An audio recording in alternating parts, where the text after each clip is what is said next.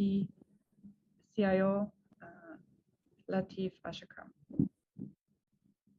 I also would like to welcome Georgia State faculty, Dr. Hong and Professor Martin.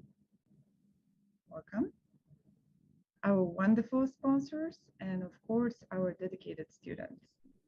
And now I'm going to pass to our commissioner, Natalie Hall.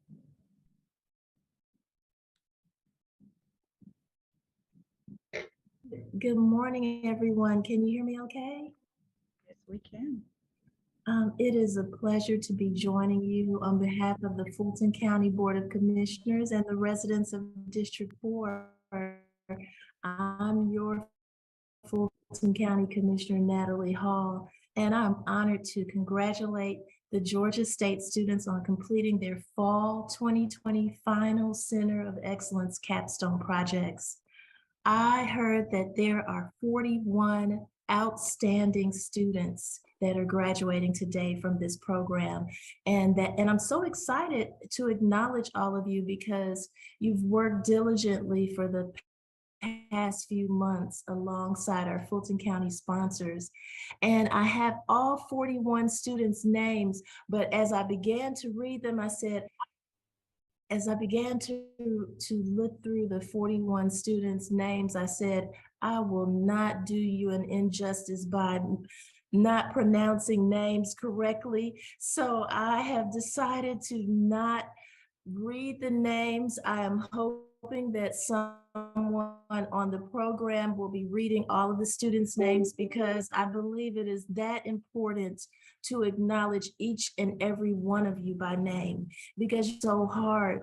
And I just want to say your hard work assisting with Fulton County's IT capabilities will help ensure that all our Fulton County residents are accommodated and have what they need. And I'm thankful for your efforts and excited to see your intellect in action. I do want to thank our respective Fulton County departments for their contributions because without you, this would not have happened for these outstanding students. So to the Fulton County Library Systems, Senior Services, External Affairs, Sheriff's Department, Superior Court, Magistrate Court, Solicitor General's Office, DREAM, Strategy and Performance Management Office, Public Works, County Manager, Customer Service Division, and the Board of Commissioners Clerk to the Commission. Thank you also to our sponsors who worked alongside the students who've completed the Fall 2020 Final Center of Excellence capstone project. Claudia Strange from the library, Ladisa from Senior Services, Jessica Corbett and Marcel English from External Affairs, Bridget Bailey from the County Manager's Customer Service Office, Michael Schultz and Lauren Lackey from the Sheriff's Department, Judge Thomas A. Cox Jr. from Superior Court, Katrina Terrell and Isaac Standard from Magistrate Court, Darren Smith from Solicitor General's Office, Joseph Davis, the Director of DREAM, Steve Williams from Strategy and Performance Management Office, and Justina from Public Works IT Department, Tanya Greer and Chad Carlisle from our clerk to the BOC. If it weren't for you, we would not have been able to do this for these students. And I want to say to the students, if you're looking for a job, just ask Latif, our CIO. We want the best and the brightest on board as part of our Fulton County team, and you are absolutely that. You have shown and proven that through your capstone projects. So congratulations.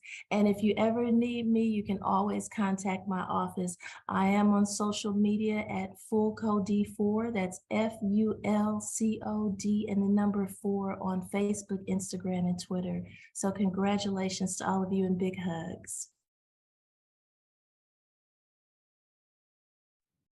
Thank you so much, Commissioner Hall. And now I'm going to pass to our County Manager, Dick Anderson.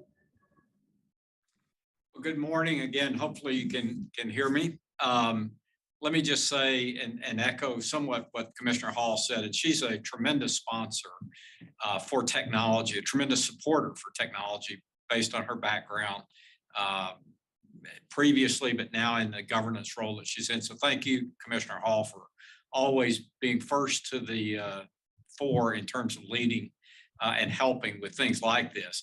I would just say, in addition to everything that she said, a huge, again, thank you to the students. One of the things that we really have learned from the experience of managing the COVID response is how important technology is. I think we knew it. We certainly had support from our board. We had great leadership and IT and again, Lateef and your entire team. But it really came home that this county could not have functioned for a year or two during COVID without the advantage of technology. So from everything from the courts becoming one of the most significant adopters of Zoom technology in the nation, to a complete desktop refresh, to the innovative things that were done in arts, libraries, seniors, most notably, where again, technology really filled the void. So I'm very much looking forward to seeing the capstone projects, because I think they're generally, as we've seen each year, leading edge ideas. So you clearly represent the future in many different ways, not just because of your age and where you are in your career, but your thought process and your ability to see the future perhaps more clearly sometimes than large organizations can. So again, looking forward to this. I want to thank you up front. Justina, thank you always for being the shepherd of this program, because it's been again, a very, very valuable resource to us. And I hope, like Commissioner Hall said, it's also valuable to you and your experience. So thanks again also to you. Thanks to the faculty leadership on the call. I really appreciate your involvement and the investment that you're making into these youth, but also into Fulton County government. So again, thank you for allowing us to be a part of it and see the end result. I'll turn it back to you, Justina. Thank you so much, County Manager. And now I'm going to pass to our CIO, Lateef Ashakam. Thank you, Justina. Good morning, everyone, and glad to have you all here this morning. Without being redundant, our Commissioner Hall has given some excellent remarks, so has our County Manager. So first, I'd like to start out by thanking our leadership, Commissioner Hall, for continuing to be a strong advocate and supporter. I want to thank the County Manager and the entire executive team. I see Bridget on here and a number of our other partners. And most importantly, want to thank partners, Dr. Hong, I see Mr. Martin, the universities. With that being said, there's been a lot of conversation for the last few years around the importance of technology and how, in fact, technology and most industries, technology is now the new business.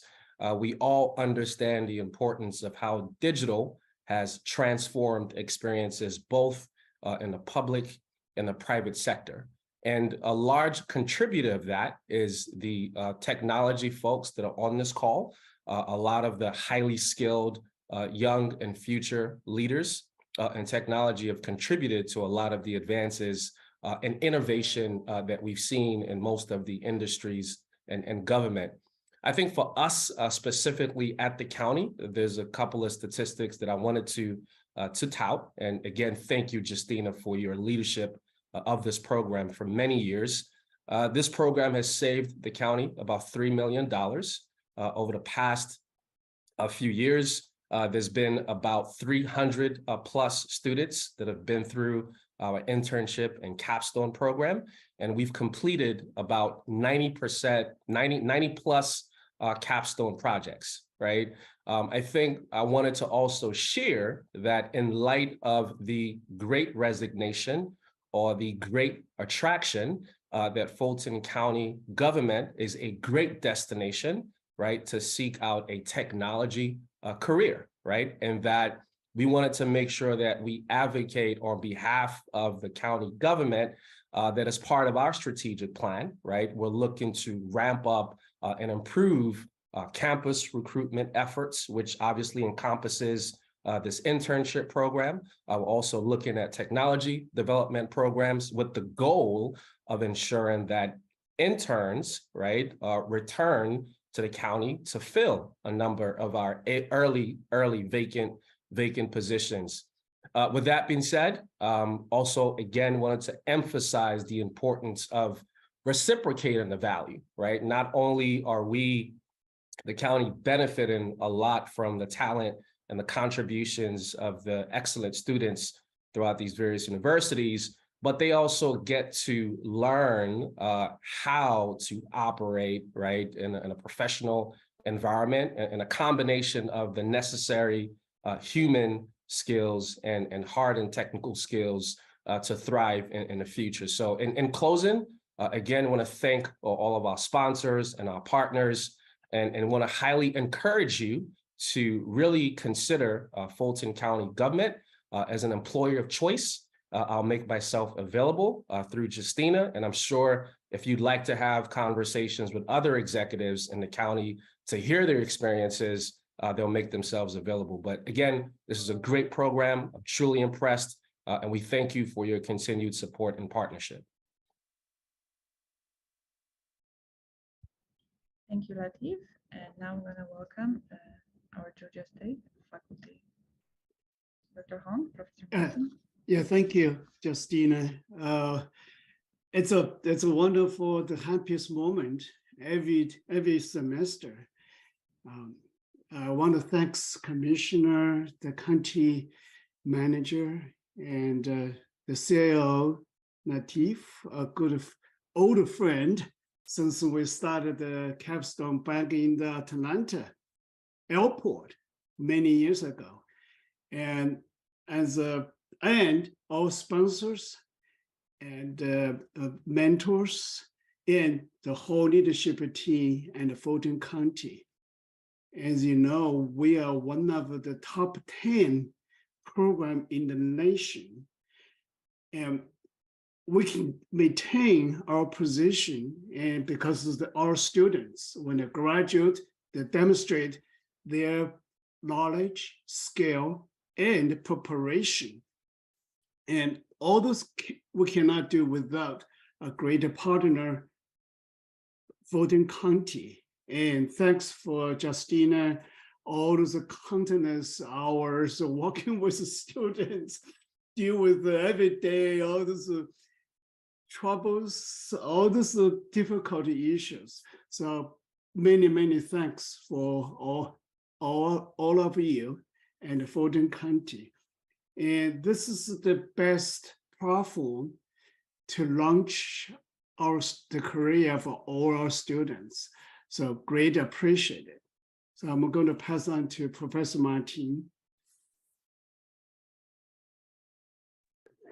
Yes, hi, thanks everyone. And just to reiterate a couple of things. One, this program, Georgia State is in the top 10 in the country in this program, and in the CIS, and a big part of that has to do with this program.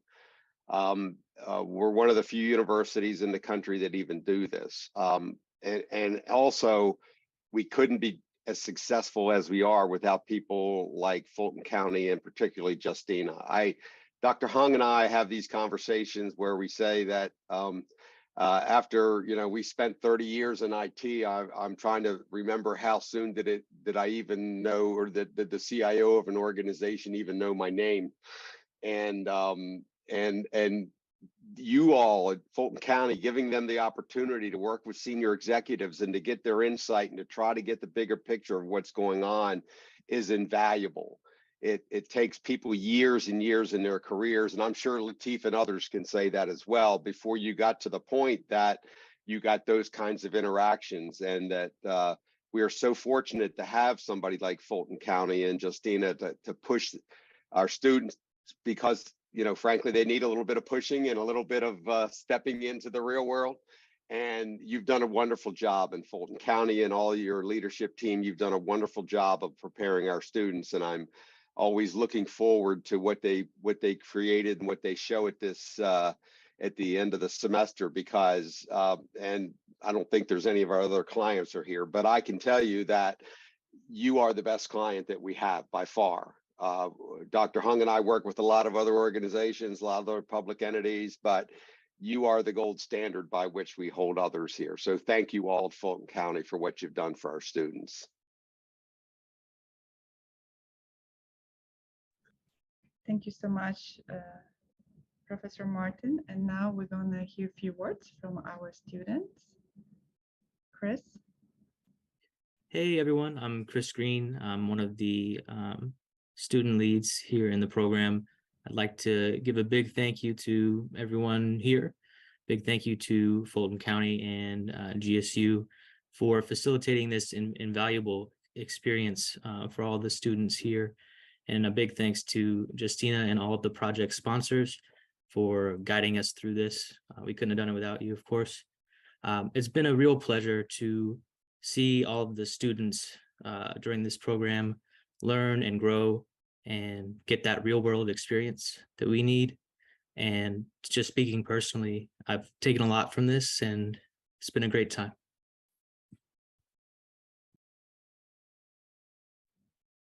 Thank you so much, Chris. And Chris already was able to acquire a job, so congratulations. Thank you. Home Depot will be very happy to have you. So Harris, you're next. Hey, I'm Horace. Thank you for listening. And I just wanted to say that at first, I was very nervous when we first started the program.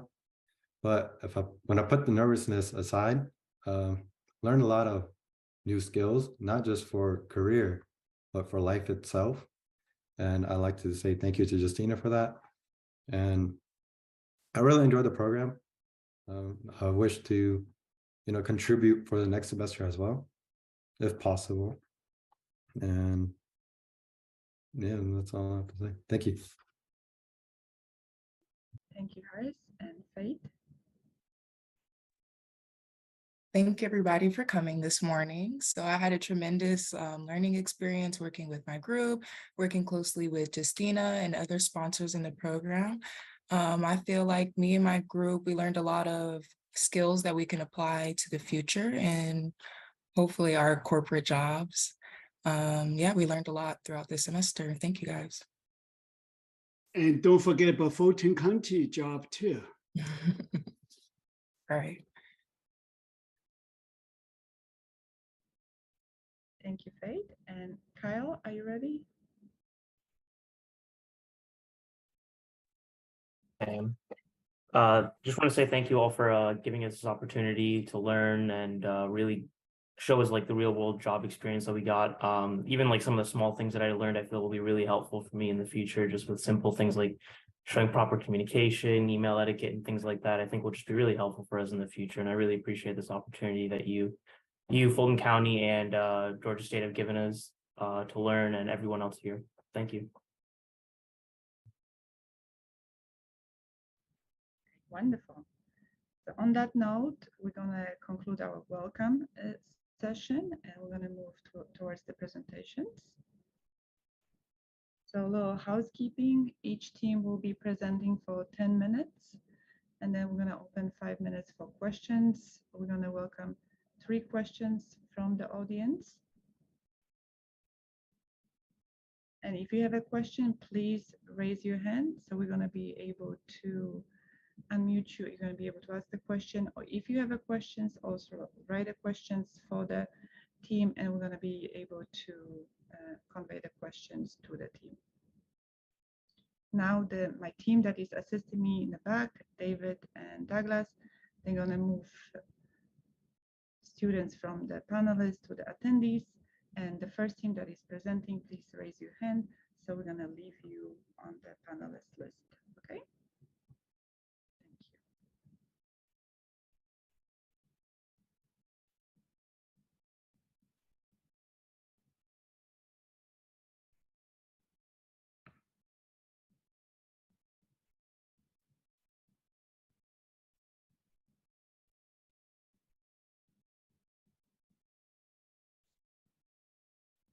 David and Douglas, just keep in mind our executive team is staying on the panelist list.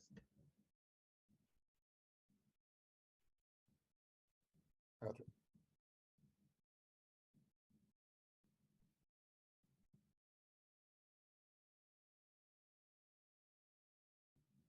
Daniel, who is presenting? So I'm going to make you. I believe Horace will be presenting. Horace is sharing the slide.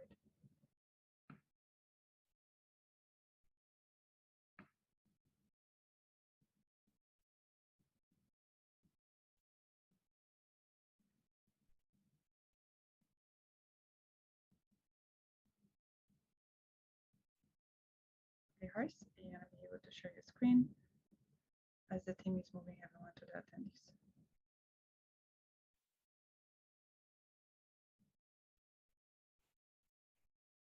Good luck.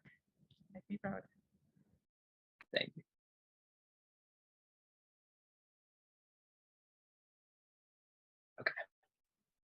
You can proceed. Good morning, everyone. My name is Daniel Kamar, and I am the team lead for the Center of Excellence Key Performance Indicators Platform Enhancement Team. Our project was conducted during the fall 2022 capstone, and our sponsor was Ms. Grinholtz. If we move on to our next slide, I will introduce you to my teammates. So my team members were Horace Mohammed, who was our data recorder, and Faye Phillips was our team coordinator. In our next slide, I will discuss our agenda for today. Our agenda today will consist of going over our project scope, our project methodology, as well as how we analyzed and collected data, as well as the lessons we learned as a team. Moving on to our next slide, I will discuss our project scope, and essentially the main purpose of our project was to demonstrate the growth and value of the Center of Excellence Capstone program through data collection, as well as data visualization, as well as update the key performance indicator dashboards. To further explain, a key performance indicator is essentially a set of metrics that allows us to view progress as a whole for specific were demographics, where essentially we gathered the current semester information on the students, the impact, which is essentially the past students, where we gather the past students' employment information after they completed this program, as well as time efficiency, which has allowed us to look at the amount of time and money that the program has saved Fulton County, as well as service, which basically tallied up the total amount of projects each semester. If we move on to our next slide, I will discuss our project plan. And in our first phase, the plan phase, this is where we as a team defined our method of communication, as well as set up software on our Fulton County laptops to gain access to the tools necessary to complete this project, as well as have our initial client meeting with Ms. Grinholtz to start to understand her needs, the client needs. So in our next phase, the define analysis phase, this is where we understood better our client's project requirements, as well as we defined our project plan and analyzed the data to be collected. In our next phase, the build phase, this is where we collected and organized data, conducted sponsor interviews, as well as created an entire new homepage for our Tableau. In our next phase, the monitor and control phase, this is where we regularly adjust our project plan, as well as have weekly team lead meetings to essentially gather information on the statuses of each project for the current semester, as well as we would input data into Excel and upload that data into Tableau. And lastly, for our plan phase, this is where we began to construct our final client presentation, as well as write our team report. Moving on, I will now pass it over to my team member, Faith. Thank you, Daniel. Due to Fulton County's privacy policy, we covered majority of the data, but for our data cleanup process, we first started with our analysis. We inspected various rows of data in Excel containing information on every student and intern that has participated in the program, including our current students. To ensure accuracy, we attempted to detect and identify any errors, null values, and other inaccuracies within the data set. Moving on to our data collection phase, one of our main KPIs was student demographics and gaining insight and information on our current semester students. Our impact survey was sent to previous students in the program, and we learned about the Center of Excellence's impact on them and their employment information post-program completion. We started by administering our first round of surveys to about 75 current and previous capstone students. We sent out survey links through emails, group and private GroupMe messages, and we also reached out to former students through texts and calls. To follow up, our group made a post on Fulton County's COE LinkedIn page and continued with reminder texts that were sent every 1 to 2 weeks for additional submissions and responses. We concluded our data collection with individual interviews with project sponsors to get some insight on the other groups and their projects in the capstone and inquire about some background and financial information. So our surveys were phone friendly, and we're sure that majority of our participants completed and responded to them from their phone. Here's a little visual of the invitation and what each survey entailed. Our student demographics survey was sent to all of our current capstone students, and we had a response rate of 95%. On the other hand, our former Center of Excellence Impact Survey was sent to people who previously participated in the CAPSTONE program, and our response rate came out to about 49%. So over the course of the capstone, our team overcame various obstacles and learned valuable lessons while working and collaborating together on our project. We learned that communication is an essential skill to have in order to be successful in everyday work life, not only amongst the team, but with everyone throughout the whole program. Our project required my group members and I to keep in constant communication with people of various roles in the program on a weekly basis in order to ensure completion and success. Next, we have learning to say no. During a team building session, our sponsor, Justina, was able to talk to everyone in the program about not having too much on our plate and declining tasks at hand that we deem too excessive or they possibly have, unrealistic timeframes. We're able to take a lot of valuable insight from this session that we can apply in the future. Next, we learned about adaptability.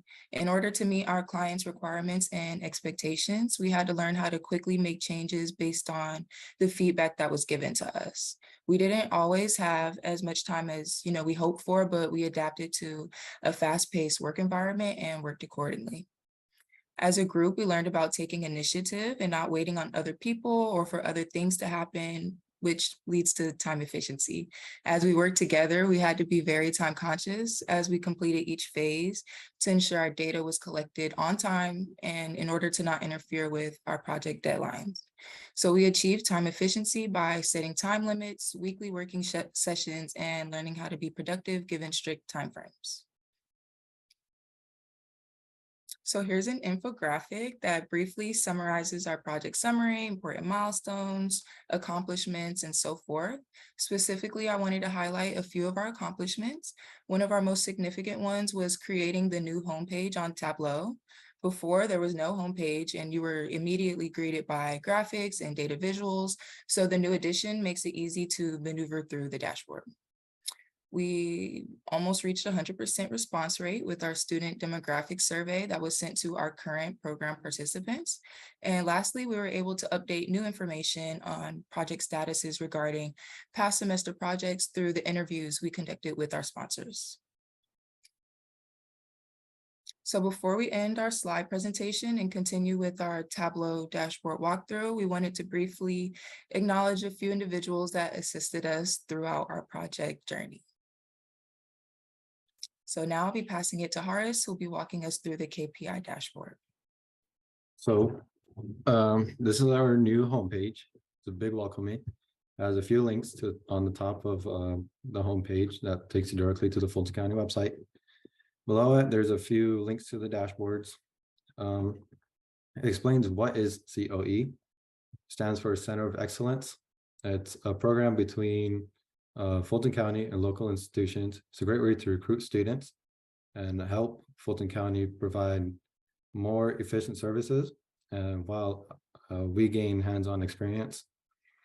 Continuing, a few accomplishments would be for the CAPSTONE students, 56% were employed within 2 months of ending the program, and 81% were employed within 3 to 5 months of ending the program. And a few fast facts that Latif has mentioned. During this program, there's been over 300 students from 10 plus schools, over 90 projects completed, and over $3 million saved. Moving forward, it's a general dashboard. This is where you guys took your survey. All that information went into this dashboard.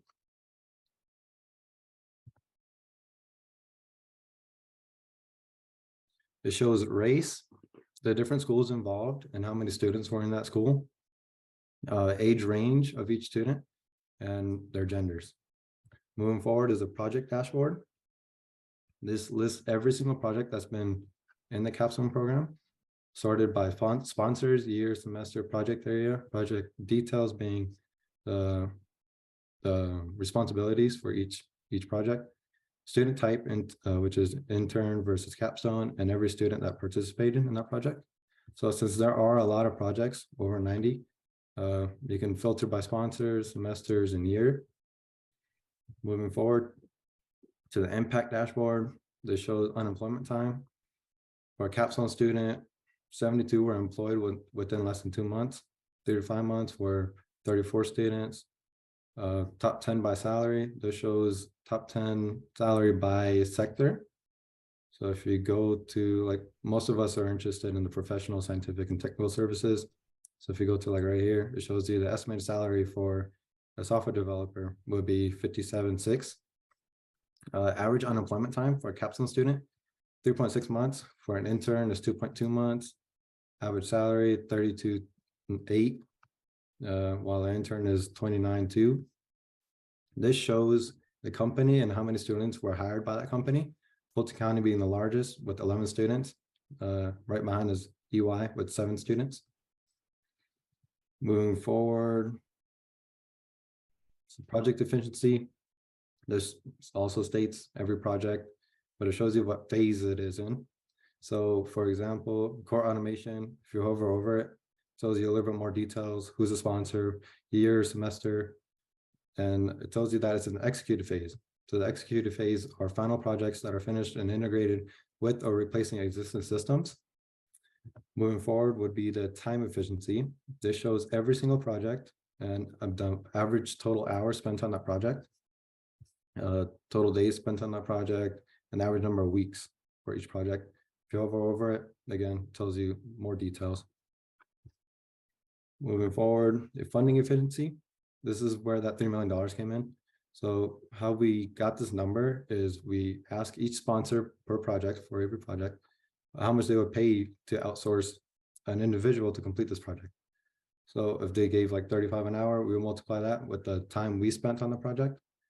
And this is the number we get. And if you add some every, all the numbers, you get 3 million. Moving forward to the service dashboard, this shows the student growth over the semesters. So 2019 spring, 25 students, 2020, 33 students, 2022 shows 35. Number of projects for each term. So you can see the increasing in projects depending on the year. So 2019, there were 9 projects, 2022, 20. And then this shows the number of schools that participated during the semesters and years. And this is the international reach of the CAPSTONE program. India being the highest with 6 students, China being the second with 5 students. This concludes our presentation. We are open for any questions.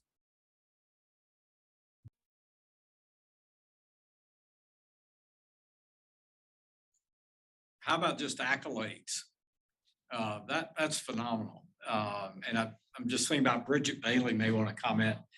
We've spent a lot of time here at Fulton County developing KPIs, tracking KPIs, and building a reward system with the approval of our board for achievement.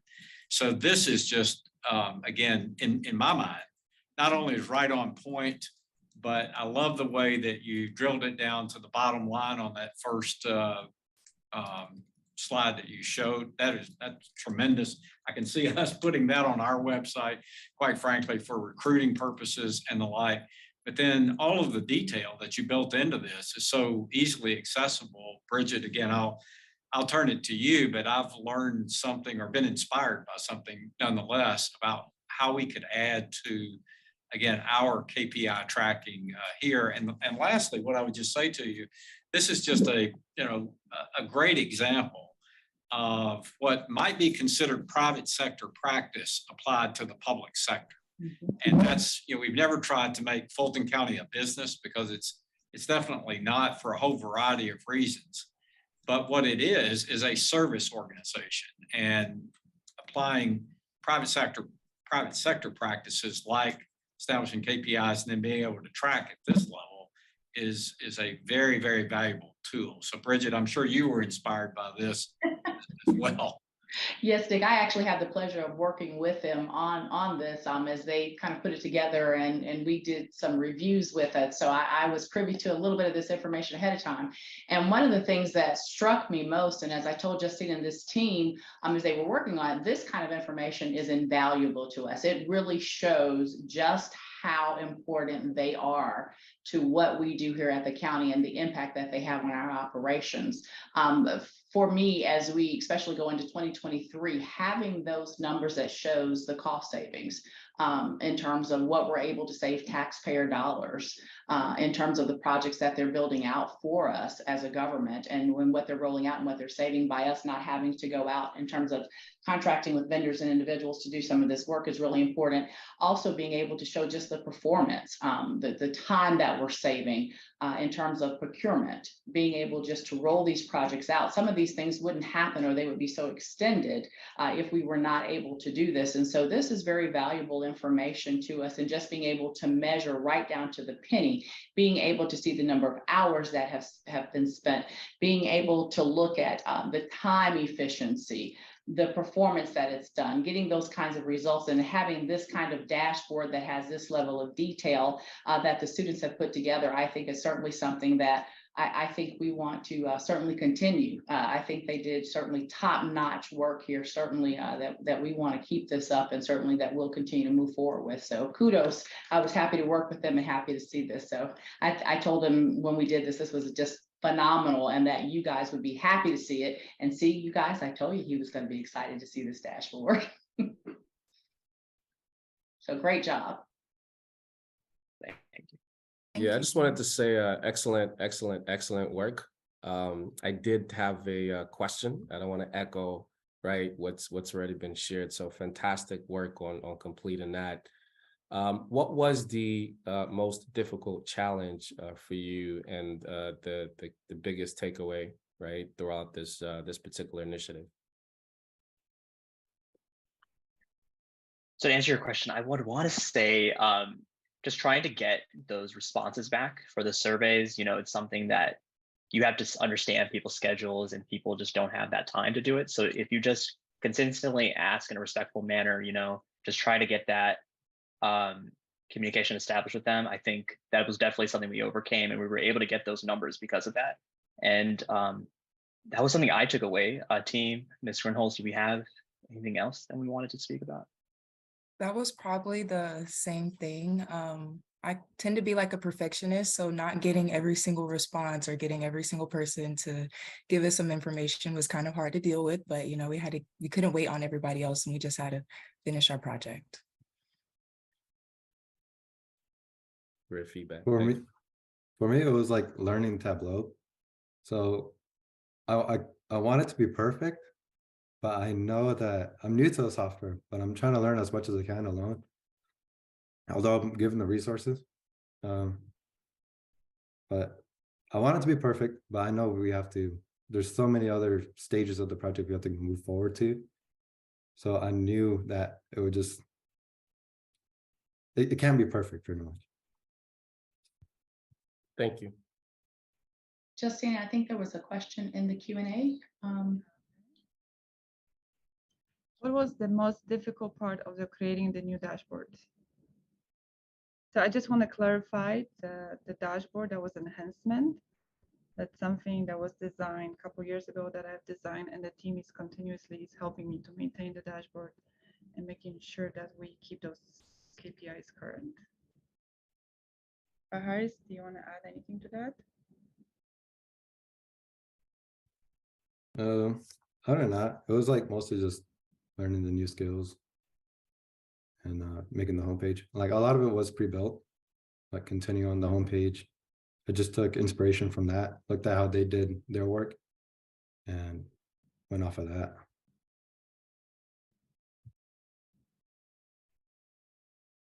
Thank you so much, Harris. Thank you, Faith.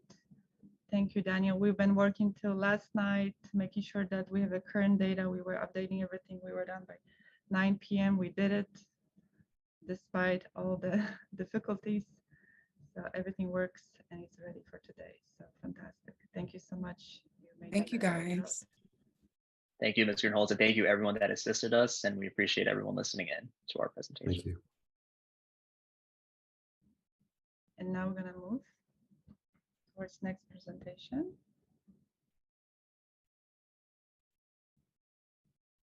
Our kiosk library team.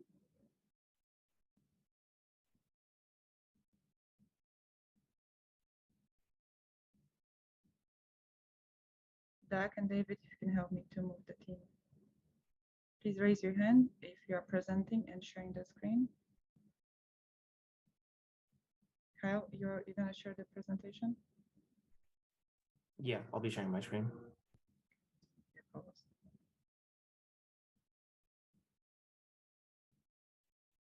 Wonderful.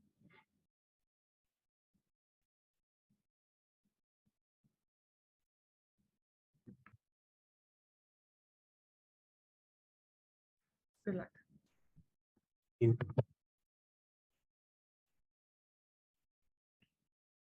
Do we have Bridget on the call still? Yeah, I see her. Yes, I'm Bridget, do you want to first, before we gonna move towards the presentation, you want to do the opening? Because Oh. we have 3 presentations that's gonna pertain to your sure. division. Mhm. Okay, sure. I'm happy to do so. I had the pleasure of working with this team and the next team. They were very instrumental in helping to roll out the customer satisfaction kiosk in the library and in the senior centers as well. Additionally, they worked on the COVID as well. I'm not sure if that one is on here, Justina, today, but they were very instrumental in helping with this project. And so I was happy to work with them. This would not have happened without these teams working on this. And they also were helping to prepare the dashboards that they're going to talk about as well. And so these are rolling out. And I want to thank those partners, the library. I see Claudia here and Ladisa Milrenette, and I don't want to miss anybody. I can't see everybody here on the screen, but this would not have happened. This was a collaborative effort. Everybody rolled up their sleeves and got in here. So kudos and many, many thanks to the library and senior services team. Everybody worked together, our interns, Justina, IT, it would not have come to fruition without it. And so they have done some just a phenomenal job in putting these dashboards together. They had a huge learning curve. Steve Williams' strategy and his team worked together to help them build this. They learned some coding through this process, something some of them may have been unfamiliar with, and they just dug in and got it done and did a great job. So I'm going to shut up now and turn it over to them and let them start. So here you go, guys. I'm sorry, I wasn't muted. Ladisa? Good morning, and just congrats to the students again. Many thanks. This would have not been possible without our team leading and collaborating with Bridget and Justina, Milrenette Nelson, Beemal Petak, Kendra Clayton, all of our facility managers. And I do want to echo the county manager's sentiment that technology did fill a void, and it supported our efforts to enhance customer service feedback.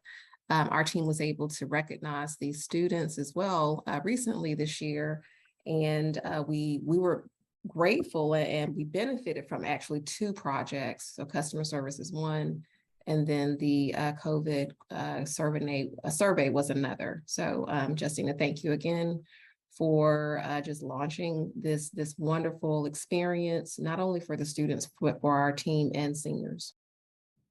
Thank you so much, Ladisa, and I'm going to pass to Claudia.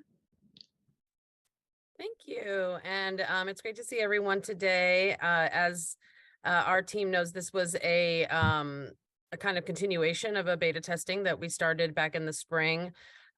So while that beta testing was a very small sampling of locations with 34 libraries, this group really did do the bulk of the work with getting our customer service kiosks up and running. I think that what they were able to accomplish in such a short period of time was extraordinary. They really were 100% committed to the customer service model that we have here in this county, and that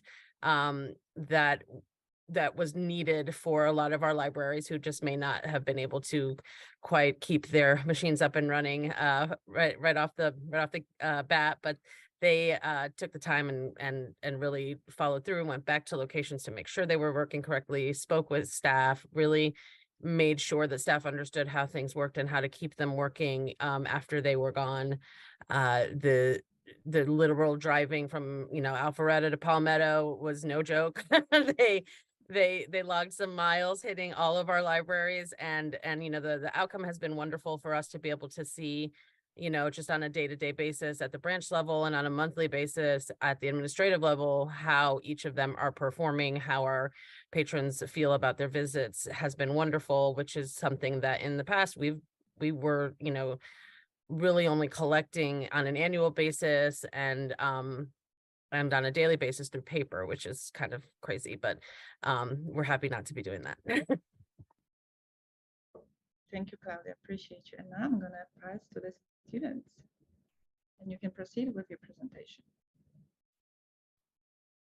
Thank you so much. Let me share my screen real quick.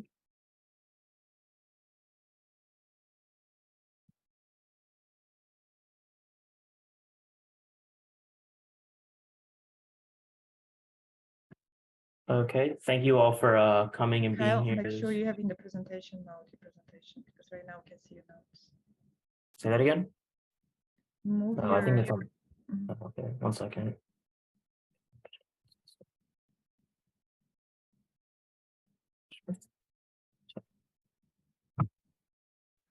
thank you. There we go. Sorry about that. Again, I'd like to thank you all for giving us this opportunity to learn and build ourselves and give us this opportunity. It's really, really helpful. So my name is Cam Patel. I was the team lead. Our project was iPads Customer Service Library Phase 2. I'd like to give a quick thank you and special recognition to Miss Bridget Bailey over here. She was a championship sponsorship, and her initiative is what got us to do our work on this customer service surveys. Our team consists of myself, Kalen Patel, Ton Win, Sarin Charania, and then Jaden Barber.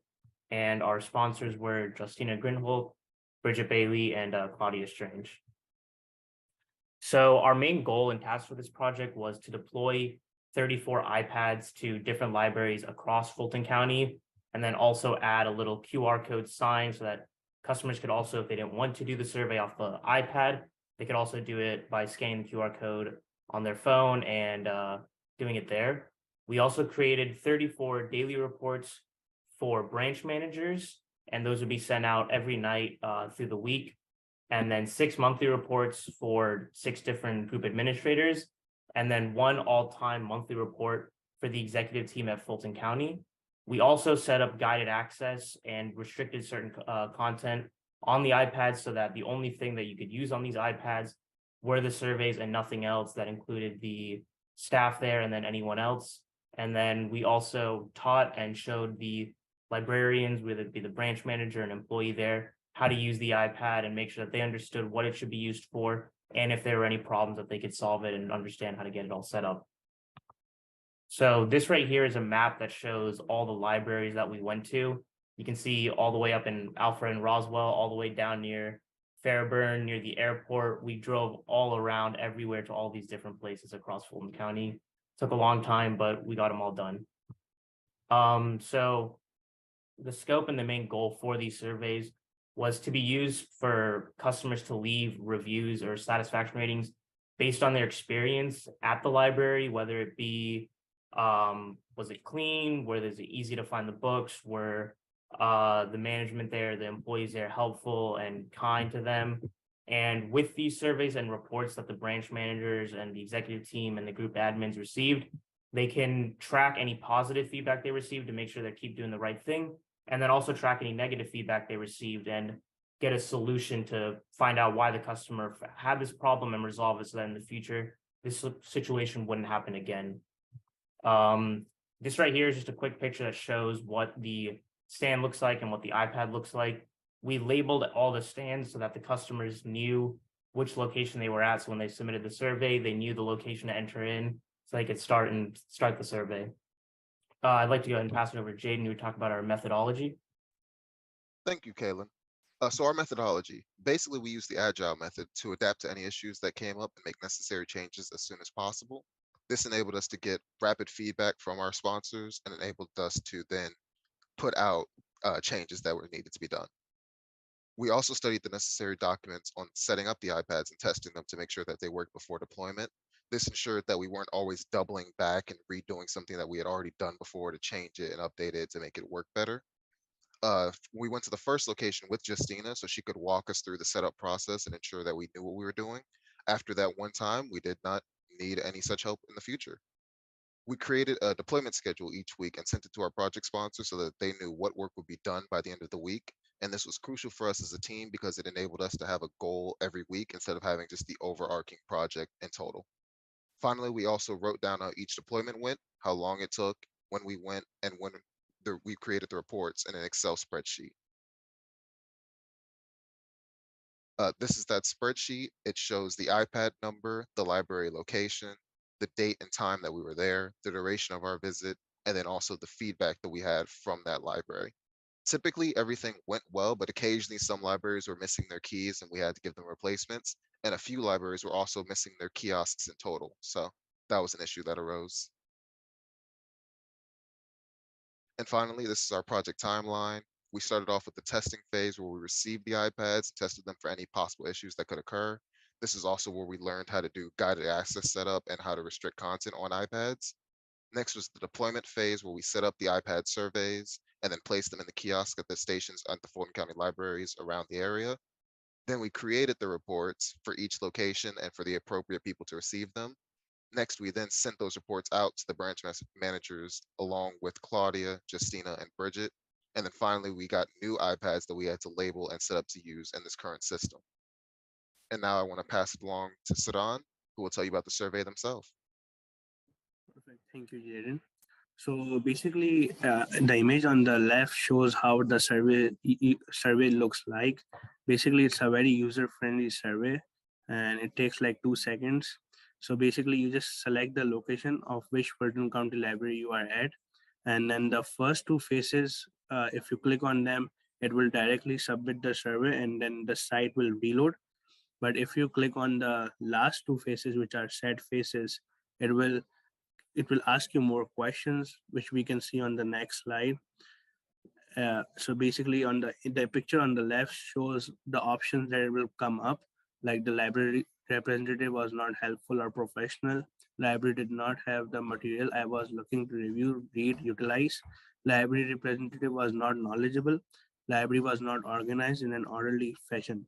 And it also has option for other, where if someone faced anything else, they can also write that. And this is basically this will tell why the customer was unsatisfied. And secondly, there is also an option where customer can put their info, so management can follow up and provide the solutions. Moving on to the next slide is the reports. So basically on the image on the left shows the daily report that the branch manager gets every day at 7 p.m. And this looks like just shows how much total surveys people did. And on the image on the right shows the all-time monthly report, which goes to the executive team, who can look at the progress of each library and see how each library is performing. And lastly, so basically, as you can see, it shows in the percentage way, like how many people were happy, how many people were unsatisfied, and it also shows the reasons, like what happened. So this helps to get the idea, like where the library is going wrong and what are the things to get improved on, so that they can improve their service. I would be moving it to Tuan, who would be discussing the final deliverables.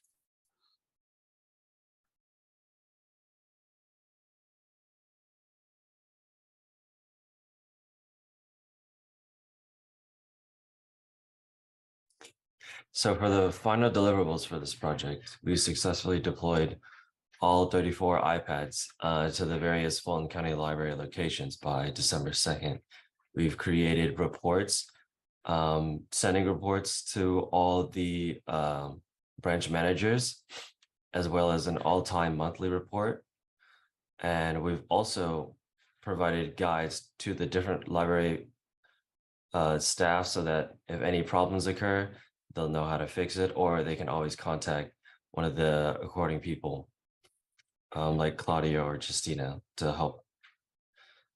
We've also provided a list of any missing tools, keys, cables, etc., because of course during the process some things can get lost, and so we know what to order next.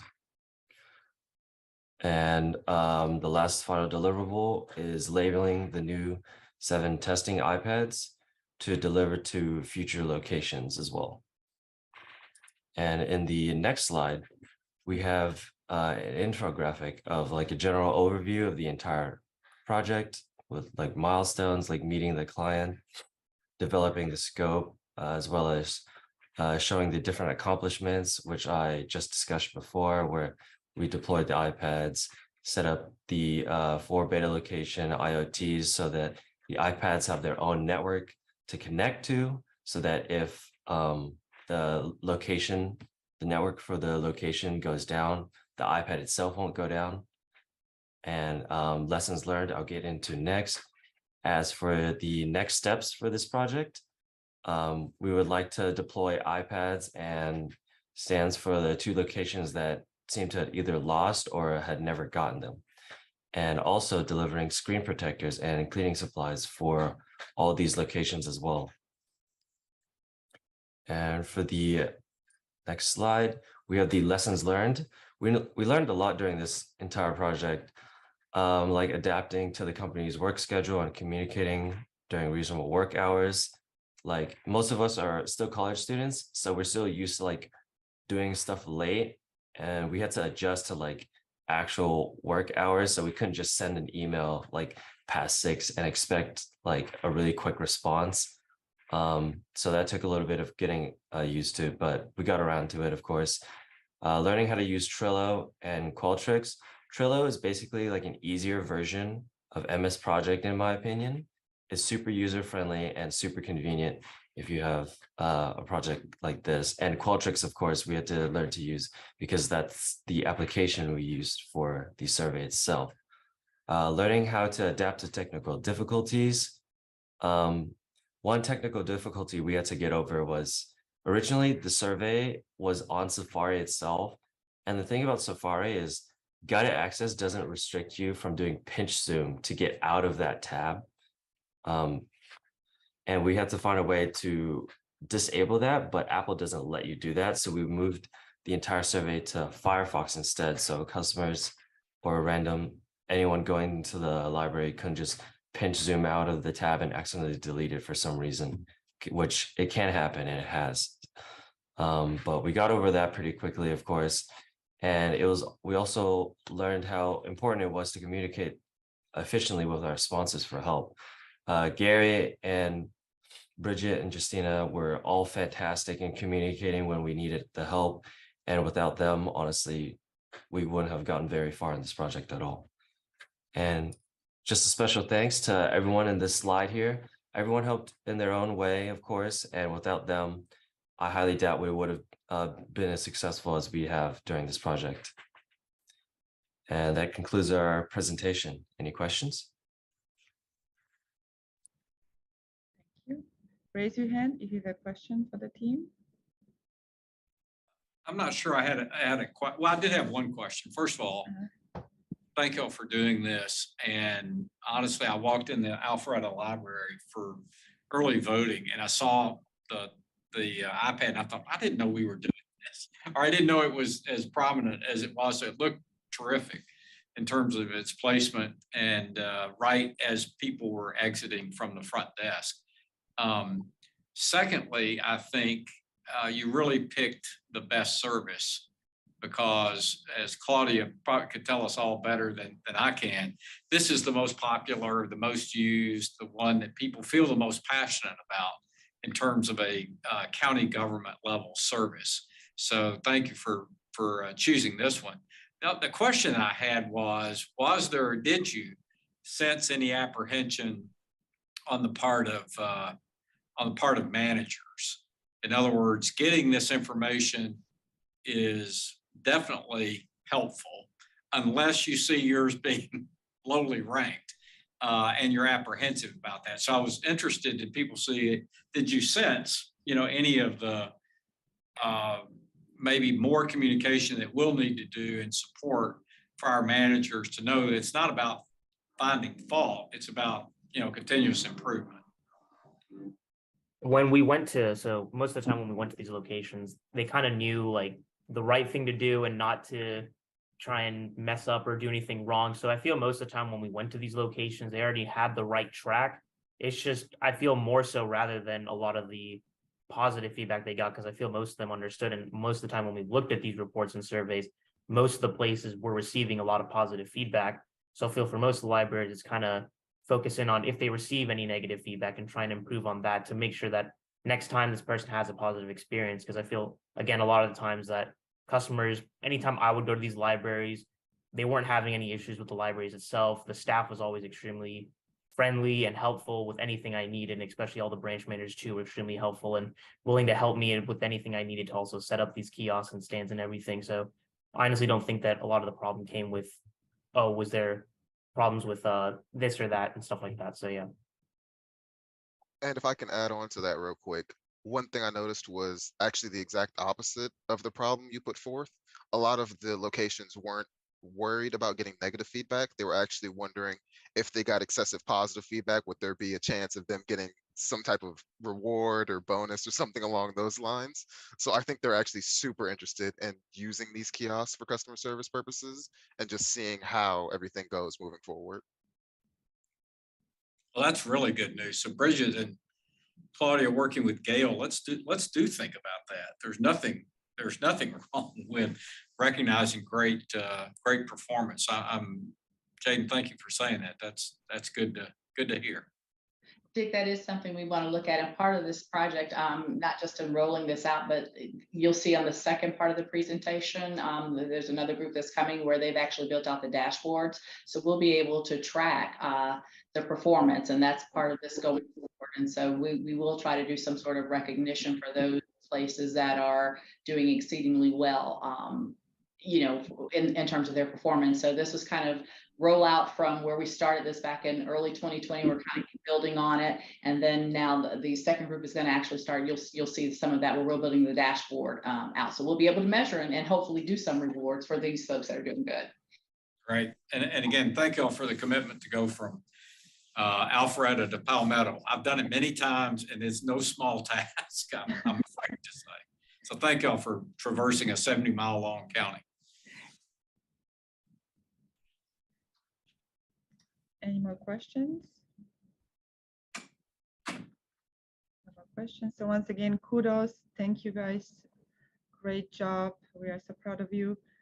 I'm glad you guys have learned the technology so quickly that I don't have to go with you and drive.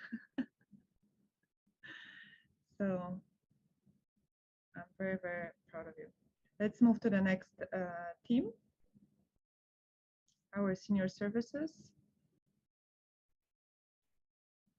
and the policy solution for iPads.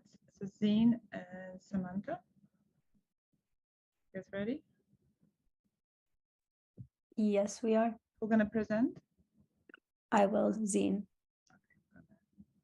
Co-host.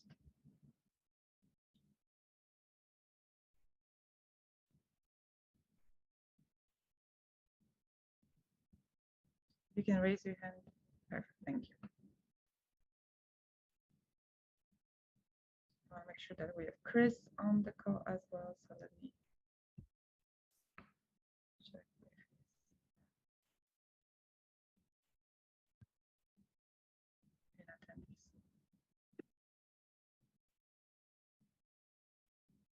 All right, hello everybody. This is the iPad configuration senior services team, and we are going to present on phase 3 of this project.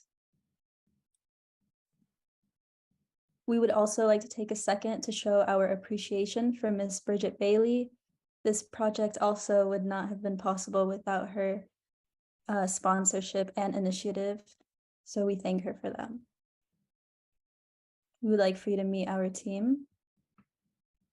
The Senior Services Phase 3 team consisted of me, Zina Mehdi, and my partner, Samantha Bernal. We worked on this project alongside our sponsors, Justina Grinholg and Christopher Scott, who guided us throughout the way. So we can go ahead and start with our background. So as the COVID-19 pandemic emerged, senior services facilities began manually conducting the COVID-19 surveys that we will show for the safety of the seniors and employees of that location. So phase 1 of this project was creating the surveys and virtualizing them so they would provide effective contact trace, and they would gather the data. In phase 2, the intern team implemented the COVID-19 and customer service surveys in the senior center locations. And these iPads were deployed in 23 senior services facilities. So one iPad for the COVID-19 survey and one iPad for the customer service surveys.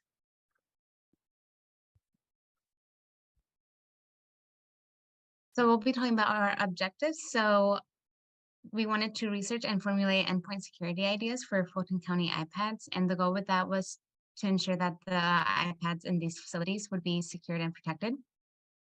We also needed to create an acceptable use policy form for the iPad use.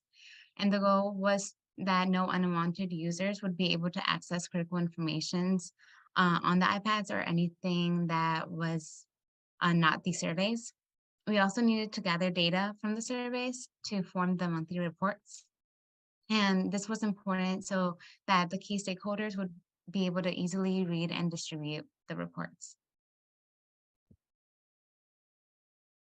So for this project, we needed to create monthly reports, and we also had to deal with endpoint security. For the monthly reports, we needed to configure a list of the key stakeholders that need to receive the monthly reports for both the COVID-19 and customer satisfaction surveys. We also created and delivered the monthly reports for both surveys with the Qualtrics platform. For endpoint security, we researched and presented endpoint security policies that we will share to keep the iPads secure in these facilities. And we also used the research and ideas approved by both of our clients to create the acceptable use policy form. So first, we will be talking about the monthly reports. This was a really big part of our project, as there have been over 113,000 COVID survey responses and 8,000 customer service survey responses since its conception. The process of constructing monthly reports began with gathering stakeholders to receive monthly reports. Then we used that information to create a contact list. Once we had that ready, we completed Qualtrics trainings and meetings. Here, we discussed what format would look the most visually appealing and just how to use the platform. From there, we created sample reports and had them verified by stakeholders. After the verification, we created COVID-19 and customer satisfaction reports to send out on a monthly basis. By the end of the project, we had created a report distribution list. We reached out to senior service administrators to gather all stakeholders that would receive monthly reports. Then we created a document consisting of their names, emails, the survey type, and the location they desired. Additionally, we sent out 13 customer satisfaction reports and 13 COVID-19 reports for a total of 26 reports sent out. For endpoint security, we needed to research the security policies to keep the iPads secure. And we also needed to create the acceptable use policy form we'll be discussing.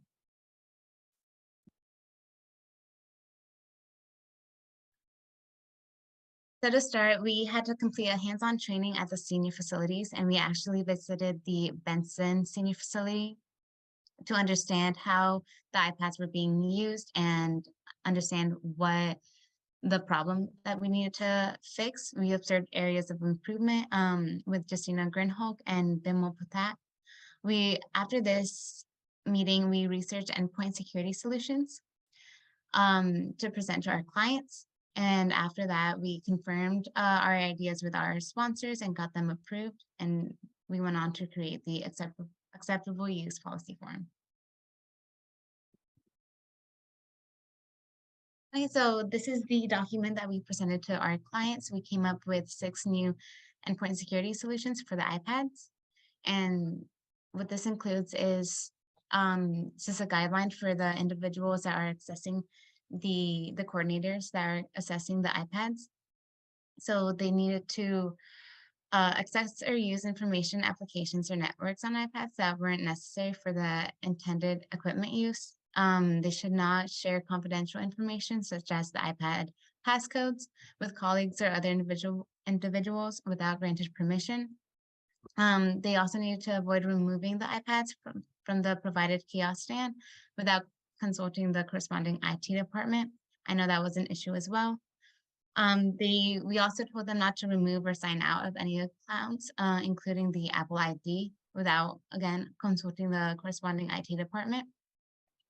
We also needed to outline that they shouldn't leave confidential information, iPad documentation, or kiosk keys in unattended locations to avoid unauthorized access or perform any unauthorized changes to the devices at the locations.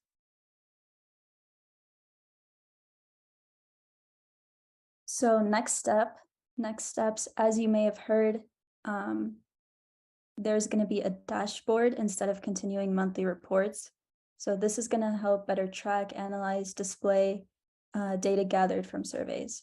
For endpoint security, Microsoft Intune will be utilized on all iPads.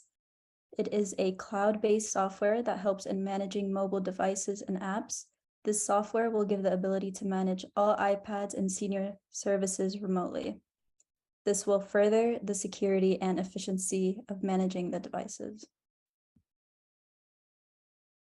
So to talk about what we've learned, we were fortunate enough to learn a lot while completing this project. Both hard skills and is project management.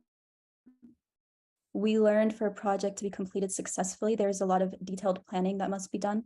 For soft skills, a new skill that has stood out to both of us is boundaries. We had the opportunity to be coached by Adele Wang in a team building exercise where she taught us about boundaries in the workplace. And that exercise has given us tools that we will definitely use as we enter our respective fields of work.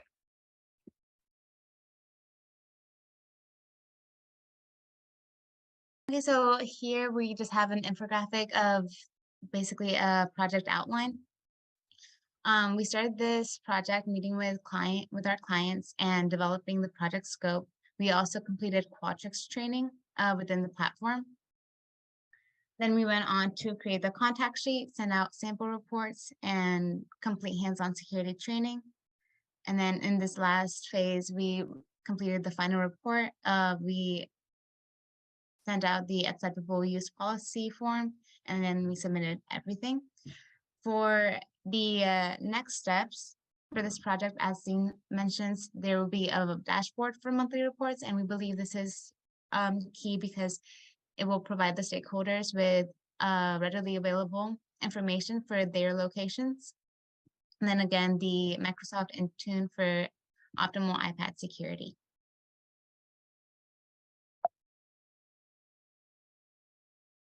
And now we just want to acknowledge the individuals that helped us with this project. Again, we want to honor Bridget Bailey and her work and her initiative that allowed us to work on this project. We want to acknowledge both of our sponsors, our clients, Justina Grinholk and Christopher Scott. Jose Pastore Manzano and Christopher Phillips actually were really available to us for Qualtrics training. And so we want to thank them for that. And Bimal Pathak and Morinette Nelson, we actually worked with them at the Benson location, and we worked with them on creating the contact list for these reports. So thank you again for everyone who helped us during the duration of this project. Thank you so much. Thank you, Samantha. Thank you, Dean. I'm going to open for questions. But before that, Morinette, do you want to also add how important this COVID screening survey was for our senior? Yes, thank you. Good morning, everyone. I've told the seniors before how important this survey being attached to the iPad has been. Initially, when the pandemic started and seniors were trying to come back into the centers, we started out on paper. And to see the paper matriculate to the iPads has just been phenomenal. you heard the numbers, as the student stated earlier, and we didn't know how many surveys were being conducted until the numbers were researched. But the most important thing is how many lives that we have potentially saved. Because if you think about if a senior were to come into the center, number one, being exposed to COVID, but most importantly, having COVID, and that senior exposing other seniors and potentially catching COVID. I mean, it's a spiral effect. And this project has just had a huge, huge impact on our seniors' lives.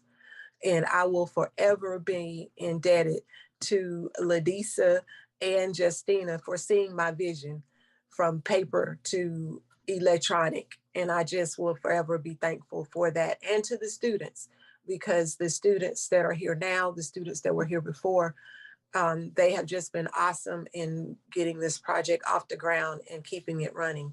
And to see the various phases that were there, phase 1 to phase 2, and then now moving to the dashboard, I'm just elated and very excited. And all I can say is thank you from the bottom of my heart. Thank you so much, Miriam. And if I may, Justina, I want to take a point to say Mil Renette and Ladisa and everybody in senior services, they were phenomenal, not just with customer satisfaction, but with COVID. I remember, Mil Renette, when you were working to get the survey set up, even before the students got here, just everything that went in with IT, just behind the scenes. And then when the students got here and they just took the ball and ran with it and getting it set up, it did save lives. It really did, by knowing that. So kudos. I'm glad that all of that came kind of at the same time we were rolling this out. It all fell into place. And so it was a good collaborative effort. So thank you for all of the hard work. Thank you, students, for getting it all out there. And thank you, Ladisa and the senior services team for being on board, working together as a partnership. So kudos.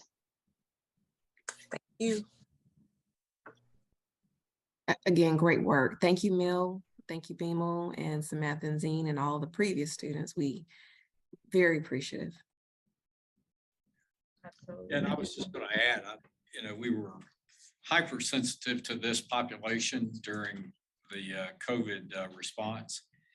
And while we think it's in the rearview mirror, I just got an email while we're sitting here of 3 employees in the clerk's office that have tested positive. So I do think, these things will have more of a life than we probably can anticipate. So thank you for doing this. This is important. Absolutely. And it's an eye-opening since the inception, since 2019 November, Bridget, when we initiate, we have over 110 entries for COVID screenings. It's a huge number. Huge number, huge. Mm-hmm. Wonderful. Any other questions for the team? Please raise your hand as attendee and I can unmute you. I'll put the question in the chat.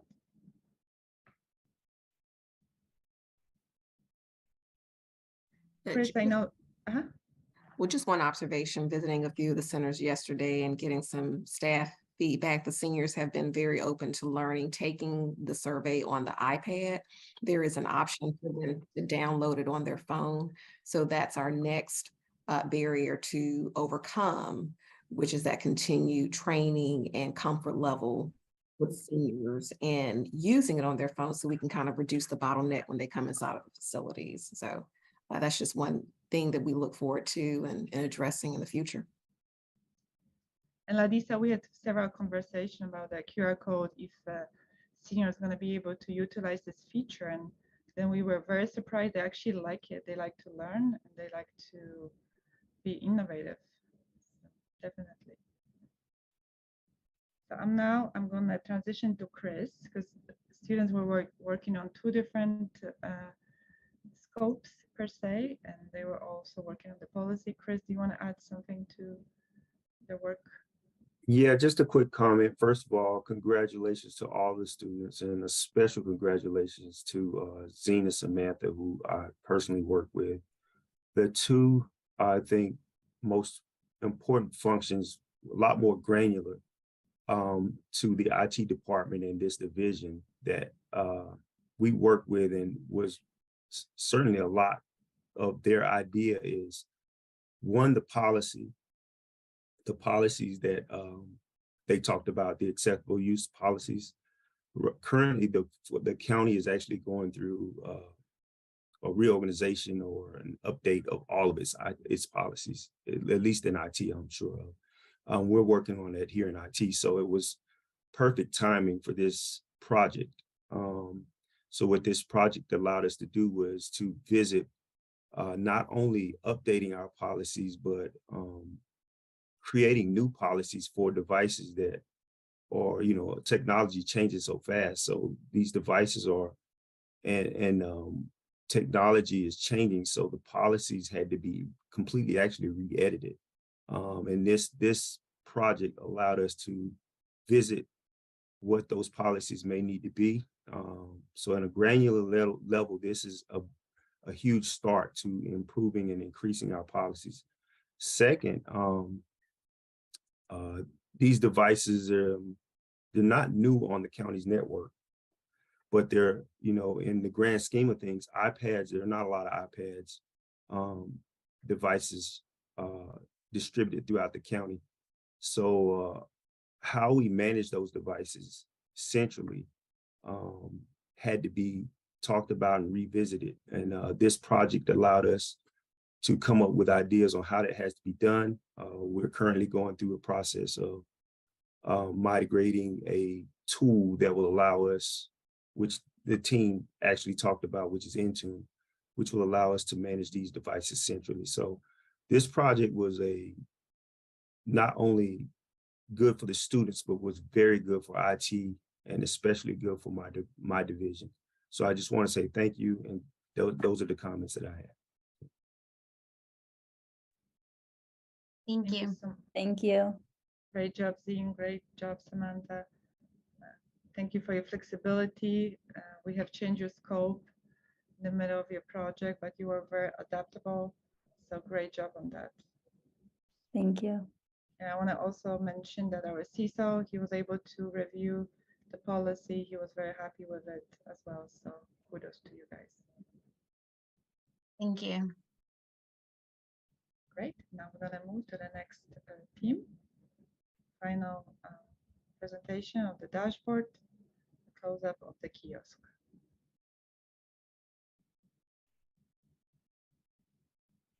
I'll make sure we have Steve Williams on the call as well.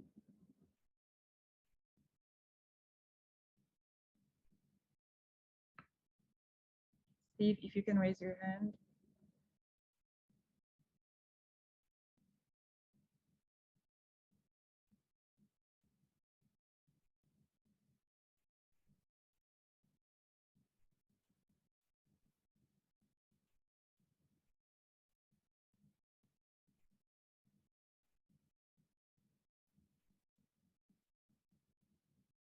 1 second, I don't see Steve. So.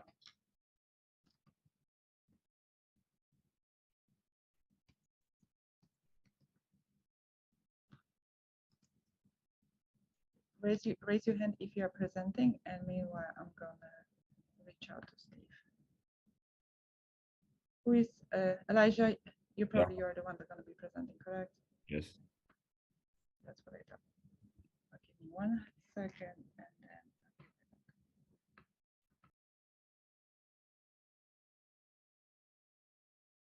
Elijah, get yourself ready, okay?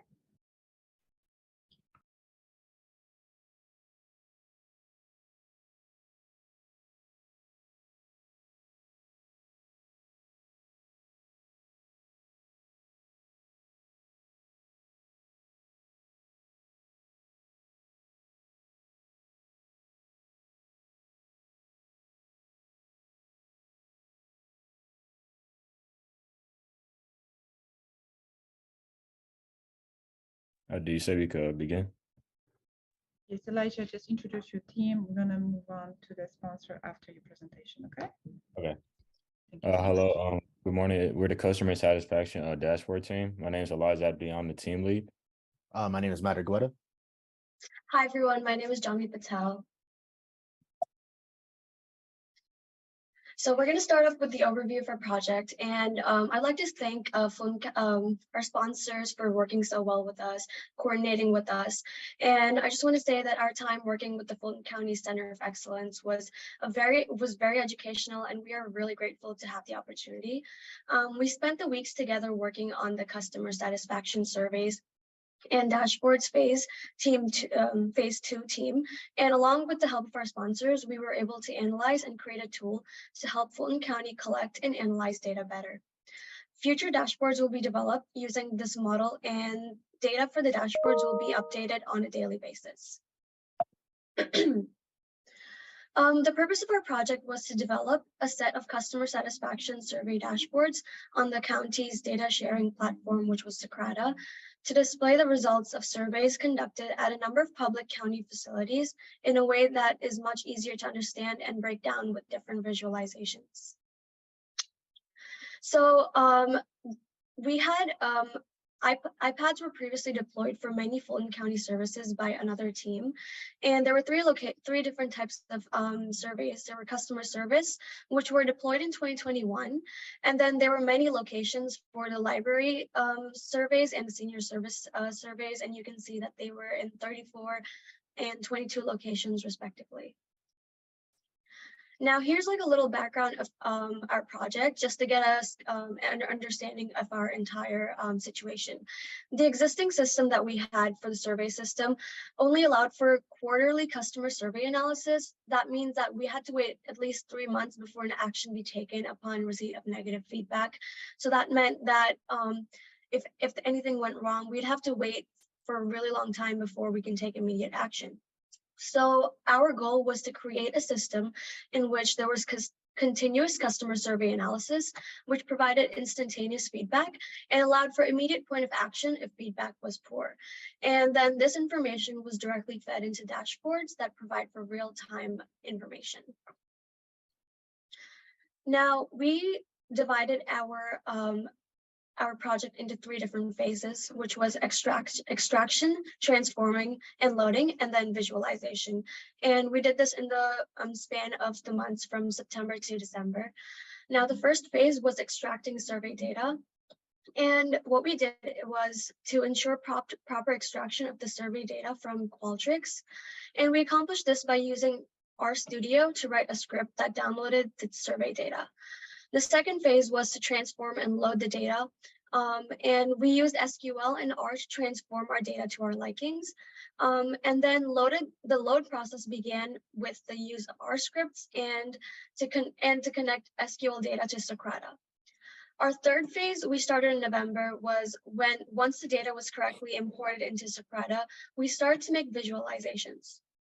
Then we updated the data by rerunning all of the processes over again. Now, this is just a visualization of the previous slide that I talked about. This really helps to put things into picture for our next couple of slides. So the diagram on the top, it explains how Qualtrics was the cloud-based security platform that Fulton County uses. And we extracted the data from Qualtrics using RStudio, and we created an automated procedure to transform data to SQL database, and then loaded that into Socrata, which was a data sharing platform, and developed various different dashboards, as you will see in the next slides. And now my teammate Elias will talk more details of our process. All right, thank you. For our extraction, data is needed to be extracted from cloud-based survey platform, such as Qualtrics to RStudio. To this to be able to work, we need access to Fulton VPN and Z-Drop and Qualtrics. To begin our data, we'll download Excel data from Qualtrics based on the server name we picked. We'll then download RStudio to extract data with the help of functions such as RFOCO that you only could download with the help of a VPN. And after that, we'll run all the lines to download the data on RStudio, and the final few lines will help us connect to the SQ table. As you can see in the bottom left, it says create table in the table name. For the next part of our extraction, we use SQL. This code from RStudio creates a table with entries. We'll download. First, you need to download the SQL server, then run queries to adjust column identifiers such as datetime. As you can see on the left, Yeah, on the left, you can see, like I said, start date is a end varchar or end date and varchar. We'll also select the top 1,000 rows on the right picture to copy and paste each column for the transform code. Now, to the transform portion is needed to adjust any columns or data for the dashboards. Load is to connect survey data to Socrata website. Once data is on SQL Server, we run a query which contains all column names. We can also change or mutate data formats such as days or create new columns such as quarters. The URL and the out code is what help us connect the data to Socrata.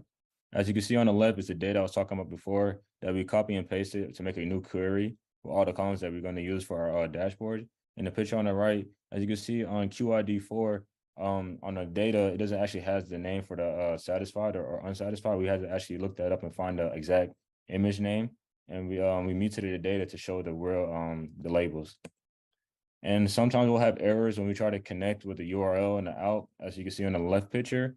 Whenever we have an error, we'll just go back to the Socrata dashboard and add a column.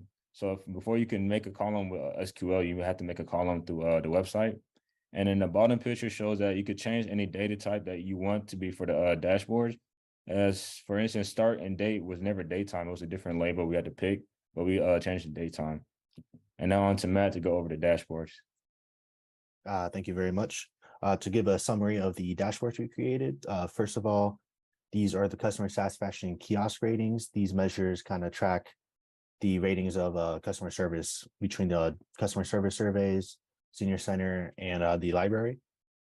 What they do is they track it quarterly, and the target for each measure would be around 90%. So for customer service, you can see that for each quarter for the past year, they were on track. Next slide, please. For the library, the survey is only rolled out in Q2, so that's why Q1 is missing. And then for senior services, you can actually see for the first quarter, they were not on track and about 10% off. These right here, these bar charts show how the responses varied for each location and each survey. For the first one, you can see if you hover over any of the bars in the bar chart in the top one, it'll actually show you the percentages between if how customers were extremely satisfied, if they were neutral with their service, they're satisfied, or if they're unsatisfied. In the bottom left, you can also see how that kind of lays out how each person responded. And then on the bottom right, you can see exactly how many responses we had for the customer service survey. Around the same thing for libraries, they are all very similar, but we did include for the libraries, all 34 locations from Adams Park all the way down to Wolf Creek. You can actually see how each location did between being extremely satisfied or unsatisfied. And this dashboard shows just the amount of responses we've had for each library. You can see Northside probably has the most with 470 responses. And then exactly the same thing for senior services. You can see just how everything is laid out, how everyone responded by location and by month. And this also just shows the number of responses we've had for each senior services center.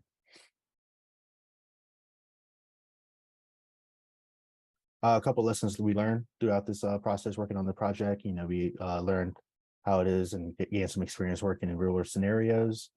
We learned how the extract, transform, and load process works using real tools provided to us with Fulton County. And we also learned how to communicate a lot better, not only with our sponsors, but also between each other as group mates and partners.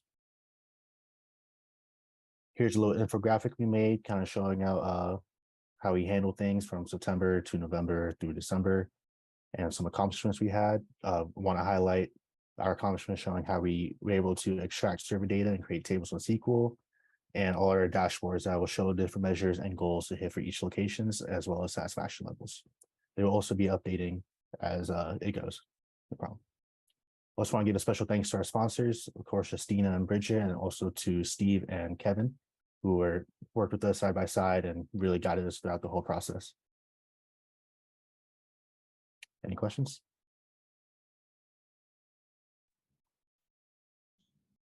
Once again, raise your hand if you have a question for the team, or put your question in the chat.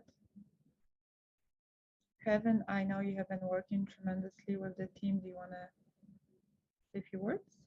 Yeah, I'll say a few words. Steve unfortunately could not make it today. He's on leave. But I think I speak for him when I say this team went above and beyond with the work that they've done. It wasn't a small order in the least bit. To come in as seniors with a whole bunch of work and just the last bit before finishing, and then for them to do what they did, which was they learned a new language, learned a new platform, did all that within 12 weeks is just impressive. And so when we say these students went above and beyond, that's what we mean. The standard they reached, they went above that. So thank you all for not only helping the county out, but from the division, we appreciate your extensive support and help with this project. So thank you. Thank you so much, Kevin. And you know how it is. You have came from the program, so you understand. Absolutely. And I just want to say thank you for those dashboards. These are dashboards we currently use Socrata in real life here at the county to measure our KPI performance. And so it was really important to get those built out. We currently have a customer service dashboard. And so this is going to further enhance those. And what you guys have started, we're going to build upon by expanding using the finance and treasury customer satisfaction kiosk to put that out here, as well as the one for Superior Magistrate Court, and build those out so that we'll have one place where all the customer satisfaction kiosks are housed on one kind of customer service dashboard, so people can go, the departments can go and look at that. So this is actually the start of that. So this was really a good way to get going. It's something that will be used. It will be out there. It's going to be on our current platform. So thank you for doing that. It was a big help. So kudos, and to ditto what Kevin said, for you guys to come in literally in 12 weeks. And to not really know a system at all, and to learn an entire system, to learn a language, to learn a platform. As you know, when we were on calls and you guys would start all that coding, I said, okay, I'm going to step off now because that was way over my head. But you guys got it down and got it done. So I want to say kudos to you for doing that, and for really putting something in place that we're going to use permanently. So, you know, a couple of years from now, come back and take a look at what you started, because it'll still be there. Yeah. And hopefully you guys may be here too. That would be great. So thank you. I don't know if Dick has any questions for you, or I think he's maybe engaged. Does anybody else have any questions, or Justine, I'll turn it back over to you. And Bridget, do you want to mention also that it's not only library, it's not only senior services. We have those kiosks at 141 Pryor Street. We have them at the Treasury and Finance. Yes, I did. I think I said Finance and Treasury Division has one. Of course, mine was on here. Customer Service was on here. That's 141. And then Clerk of Superior Magistrate Court has several there too. And we'll build out those dashboards. I think Steve is going to work on those. Steve mentioned to me he's going to work on getting those built out since the students will be gone after that. So this is something that will continue. We have a couple of actually 3 departments that have expressed an interest in coming on in 2023, and that's Juvenile Court, the police, and the Tax Assessor's Office have expressed an interest in coming on. So as soon as those come on as well, those dashboards will be built for them too. So this is something that will stay on our Socrata page and be there. So you guys have laid the foundation for that, and it will continue to grow. Okay. Thank you. You're welcome. Thank you. Thank you, Bridget. That's a close-up of all the kiosk projects, and now we're going to move to process innovation. Yeah, how's it going, Justina? Good. Good to see you, Dexter. Good to see you. Good to see you. Okay, so Julian will be sharing his screen. Yes. But before that, I'm going to ask your sponsor, Chad, to introduce the team and say a few words about the project. And meanwhile, I'm going to make Julian a co-host, okay? Sounds good. Chad, you ready? Yeah, hey everybody, how you doing? Good morning, well, almost afternoon, but yeah, so this is exciting. It's always exciting. This is my 7th capstone class, and or group of students, and they've been just as successful as the rest of the groups have been. So excited to see what Julian and Dexter have done. Our project depended largely on the availability of our stakeholders. That has been a challenge due to all of the holidays and stuff, you know, involved in this quarter of capstone weeks.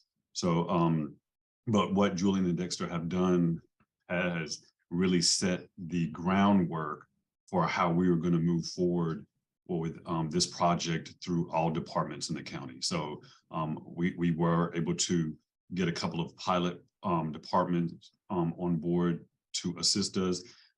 Working through their availability was tough, but we did at least get everyone trained and licenses assigned. So now we really know how to move this forward throughout the county. So I appreciate Dexter and Julian for all the time that you guys have dedicated throughout this program, and I appreciate it. So yeah, I'll let you guys go ahead. Thank you, Chad. Thank you, Chad. Black guys. Can you see my screen?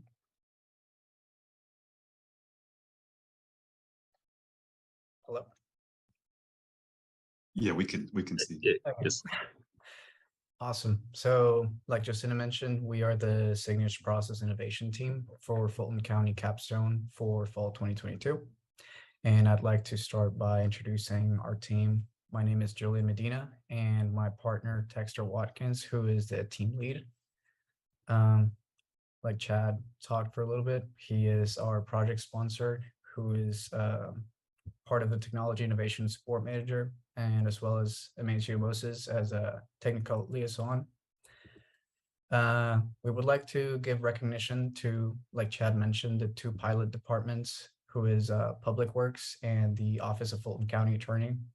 Without them, we would have nothing to show for at the end of this project. And of course, for Justina to allowing Dexter and I and every other Georgia State student for allowing us to come into Fulton and show what we learned for the past 4 years at Georgia State.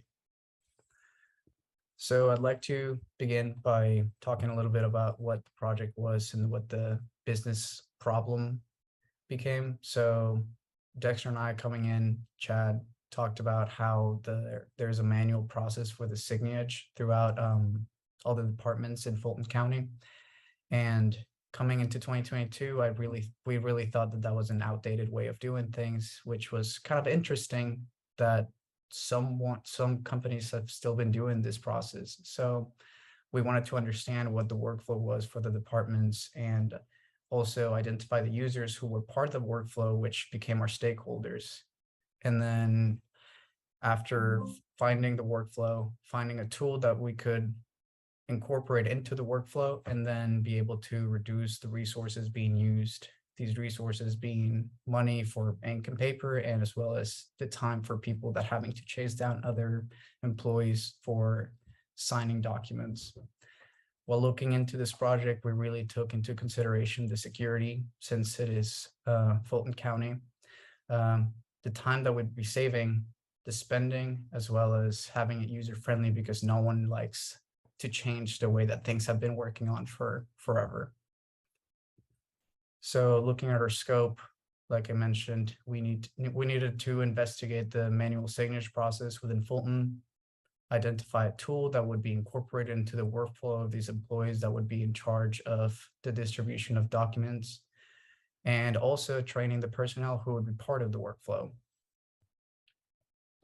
Looking at our methodology, we believe that it was a agile strategic development, since we had to change the whole ways that people had been doing their work with the manual signage and incorporating a new tool.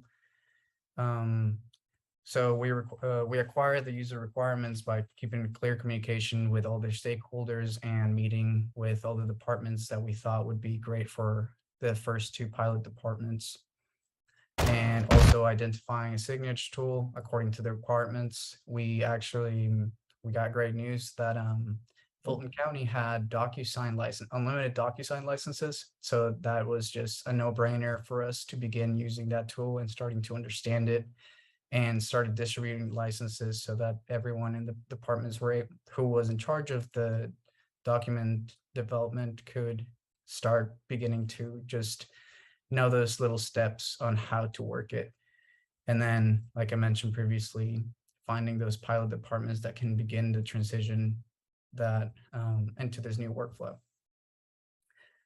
So looking at our timeline, at the beginning, we had to start with the workflow mapping, understanding what the user requirements were, understanding what is it that we were looking for, and meeting the stakeholders so that we could know what they needed from us.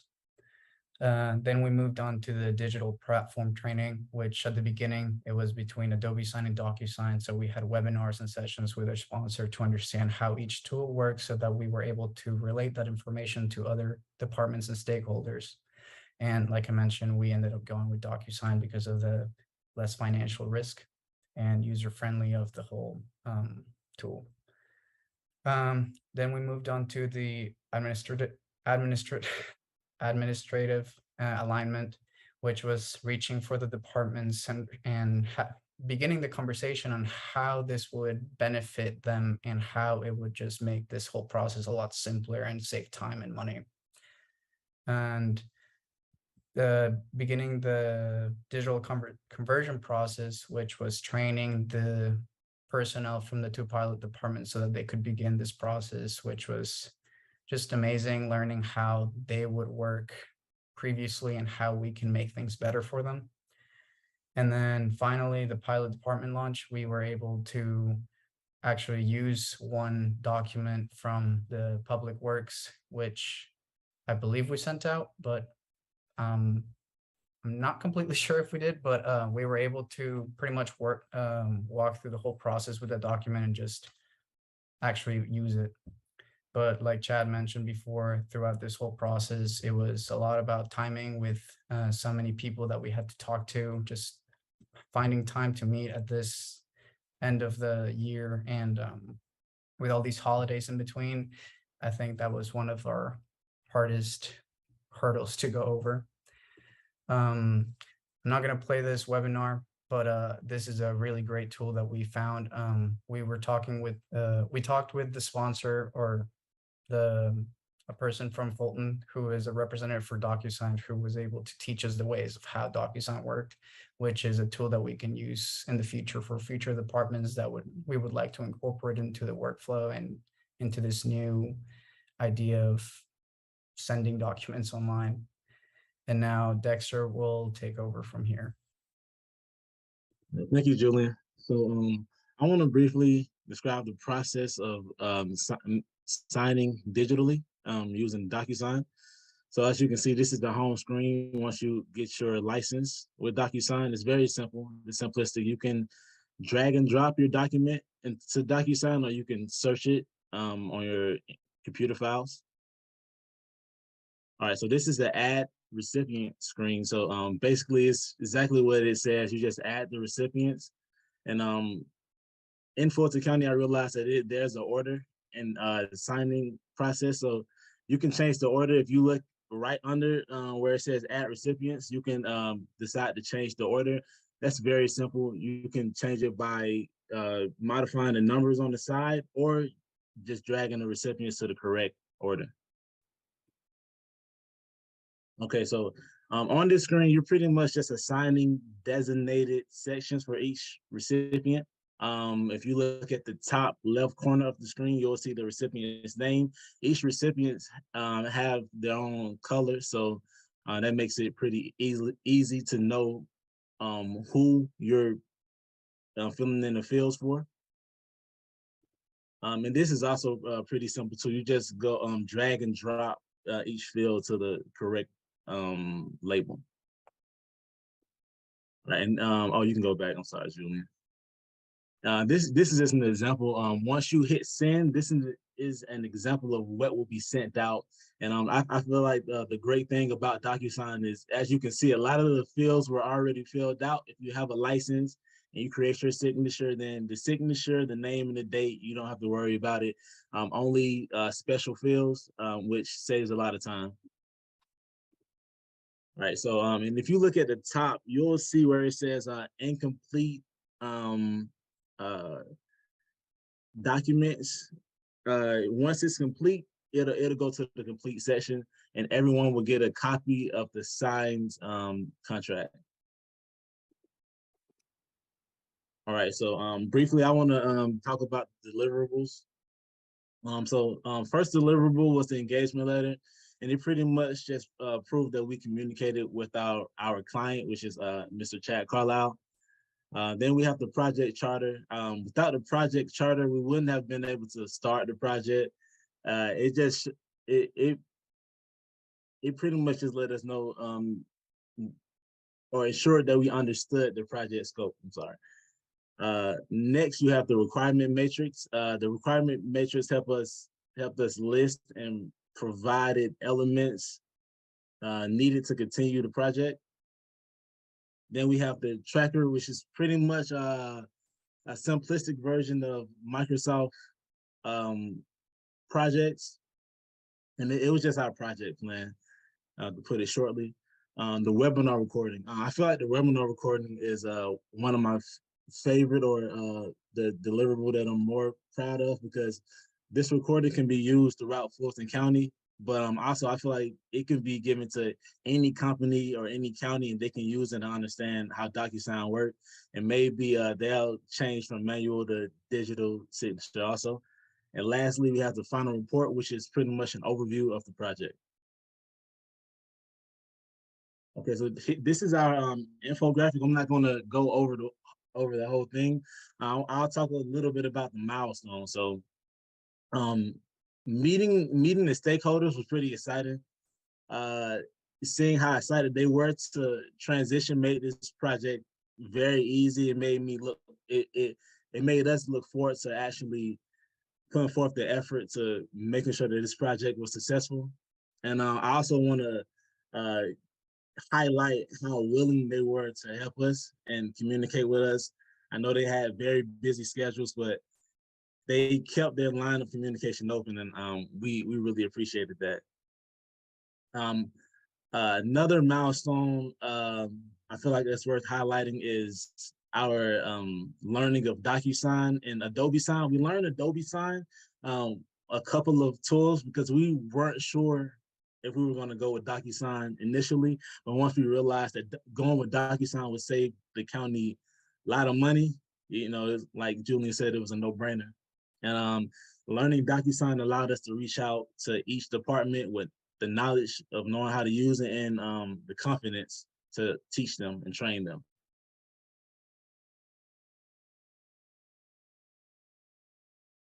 So a few lessons that we learned was time management.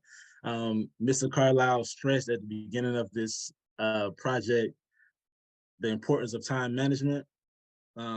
He stated this quote that he said stuck with me. He said, "This project can be as big as you make it." So I feel like we took that to heart, and we wanted to make this project pretty successful. And personally, I feel like the learnings and documents that we obtained during this project can be used for counties and companies beyond Fulton County.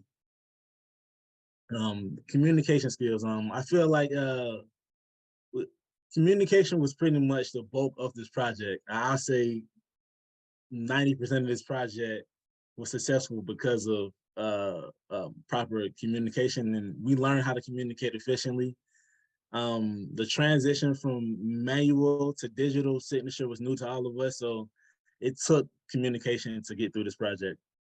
Trello. I want to thank Justina for for stressing that we use Trello, because it ensured that we remain on the right track. Let's see, managing expectations with clients. Professor Hong and Professor Martin stressed the importance of this early on.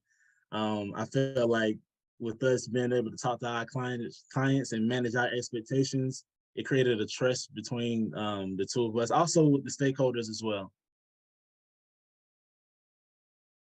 Persistence. Persistence is, I feel like it's the key word for this project. We had to be persistent. I was tasked with sending out quite a few emails.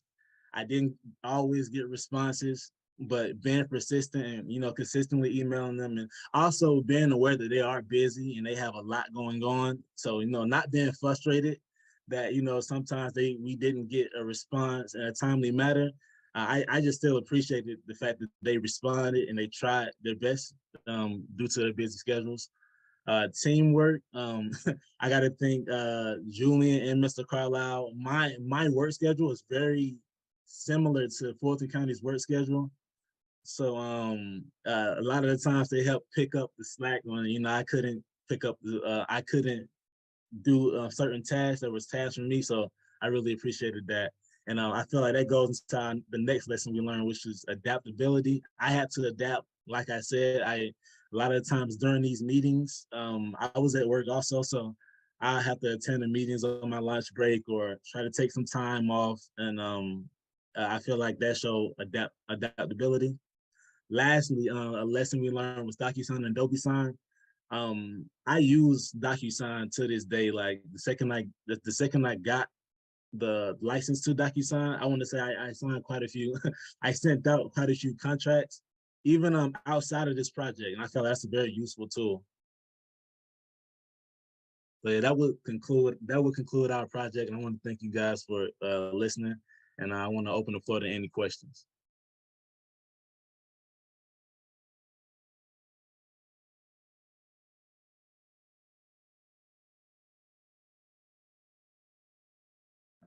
If you have a question, please raise your hand or put a question in the chat. Justine, I do have a comment. I just want to say, Absolutely. for anyone else who is on this call who currently works in the department for Fulton County, you know, we will be trying to meet with other departments who bring items before the board that eventually need to be executed formally. Because as we move at like what Julian and Dexter have done, like I said, they've set the groundwork for us to be able to push this to other departments. Our two poly departments were, I don't think we spoke specifically about them, but were Public Works and the County Attorney's Office. So I do want to thank Denval Stewart and Patrick O'Connor, and also Mabel Green and Joe's Isaiah for really helping us during this project. So like I said, the groundwork that we set with them, we can push to other departments and any other departments that are on this this line. I think I will be reaching out to Joe Davis. I know he's on here because they do a lot of contractual agreements that require signatures. So I will be reaching out to his department to move forward with this, because the county manager's office, once we move in this direction, the unusual part of it will be if they get manual documents. So they'll be asking questions, why aren't we getting this manually at this time? So, but anyway, I just wanted to say that thanks again, Dexter and Julian, I really appreciate it. Thank you, Chad. Maicia, do you have a question for the team? More of a comment as well. Julian, Dexter, you know, first and foremost, great job. Just seeing the growth from you two has been just amazing. And just taking the things that, you know, any type of critique or any type of pointers that you were given, you kind of applied it. And I don't know, I mean, what more can I say? Just congratulations, good work. Thank you. Thank you. Thank you so much. And do you guys want to share how did your work experience, virtual work experience versus being at the office? Julian, Dexter? For me, I loved it just because it allows everyone to be in a more comfortable setting and allows them to not just having to be face to face. It gives more flexibility to everyone, especially with everyone having just crazy schedules. It just made us easily to communicate with them rather than just having to come into the office and hope that there are people that we need to talk to are there. But you've seen it helps sometimes to be at the office, correct? Right. Yes. Yeah, I said the same thing. It was pretty convenient due to how busy we all were. So yeah, I feel like the virtual it worked. You know, and normally I am a pretty hands-on and visual learner, but I feel like even though it was virtual, I still was able to be hands-on. So I think it was very convenient. Wonderful. Thank you so much. Great job, guys. Thank you. Thank you. You guys are stepping stone for the digital signage for chat. Vision. Thank you. And now I'm going to welcome the next team.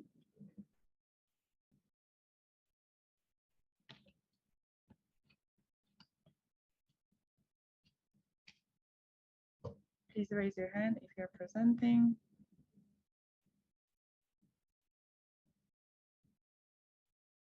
Richard, you are the one that's going to share the screen. Yes, I'll be sharing the screen. You can turn your camera on. I would appreciate that. And this project is a fascinating project. This is process automations for rental platform. And Joe, do you want to do the opening statement?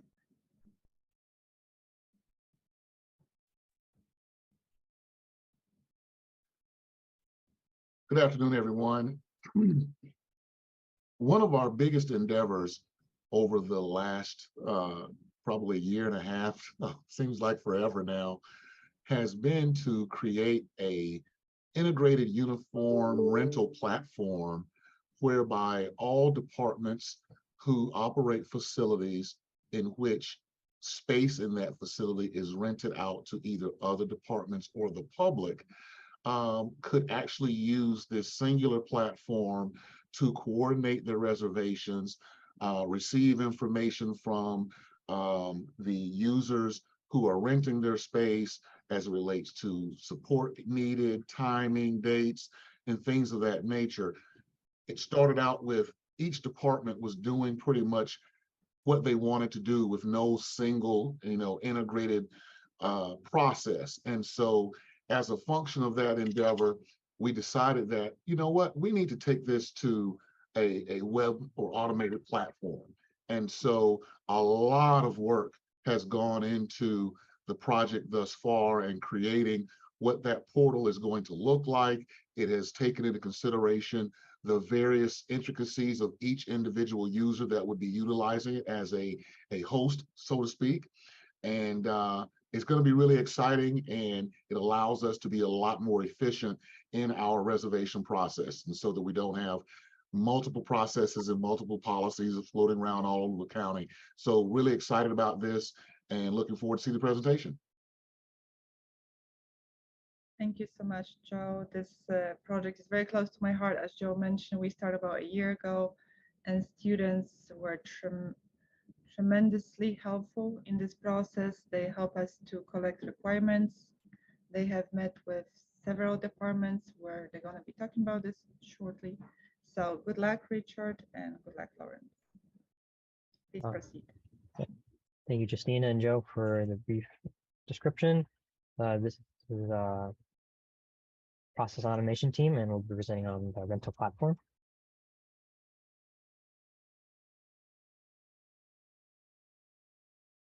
So this is our project sponsor, as well as our project manager, Justina. She has provided excellent guidance throughout this project, and also has provided no hesitation to provide feedback to the team as well. Next is us, the team, and we'll do a quick team introduction. I am Richard, the team lead, as well as a senior graduating this semester, and my partner. Lawrence Masolino, I'm also a senior graduating this semester as well. Next, we'll be talking about the agenda for our project. We'll be starting off with the scope and then moving on to our approach. Then we'll follow with the timeline, traceability matrix, testing, and some lessons that we have learned over the project. So first, I will start off with the scope. Our main scope was to establish the county-wide rental platform for internal and external users of Fulton County. With this, we will allow those internal and external users to govern and be able to structure a rental. With this platform, we'll report framework that will be able to capture data from us, from each of the departments that we have, and from that data, we'll be able to determine traffic for each facility and see what future enhancements and things of that nature are needed. So our project overview, the main objectives of the project were establishing the rental platform for internal and external users. The completion of that will be at the December 31st, and it will be rolling out hopefully beginning of next year, so people could start using that. We created a ticketing system, such as like once you grab a ticket, you'll the user and the department will be able to see that you are now active and are searching for a rental. And through that, we will be able to track the rental. We have a tracking reporting framework that will be able to notify you from beginning to end over the rental. We were able to create a project charter with details, everything from the scope to the budget, the schedule, and everything for that. We will give that to the stakeholders and everything of that nature. And our main thing was getting the functionality requirements from each of the departments. There are over 7 departments, and we have over 25 plus rental locations. So we had to get all that from each one of those departments. And a couple of the goals that we are trying to make, just make it the platform easy for users, have an effective system that notifies and updates the users, and just give a customer a safe place from the beginning to the end of their rental. Next, I'll be talking about our approach. We use the agile method, such as plan to the end. We'll go step by step with that. And we were able to communicate through several ways, mainly through GroupMe and email. We also had to video calls a couple of departments to get those functionality things. We went off the project charter for most of the schedule, just kept us a guideline type thing, helped us out. We were able to get the requirement traceability matrix from those departments, and our sponsor, she was able to help us along the way. We had any questions. It was kind of not guided at first, but then we had to learn that we had to do our own type of thing and be able to create a product for everyone. And next, Richard will be speaking on the timeline.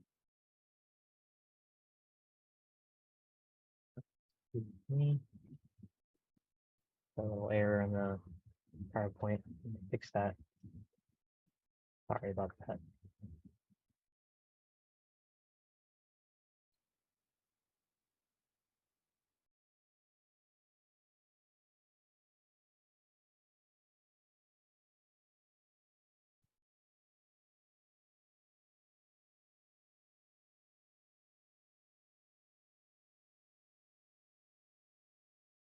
Right. Sorry about the little technical difficulties. For our project timeline, the team decided to break the project to 6 phases. The first being information gathering, next being understanding the small details. Then we'll be reviewing the requirements to testing and final optimizations. And after optimizations, we'll have the platform be launched. Richard, if you can move to the presentation mode, that would be wonderful. Thank you.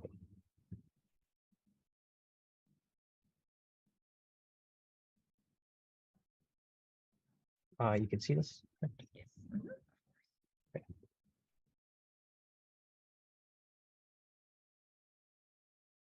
So here you see the requirement traceability matrix. Falling back on the information gathering, the team has organized its information into a traceability matrix. Here you'll see the 6 departments where we cooperated with Public Works, the library system, cooperative extensions, and Dream, and the arts and culture, which are split into two, the Aviation Center and the West End Center. A brief description was provided for each department that specifies the reservation, whether it be a whole facility to individual rooms and meeting rooms, as well as if it's open to the public and to our internal members. And as of right now, the only department that are open to internal members is the June department, and the rest are open to the public. And next, and most importantly, the functionality requirements and the individual unique requirements. The requirements here are gathered from our scheduled meetings with rental coordinators, where we would ask like serious questions that would help create the platform, as well as streamline their rental process. So one example would be whom are we renting our services to, or what additional requirements would be needed for a user to reserve a facility. And the next will be the individual unique requirements, which are specific to only the individual departments.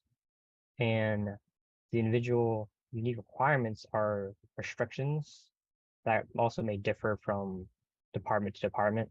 And an example would be there'll be no food, or there will be sometimes no alcohol. And in the previous meetings, they've specified some incidents with no alcohol. So there's that. And continuing the traceability matrix, the team also has met with more rental coordinators again, talking about the multiple common functions that they will also like to see in the rental platforms, which are shown here.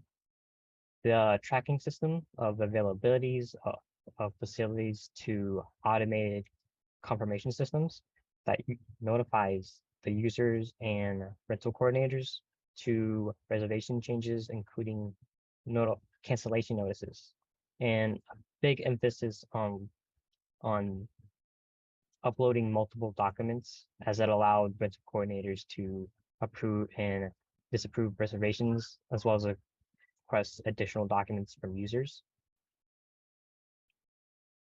And in the last column, during our meetings with the departments, the team requested documents such as policies, procedures, as well as the reservation forms.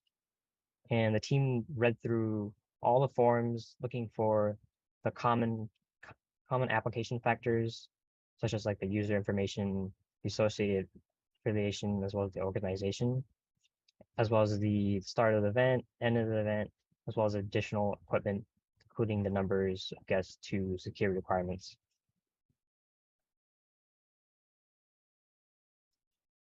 And once all that information was organized, this is where our vendor team will move into action. The team that collaborated with us is Red Pepper Software. To create all these functionalities, requirements of reality, they will be using Qualtrics, and Haley who will be presenting Red Pepper Software as the implementation consultant for this collaboration. So with the team will send her all the information she needs, and she will construct the platform for us, as well as testing.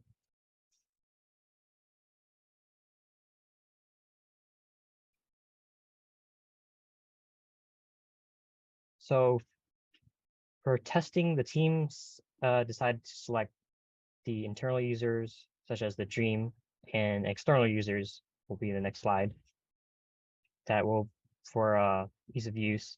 So for the internal user testing, we walked through the survey with the rental coordinator and show them a step-by-step process on how to use Qualtrics, so they will able to use to approve or deny any documents or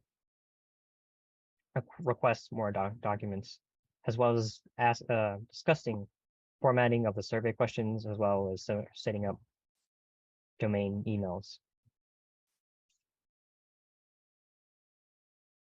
The external users are the same process as well. We walk through surveys as well as step-by-step process and survey questions. I'll pass it back on to Lawrence for our infographic. And yes, this is our infographic. As you can see, our project started off in August and it'll be completion at the end of December, as I stated earlier. This infographic includes some things such as a summary, milestones that we completed over the semester, and just the final steps that are needed for the completion of the project. We will also have a space available for feedback for future enhancements that might be needed for the for each rental. And we are currently working on an ID system type thing for ticketing, which will help with the users and the internal users. So once someone is started a ticketing system with the rental, they'll be notified through their ID type thing, and they'll set up the email for that. And next, we'll be talking about some of the lessons that we learned over the project, learn some definitely a lot of leadership and professionalism. It'll take you a long way. You have to sometimes jump out your comfort zone and do some things that you normally aren't used to, but that'll help out in the long run. In one of our last team building meetings, we learned about boundaries. I always knew about boundaries, but she explained it a lot more to me, and it definitely gave me a different eye or perspective on how you could get what you want out of a job and set boundaries without being disrespectful or still being a great employee and everything. And Richard will talk about some of his lessons learned over the semester. My lessons learned throughout this project were a lot. There were a lot of details we had to consider, the perspectives, especially the time management. We had to adapt to a lot of the departments' schedules, so it was a lot to consider, especially with how the holidays are coming up as well. So there are a lot of the deliverables, we had to sometimes think out of the box as well as come things on the spot. But usually those type of things are how do you say this? You need guidance. So I think Justina definitely helped clarify these issues for us. So yeah, once again, special acknowledgement, Justina provided no hesitation of feedback and guidance as well. Thank you, and I'll open any questions as well. Thank you so much. It was a pleasure working with you. Joe, wanna ask Well, any I don't questions? really have a question. I have more of a remark to the outside observers. We really cannot overstate the complexity of this particular project. Mr. Tran briefly touched upon it, but working with multiple departments that have multiple rental needs, fusing all of those together into one platform that meets all those needs, while at the same time remaining as simple as possible for the users of the system who are making reservations, as well as those individuals in each department that has to manage the reservations. This was no small task. As they discussed it throughout the presentation, all I could think about was, I hope everyone can understand just how much went into each one of those cells on the spreadsheet and how much work was behind each aspect of it. So I cannot be more proud of the work that was done, the level of detail that, or attention to detail that was given to this project. And I'm extremely excited that we are literally a stone's throw away from being ready to roll this out. So I just wanted to say thank you, guys. Thank you as well. Absolutely. And to this, to your point, Joe, we did lots of gap analysis. So we check the current status, what we have, and then we also analyze what the clients have envisioned from all 7 departments. So thank you so much. Great job, Richard and Lawrence. Thank you, guys. Thank you. And at some point, maybe you guys are going to be able to utilize the rental platform for your own rental as a user. I have to throw a party. Throw a graduation party. Yeah. You never know. Thank you so much. And let's move on to the next presentations if we don't have any more questions. Okay. Seems like we can move on. Wonderful. Our next thing is the ERP, sponsored by Donald Secure. I want to make sure we have all the team members. Raise your hand. Michael, are you presenting or Romain? Which one? Who's sharing the screen? I'll be presenting. I'll be sharing my screen. Okay. Michael, I'm going to make you a co-host. You're ready to share your screen. Good luck, guys. Okay. 1 second.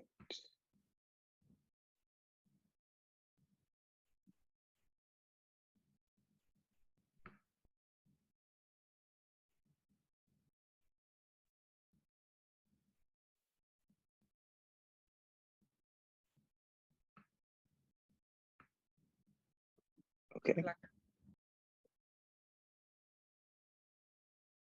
All right. You can go ahead and start, Roman. Okay.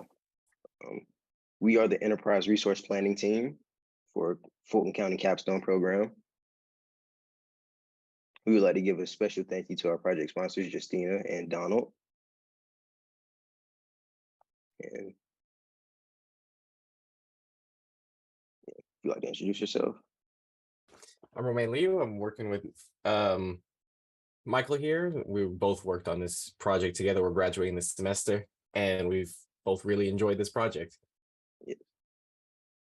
Okay, so the overview, what we did is our objective is to support the changing business needs of Fulton County, and we would like to upgrade Fulton County's enterprise resource planning software and determine the functional requirements for all the ERP modules.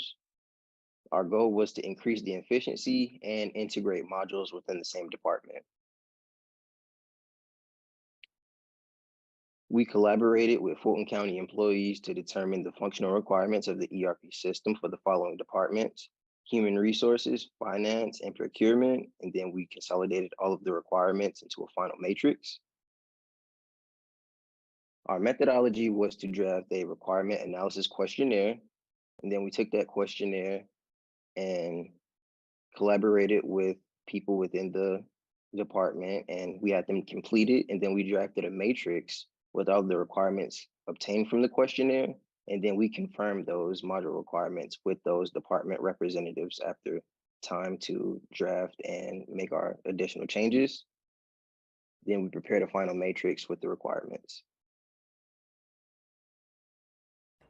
So our project timeline, well, as you see here, we started with initiation where we created our project plan, created our charter to define what we're planning on doing. We went and did our requirement analysis to meet up. We met up with our stakeholders from each department, finance, procurement, accounting, and we gathered requirements from everyone we could. Afterwards, we began drafting our documentation. We took all those requirements and made documents for each department based on what they had told us. And then we had our sponsor review alongside our stakeholders to sign off on any sort of extra changes that they would need. After that, we took all the documents that we created and consolidated it into a final matrix so that Fulton County can move on to the next steps for upgrading its ERP. So up right here is just a couple images of our project charter. As you see here, we have our managers who we need to talk to, which stakeholders we need to meet with, the scope, and other necessary things that we planned on. This was our project plan that everyone else in Fulton, for the capstone students understand that we had to do. This is where we created our plan to do things. I guess. Yeah. This is also how we stay on track. Mm-hmm. And this is our stakeholder matrix. So once we had defined who we needed to talk to, we had created this matrix to figure out who exactly does this need to be made for, and how does each stakeholder affect our plan. So like the Board of Commissioners, we're not really going to, we ourselves did not interact with them much, but they have an extremely high amount of influence. And then the departments themselves, where we interacted with them, they also had a large amount of influence, as they are the ones we were gathering requirements from. On to our next slide. This is just some basic documentation that we had. I'm not sure if we should be showing some of this, so we've blurred it out, but these are our requirements documents. And this is our final matrix. Each department has their own section for what they want, what they need. Each off the top of my head, each segment of each department has their own section.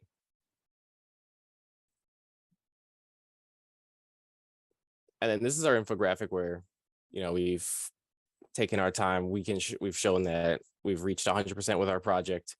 In August through September, we met with our sponsor, developed our project plan, scope, our matrices, our charters. In October, November, we met with as many people as we could from each department to create documentation. And then this month, December, we finished out our matrix and we're here. The lessons learned during this project, again, earlier as we showed our project plan, time management was very important. And one thing about this project is we had to be on time and we had to balance our time well. And then project management, again, that leads into time management. But with this project having so many moving parts, we had to divide and split up what was going to be done. So for example, Romaine worked with the finance department and procurement department while I reached out to human resources and got the requirements in that manner. We learned a lot about Microsoft projects and Microsoft Teams. We learned that this is used in the corporate world and that we would eventually need this. So we got to get a solid understanding and foundation and just to jumpstart our career, something that we won't have to learn on the job. We learned conflict resolution just because at times some people's schedules would conflict and we would not be able to reach people when we needed them, or there would be times where Romaine could make a meeting and I could not, or vice versa. And then the collaboration. Me and Romaine worked well during this project just because of the open communication and the collaboration that we had with one another. If there was something that Romaine lacked, I would pick it up. And if there was something I lacked, Romaine would pick it up. Problem solving kind of goes into the collaboration as well. And then Trello. Justina was on us about using Trello and making sure we had all of our documentation in there. And that helped to keep us on track, just to make sure that we were doing our tasks week by week. We'd like to give a special thank you to the following: Justina, Donald, Pam, Jaquez, Sandra, and Narendra. Are there any questions? Now we're going to open for questions. Donald, do you want to make some remarks about your team? Absolutely, absolutely. When you saw the acknowledgements to Donald and Justina, Donald didn't have a picture because I believe in management by wandering around. So I can tell you these two gentlemen did a fantastic job because I gave them very basic instruction and I told them this is what I want. And wow, did they deliver. So Michael, the whole purpose was, initially I was busy, but then later on, I realized that you guys were capable of so much of innovation and you guys proved yourself as grown-up adults, needed little input from me and went out and did exactly what I wanted. Wow. So Justina, I want to say something since, as Dr. Hong said, I'm one of the founding members along with you. This program has gone from strength to strength and the projects have been more complex, and I think it's fantastic. This program is a great asset to Fulton County, and thanks to you, Justina, and I think Terrence also was in the founding members. Yes. I think this is phenomenal, and Mikhail, and basically I can tell you guys did an outstanding job. Thank you very much. I know I didn't spend a lot of time with you, but whenever I talked to you guys delivered, and you came across so cool.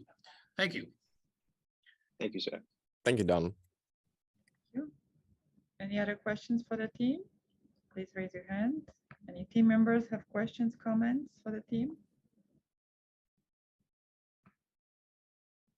If not, I know we are running past the time, but please understand that we have lots of team members. We're going to move to the next presentation. Michael and Romaine, great job. Someone raise your hand if you're presenting next.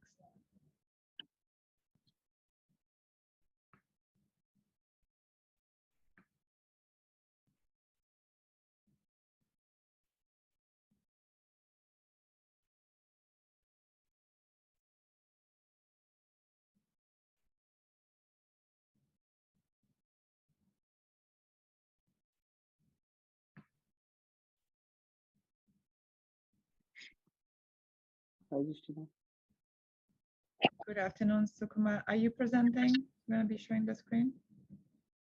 Yeah, I'll be presenting the screen. Okay. I'm gonna make you a co-host.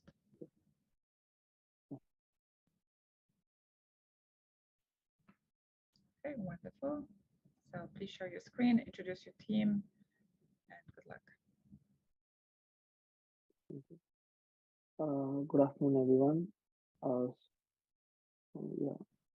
Sukuma, if you can raise your voice slightly, because we have a hard Yeah, time to hear you. sure, Come definitely. closer to the microphone, okay? Thank you. Mona, are you there?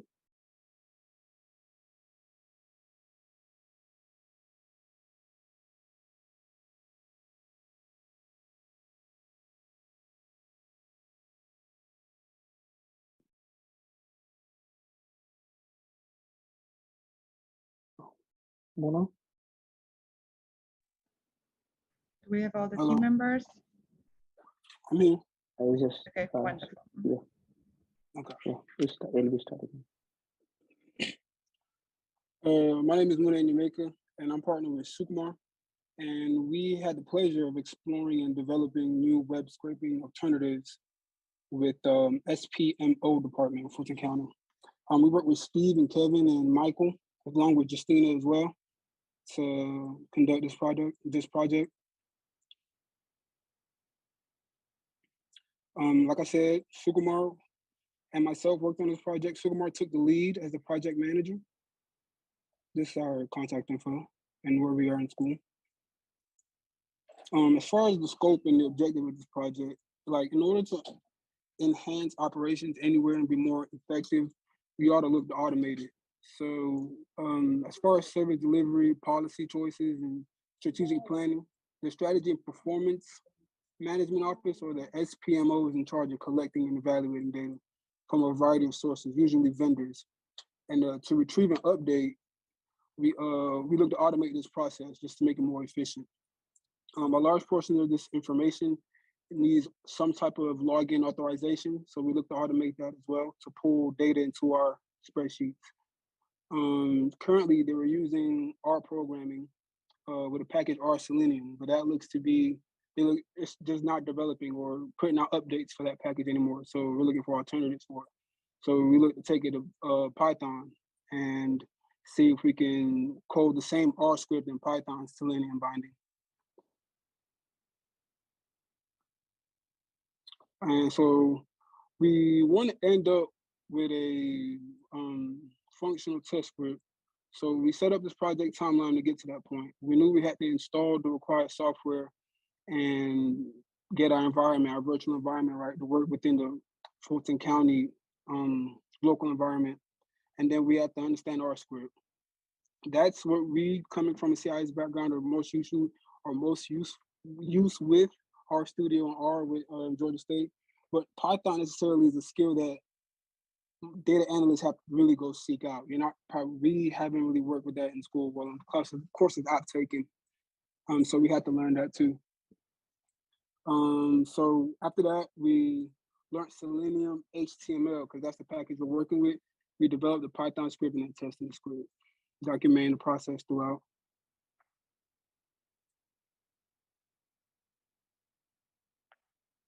And then this is a list of the required libraries needed within the Selenium package. So good afternoon, everyone. So we have developed this project in 5 phases, and we have followed the agile methodology. And coming to this, like these are the required libraries that we have imported from the functions, Python functions that are required for this project. And so in phase 1 of the project, we have created the MP data frames for the monthly checkout users and the monthly unique users. So these are 2 different data frames that we are creating, and we used eReadKit's website as a reference where we extracted the monthly checkouts data and monthly unique users data. And then we have created the start date and the cleanup function to quit the driver when the automation process is done. In the first phase, we have completed these 3. And in the next phase, we have we wrote a function for getting a free port. So as Fulton County is only using port numbers from 44022 to 4451. So we had like 4402 to 4451. We have to write a code whenever a driver is running on this code.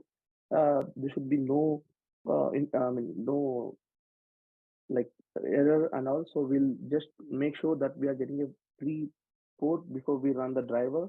And in the next phase, we have wrote uh, the options function for the driver to not to ask for any download prompts and for the safe browsing. And then we have loaded the driver with the URL of the website that we are scraping the data from. And then we have passed our username and password, as you can see in the snippet of this code. And next in the phase 4, we wrote the functions for monthly unique users and the monthly checkouts with the start date and the end date.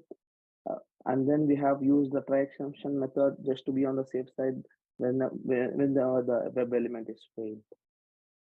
And in the phase 5, after downloading the function, we have like after downloading the files, we have renamed the files with the appropriate start date of the month just to be making sure that that file has been downloaded. And next, coming to our infographics. So in September and October, we have collecting the resources from the county and installing the required software from the county laptops. And in November, we started understanding the R script and the documentation of Selenium, R. And then at the end of November, we have started developing the script. And in the December month, we have completed the testing of the script, and we have submitted all of our documents. And coming to lessons learned, like time management, for us, me and Mona, like managing the coursework and the internship, like we have managed it so well, and we have learned how important the time is. And through this project, we have learned Selenium and Python for Mona, and we have learned about HTML, which are new concepts, and Trello as well, for same as the project. And we also learned Microsoft Project Plan, uh, which will be helpful to complete the project in time, and we can create a grace period of time when we have some errors and all. And then we have learned communication with the team and solving the critical problems and the teamwork. And coming to this infographic project summary, with this developed Python script, the SPMO office will able to retrieve and analyze the data to improve the county operations and strategic planning. So this web scraping also helps SPMO to develop automated procedures to retrieve and update most of the data sets.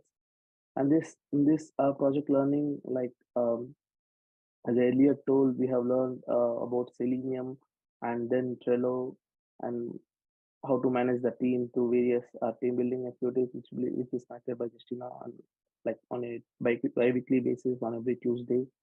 And so we have created a small demo, like how the code is going to extract the data from the website and how it is storing in the files and how it is renaming the file name. So yeah, just a minute, I'll show you the demo. If you all see my screen.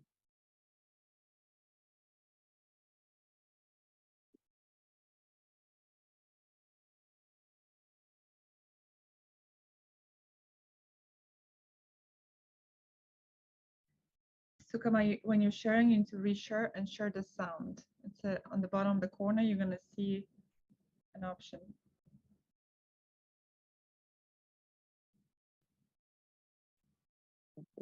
Okay. Sukama, you need to stop sharing and reshare. And when you share, you need to choose that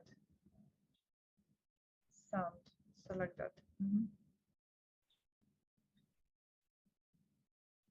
It's on the bottom left corner.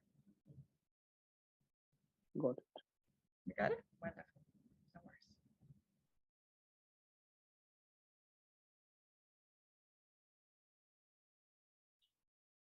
worries. Hi guys, as I explained in my previous slides, now I'm going to a small demo of what our script is going to do and how it automates the data collection.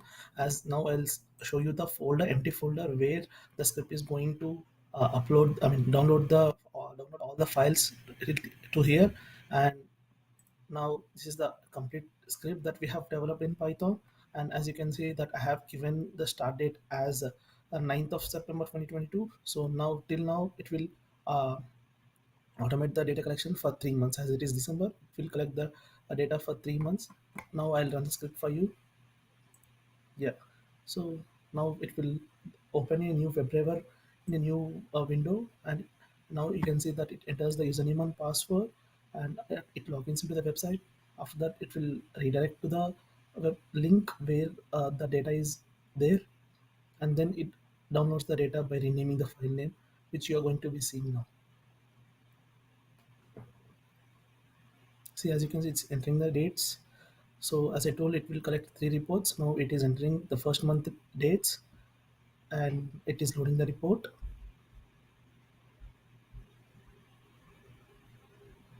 Yeah, this is the entire summary report for this month. So it will choose the .csv file, and then it will download the file.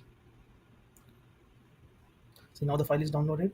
If you can see here, it is the original file that is downloaded from the website. Now, as you can see, the name is changed, and now again it will go to the now it will again reload the website, and it will get another month's, the October month's report, as you can see.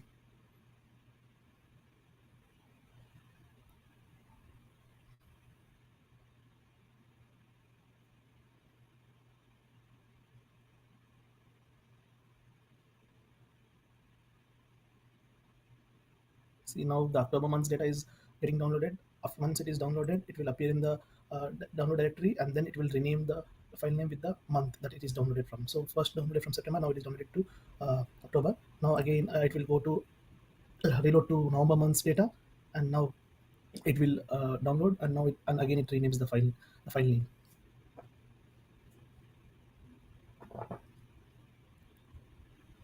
So as you can see, it is downloading November month's data.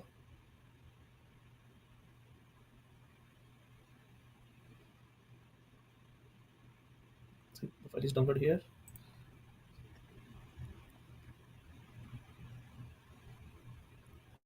Yeah, the file name is renamed. So all these 3 files are for monthly checkouts. Now after it is, as it is done with the monthly checkouts, it is loaded to the active users, the monthly active users.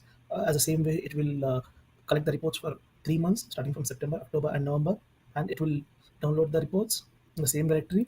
And after once it is downloaded, it will also rename the file name with the month's starting date. As you can see, now it is changed as monthly unique users for September.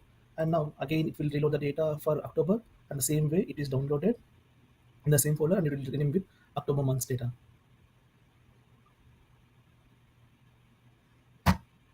Yeah, the file is downloaded for October month's data, and it is being saved in the same directory, and it is renamed.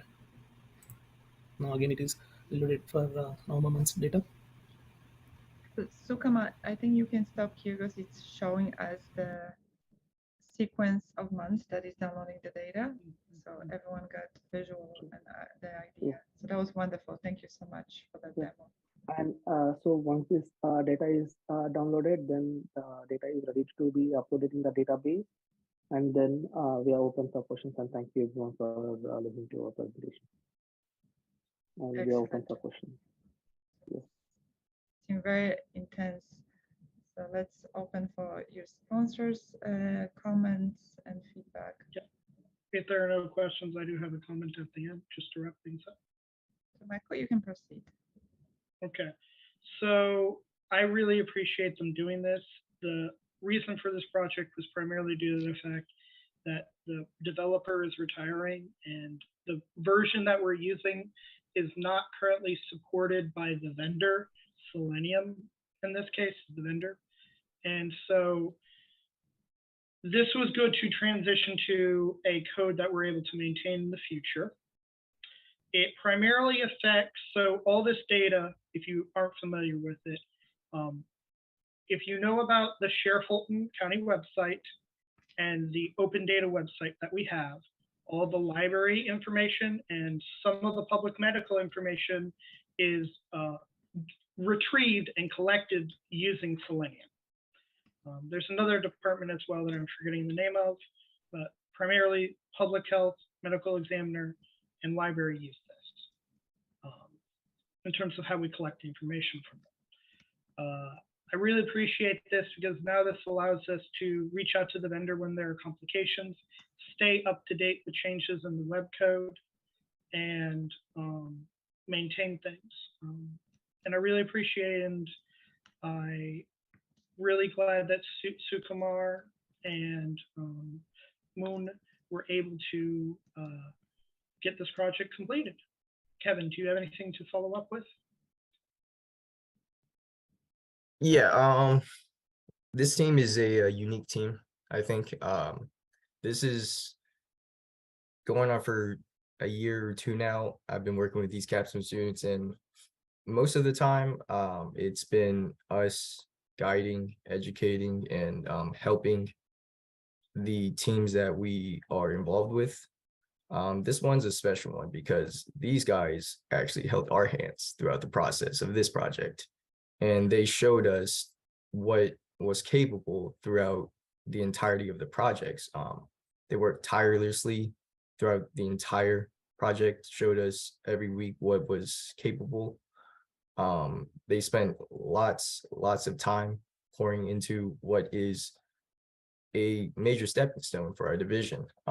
Being able to have a new system to test, play, and develop, and extract out data that is going to be used in public and essential dashboards moving forward. It's a very big feat. So I commend them for their tireless work, and I appreciate everyone involved in this project, Sukumar, Muna. So thank you for your hard work, and congratulations. Michael, thank you for the valuable work. Thank you so much, Sukumar. Thank you, Mona. Great job. Very intense project technically. So once again, kudos. On that note, we are concluding our morning session. We're going to move towards lunch. I will see you all at 1:30 instead 1 o'clock.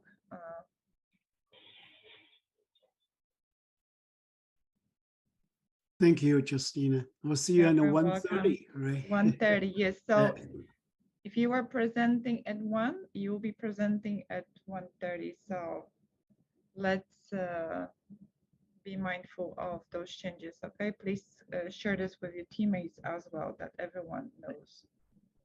Should we log out, log back, or just? Or you hug can up? stay. I will have a Zoom on YouTube. We will be playing nice music for you all. So enjoy the ride, but please get yourself something to eat and take a rest, stretch out so you can be ready for 1 o'clock. Thank you so much, Thank everyone. you. Thank you, everyone.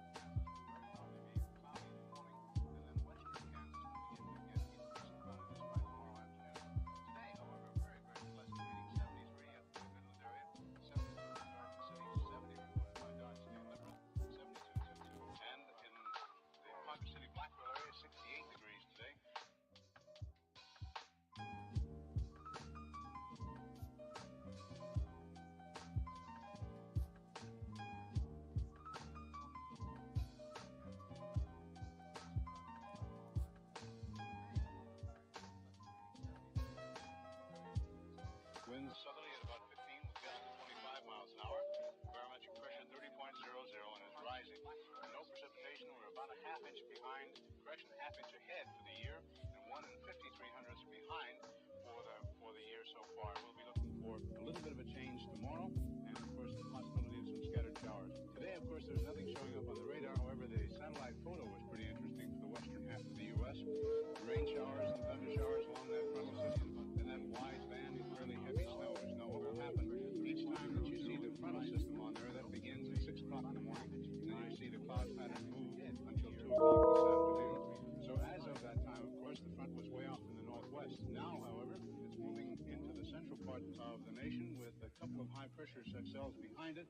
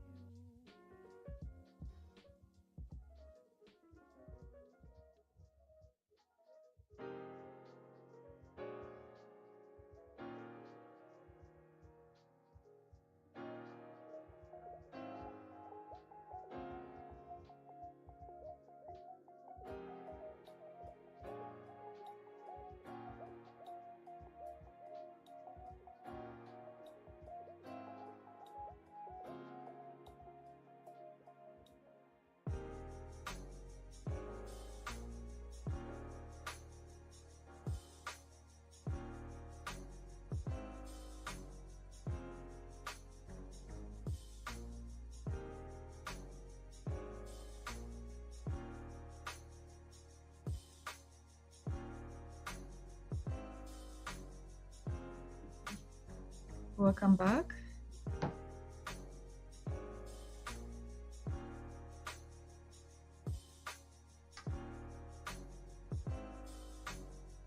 Thank you, Justina. 1 second. I want to make sure I check on Judge Cox. Chris, we are not presenting and not streaming.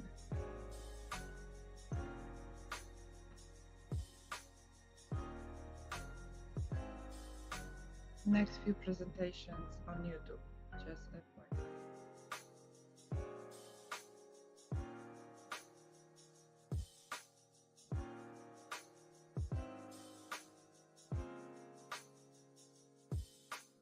Just give me another minute.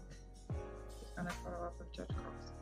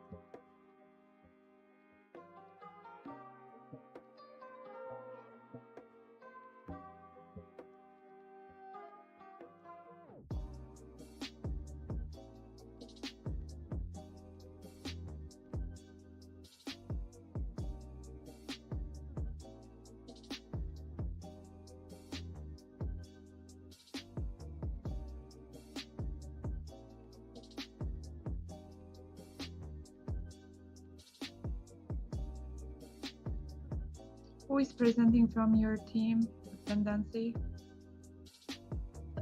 Rosie will share her screen. Rosie sharing the screen, okay. I believe we're still waiting for Anya and Jose to join. They're both in the meeting. Michael.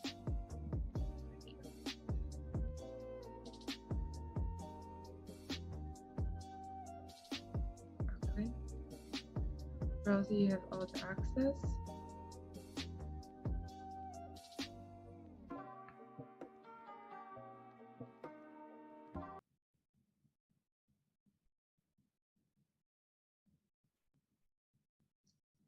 Once again, I want to make sure we are not streaming and this on YouTube. So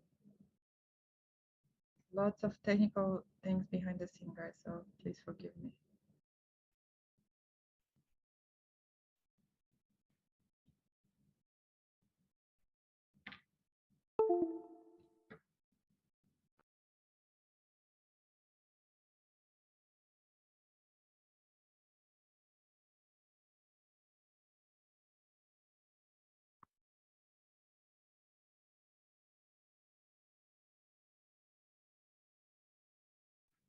Okay, we have confirmation. We are not streaming on YouTube. All is well.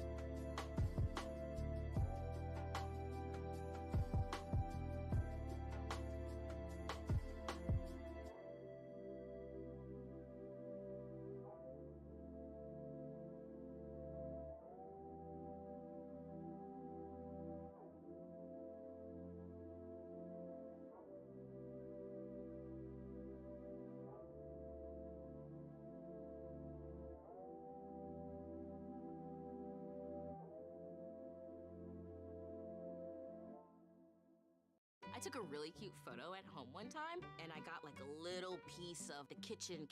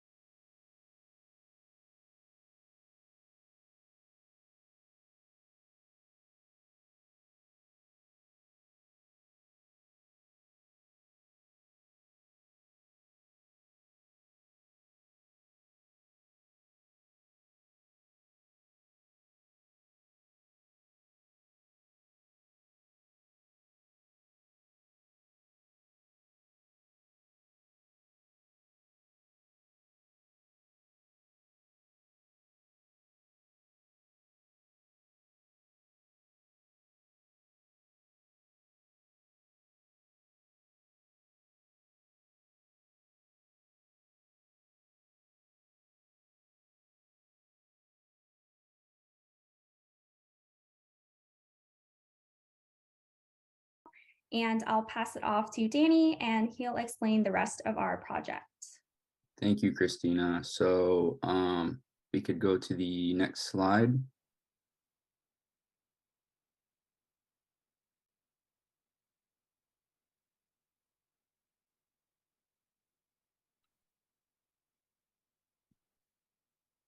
Guys, a second, it's just, it's not cooperating from me.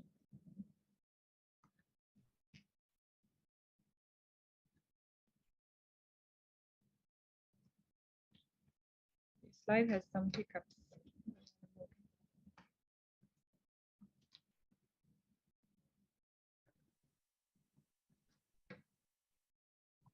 One second, guys.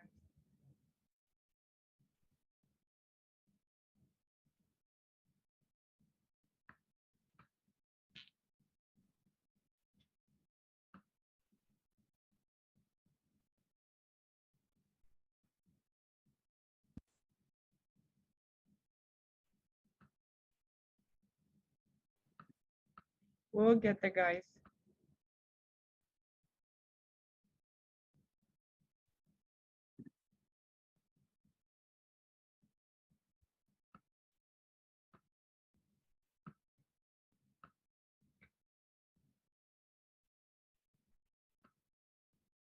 Sure it's working out. Perfect. There we go. Mhm. Thank you. So first I'll be covering the logical data model. So by using Toad Data Modeler, we were able to create our logical data model. Using Toad Data Modeler was really beneficial to our project because this tool has so many features which played a role perfectly to set us up for our database. This tool lets us build a data model which contains the entities, attributes, relationships, data types, constraints, and so many more. These factors are very important to implement into the model for proper conversion of the data model to the database. All data was pulled from the given documents and can fit into the given field of the tables. Our primary goal and greatest challenge of this stage was to determine the correct relationship and constraints of the tables. So if we can go to the next slide, I will be covering the SQL database next. So once the correct relationships were created and the data model was finalized, we moved on to building the database. So we created a database using SQL Server Management Studio. This tool was extremely beneficial to our project due to the efficiency. It records the data requirements defined from our data model. We had incomplete data entries and the template report contained information regarding only one service. In order to test the functionality of our database, we implemented dummy data within our tables where there were null values and generated queries to pull data from our tables into a singular tabular view, as you can see in the picture on the bottom right of the slide. So next slide, I will be covering the final deliverables. Time to time, your slide, it just freezes.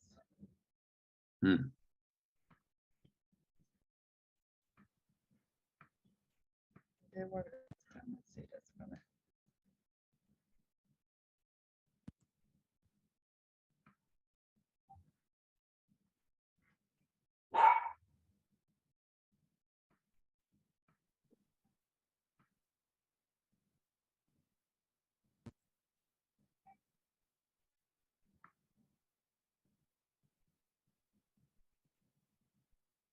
All right. So we've listed the final deliverables, which were the product of the complete project completion. So firstly, we have the design documentation, which holds all the information about the process chosen to complete the project. And next, we have the relational data model, which we designed using Toad Data Modeler. We use this model in the process of constructing our database, as mentioned previously. With the completion of the data model, we were able to move on to the database.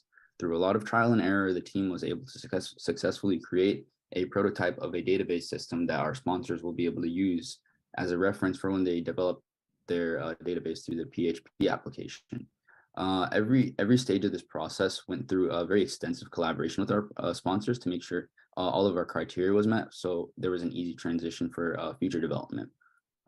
We have a logical data model converted into a functional database to be used as a baseline. And lastly, we have all the testing records, of course. So next, I will be going over the lessons learned.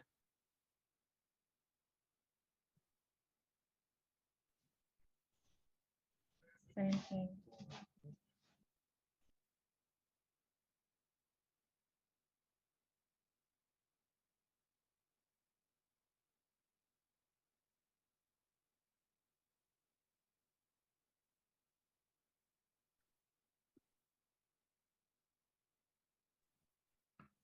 Sorry, guys.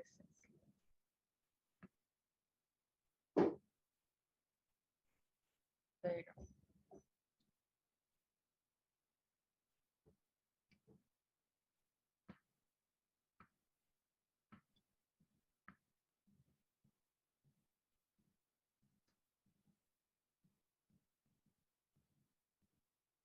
All right. So, being a part of this program was an amazing for giving us firsthand experience in the workspace.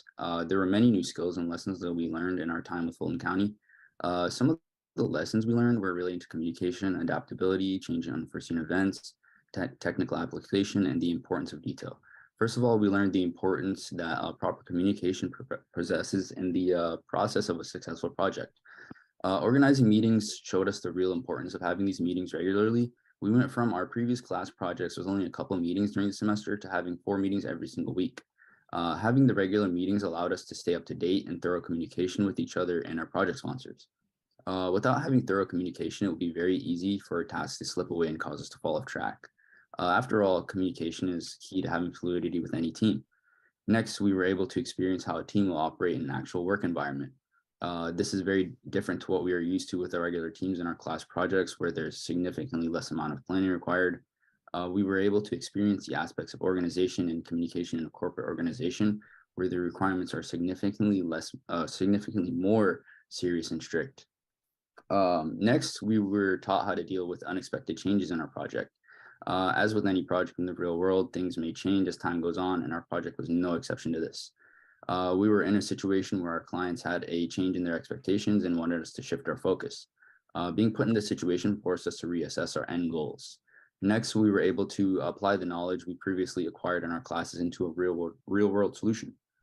Learning this material in a classroom proved to be largely different than in a real world application, like using data modeler and SSMS.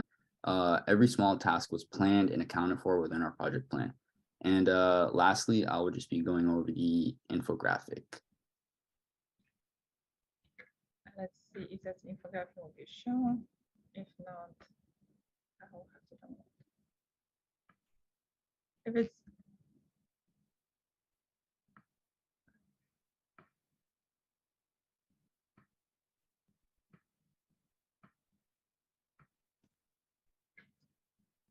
is the same one, Christina? Yep. And Daniel? Okay. That's it. All right, so this is just our infographic that was given to us. It shows our our project updates, our status updates, and like everything we achieved over the timeline of the semester. So that's pretty much it. This concludes our presentation, and now we can move on to any questions. Fantastic, and kudos, guys, for putting up the presentation together under this pressure. Thank you. I do want to say I really wish I didn't have technical issues, just because I think at least for me and Danny, we put a lot into at least the infographic part of the presentation to make it look really nice.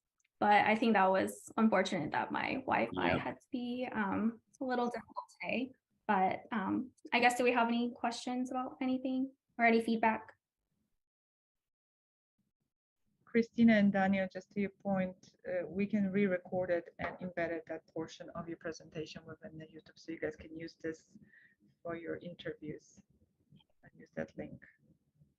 So no worries, we will take care of that. But now I'm going to open for questions. This is Isaac. I do want to say something. We tried to put something out there that was, relatable to the real world and something that you may encounter when you finally go out to get jobs. But I think that the difficulties that you saw during your presentation here is probably the better example of real world problems that you will experience. So don't let that get you down, guys. You did a fantastic job. I so enjoyed working with both Danny and Christina. We will use this. This is something that will be a seed for something that we will truly implement in the future. And I wish the best to both of you, you young people, as you move forward. Thank you so much. Yeah. Thank you, Isaac. Katrina? Yes, and I just want to say I thoroughly enjoyed working with both Christina and Danny on this project. They're very professional. They were very they asked very pertinent questions at the right time, and they never stopped to learn and understand exactly what our requirements are. And that's very important in the real world, to understand what your client, your customer is needing in terms of development, even if you have to think through the specifics of what they really want, or what they're asking for, so you can make sure what you're developing is something that is useful. And I can tell you that what you guys have put in place definitely provides a framework for us to build upon, and is exactly what I was looking for and need, so we can move forward. We're in the process of improving our IT operations and instilling some of the ITIL-based practices. And this is definitely a stepping stone in that direction. And you have been a great help to us as an organization. And I hope that this whole experience will go a long way with you in your careers. It's definitely a skill that you will use wherever you land, and whatever career you choose. Hopefully you will be with Fulton County, but this is it's a great project, and I mean, I definitely enjoyed working with both of you guys. Thank you, Katrina. And I want to say something, that Katrina actually and Isaac, they are the ones that have selected you guys from all the resumes that they have received. So kudos to you, Daniel, and kudos to you, Katrina. You guys met their standards and their expectations. So now let's open for the questions from the audience and see if there are any questions. Please raise your hand. I see.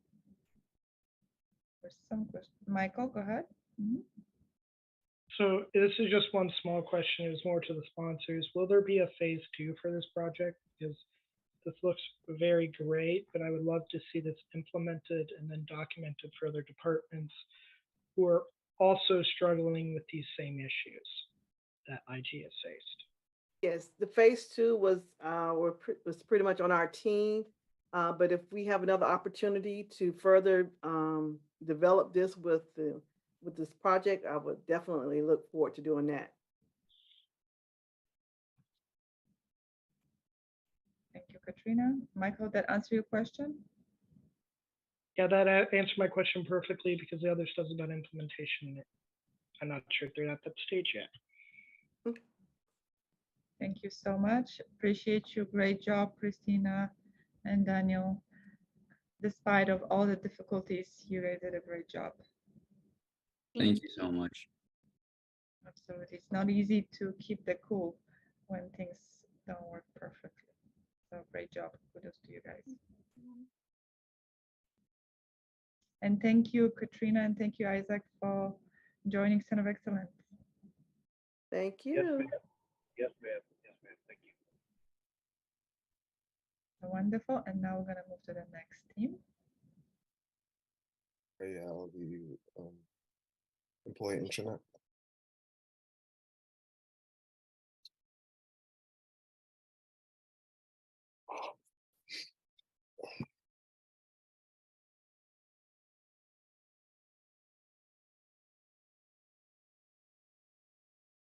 Who is presenting?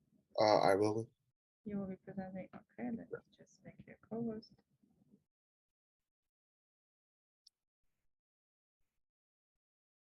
And everything is ready for you? Yes. Make sure you move to the slideshow. Huh? Yeah, no, I'm trying to get rid of the You probably see something that we don't see.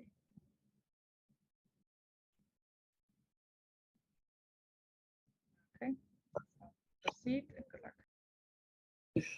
My name is Chukwudi Osano, and I'm with David, Kib, and Julie. We are the employee intranet team for Fulton County. We are sponsored by Donna Secure. Table of contents, we just a scope, timeline, goals and strategy, just a rundown of the project, timeline of what we've done in each phase, and the goals that we achieved. And then we have the deliverables, infographic, and lessons learned, which is just information on the internet, full summary of everything we did from beginning to end, and a list of different things we learned throughout the project. Our sponsors, we have the project lead, which is Donna Secure. We have the project program manager, which is Sandra Flanagan. We have the functional specifications and digital communications manager, which is Marcel English. We have the technicals, which is Derek Geary, Christopher Phillips, and we have functional and business analysts, which is Sparkle Davis and Pamela Threats. I'll be passing this off to Mr. Lee so we could tell you guys the scope. Yes, so the Fulton County government is to implement a new intranet employee portal. The product will be in line with Fulton County government branding and design, and the final product must be responsive and mobile ready.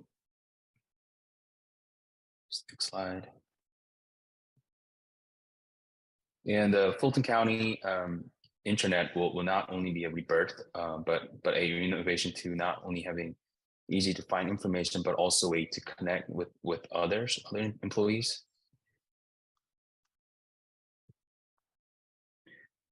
So the county had the old SharePoint internet, which is Microsoft-based, web-based collaborative network.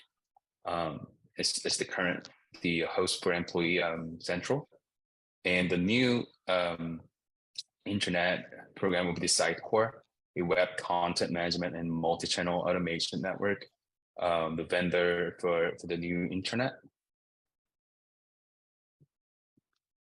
And here's our timeline chart. We started with the planning. So we read and studied the charter proposer, and we designed the charter, used the notes and proposal to map out the charter.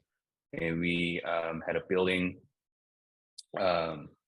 which is created a straightforward document that addresses internet and deployment. We reviewed and finalized document for submission.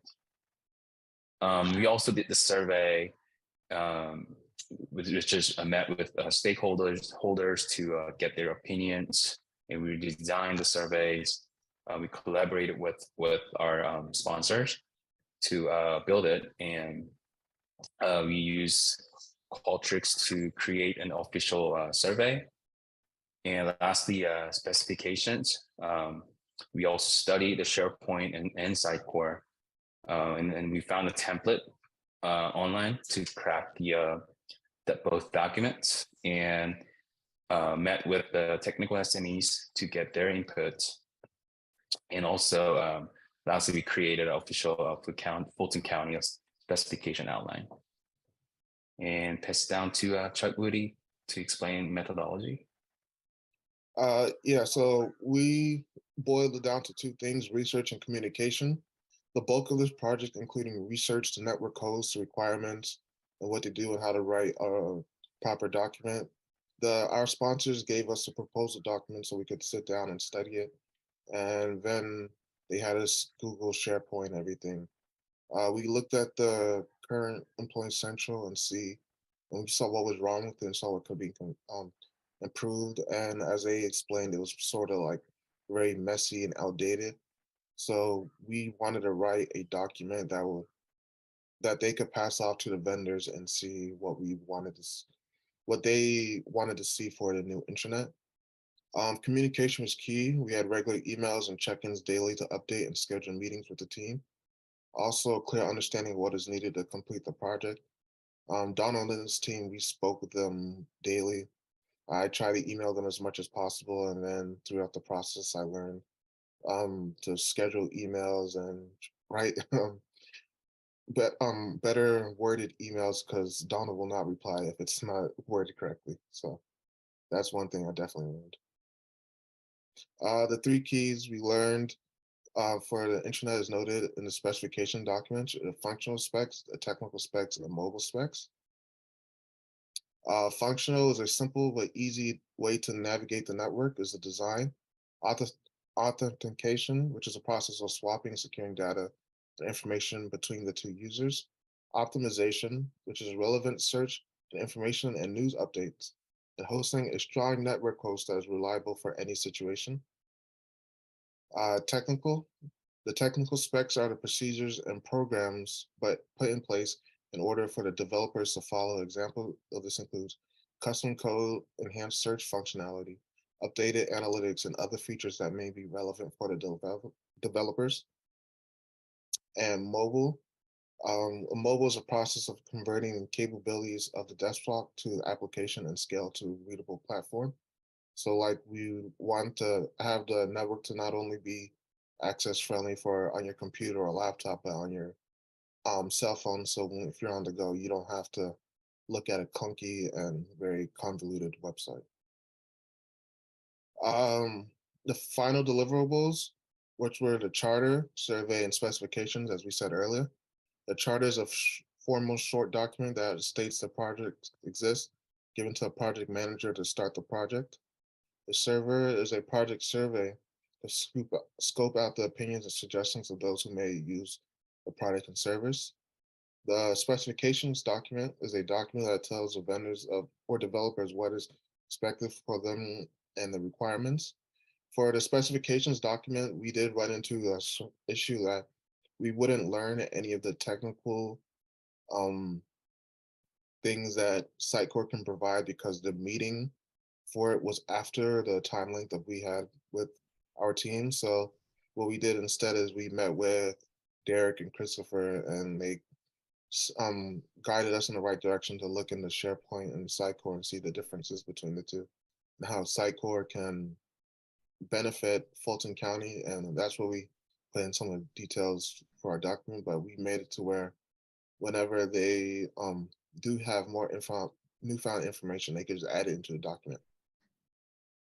I'm gonna give this to David Kim to read off the requirements that were needed for the intranet. So when we were working on the specification documents, we typed all the requirements that are required to work on this intranet project.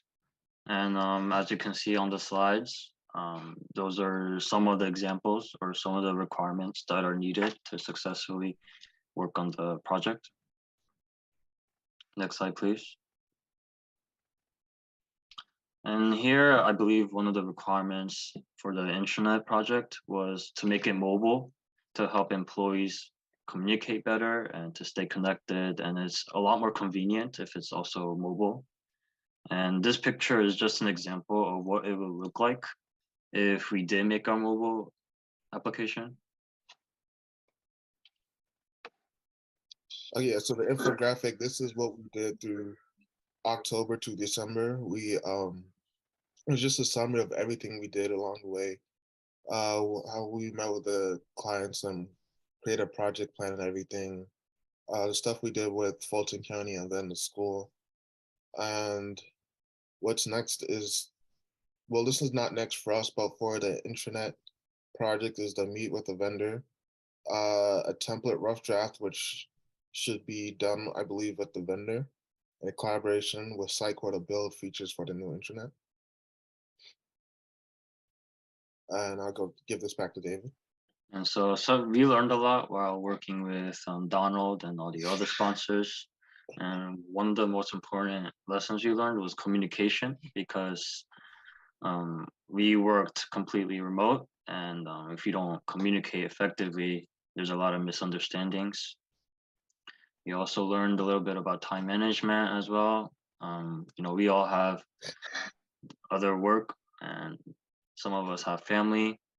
And we also learned about SharePoint, Sitecore, Trello, and documentation. Specifically, like how we make the document more professional. And the different languages we use, more business related. And this is also continued from the previous slide. More lessons we've learned, adaptability, planning, problem solving, teamwork, Microsoft project, and also patience, because depending on when we email our sponsors, we don't get a reply right away. So yeah. Thank you. We want to give a special thank you to Justina, Donald, Pamela, Sandrick, Derek, Christopher Phillips, and Christopher Green. They all were a part of our process of working on this project, and they were every time I emailed or texted any of them, they were responded right away. So we appreciate you guys for that. And is there any questions? Great job. Thank you, guys. I'm going to hand off to Donald. Donald, do we have you on the call?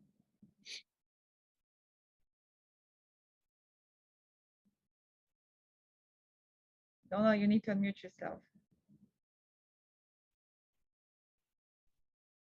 Donald?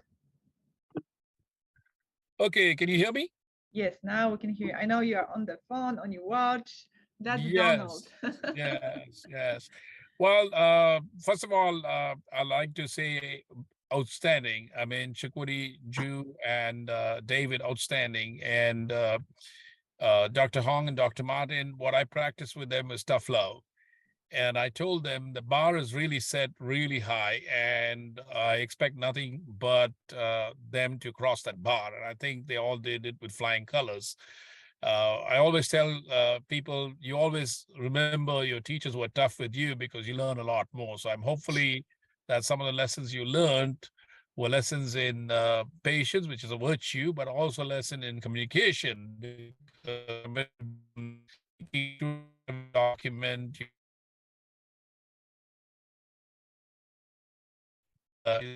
your spec, do your homework. And I also made sure that I gave them just one chance. I said, one strike, you're out. And they really exceeded my expectations. So congratulations. I think this documents that they have produced is definitely going to go a long way in making my job and Sandra and the others working on the intranet project a lot easy because we got a head start. So once again, Justina, thank you very much for an awesome job done. I think the standards, the bar is set very high. It's going to be harder and harder for the next batch to achieve it. But I'm sure, folks are going to try their best, but I've seen we come a long way. So Dr. Martin and Dr. Hong, keep up the good work. And I do appreciate all the students that come here and work very hard. Some of us, are scrambling for time, and I'm one of those. But at the same time, I'm making sure that they learn. And in this case, I think the elements of project management was what I wanted to teach them. So right from project charter to stakeholder matrix to functional specs, technical specs. So when I saw the presentation, I said that they've really learned the elements of project management. So that'll go a long way for them in their careers. So gentlemen, I think the next step is for you to go get yourself PMP certified. That'll definitely help you in your career. But at the same time, keep your technical skills up. I wish you well. Thanks a lot, and congratulations once again. Thank you, Donald. Yeah, we appreciate it. Thank you.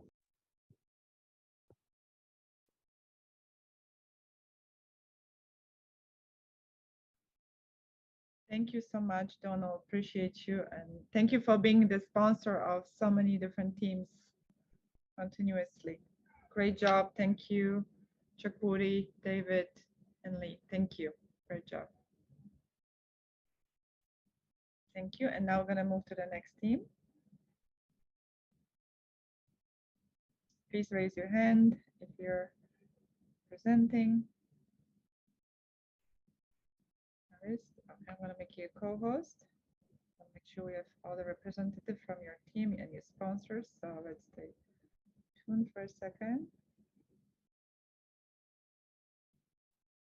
It's your turn. Are you present? So Maurice, you can get yourself ready with a presentation, and I'm gonna ping Darren, making sure that he's with us.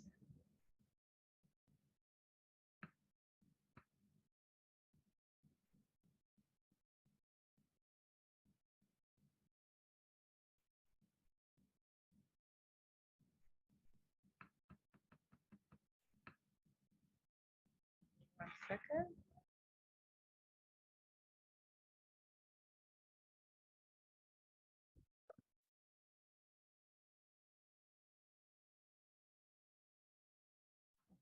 For the next team, we have one more team left, so make sure your sponsors are ready for the next 15 minutes as well, and prepare yourself.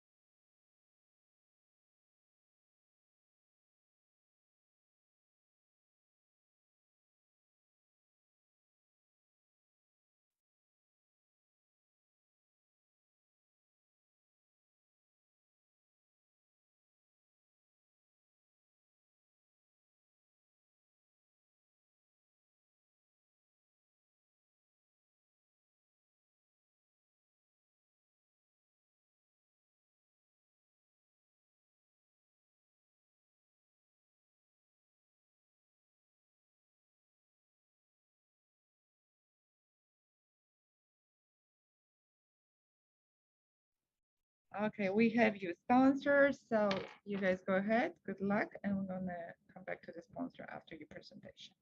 All right, sure. Hello, everyone. Thank you for joining us today. We are the Solicitor's General Office SharePoint site team for the Fulton County Capstone project of fall 2022. I'd just like to introduce our team. My name is Marish Ratanavong. I was the team lead for this project. I am a CIS major concentrating in cybersecurity. My name is Isabel Caputo. I'm also a computer information systems, and my concentration is process innovation. And we would like to thank our project sponsor, Darren Smith, who is the Chief Technology Officer at the Solicitor's General Office, as well as Jacina for overall directing this program. Next, I'll pass it to Isabel, where she'll talk about the overview. All right, I'm gonna go over the overview of our project. So for this project, our team was tasked to plan, design, and create an internal SharePoint webpage for the Office of the Solicitor General. And for those of you who are not familiar with SharePoint, so SharePoint is actually a product of Microsoft 365, and it is an internal webpage that connects all users. SharePoint allows members of organization to collaborate among themselves, as well as sharing news and projects. So for our goal for this project were to conduct research to determine which type of site would be useful for members of the office. And other goals were to figure out what features and function would be implemented on the site. And as a team, we wanted to create a site that would be easy to use and a site that would be useful for employees within the Office of the Solicitor General. This is our project scope. So our SharePoint site was created so that it could be useful for employees within the office. And we wanted to create a site where people could access, for example, important documents, and also stay up to date with important events.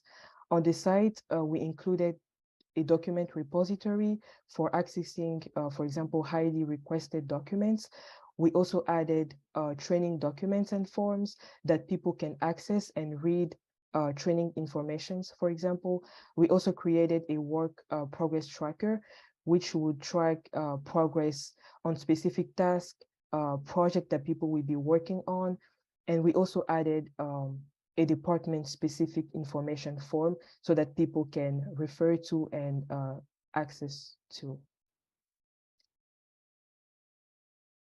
For this project, we decided to use a waterfall methodology to plan and design our website. So first, we conducted research about SharePoint to determine which site would be useful. There are actually two types of sites on SharePoint. and our team decided to use the communication site. We did research on the pros and cons of the communication site, and we thought that it would be best for the office to use.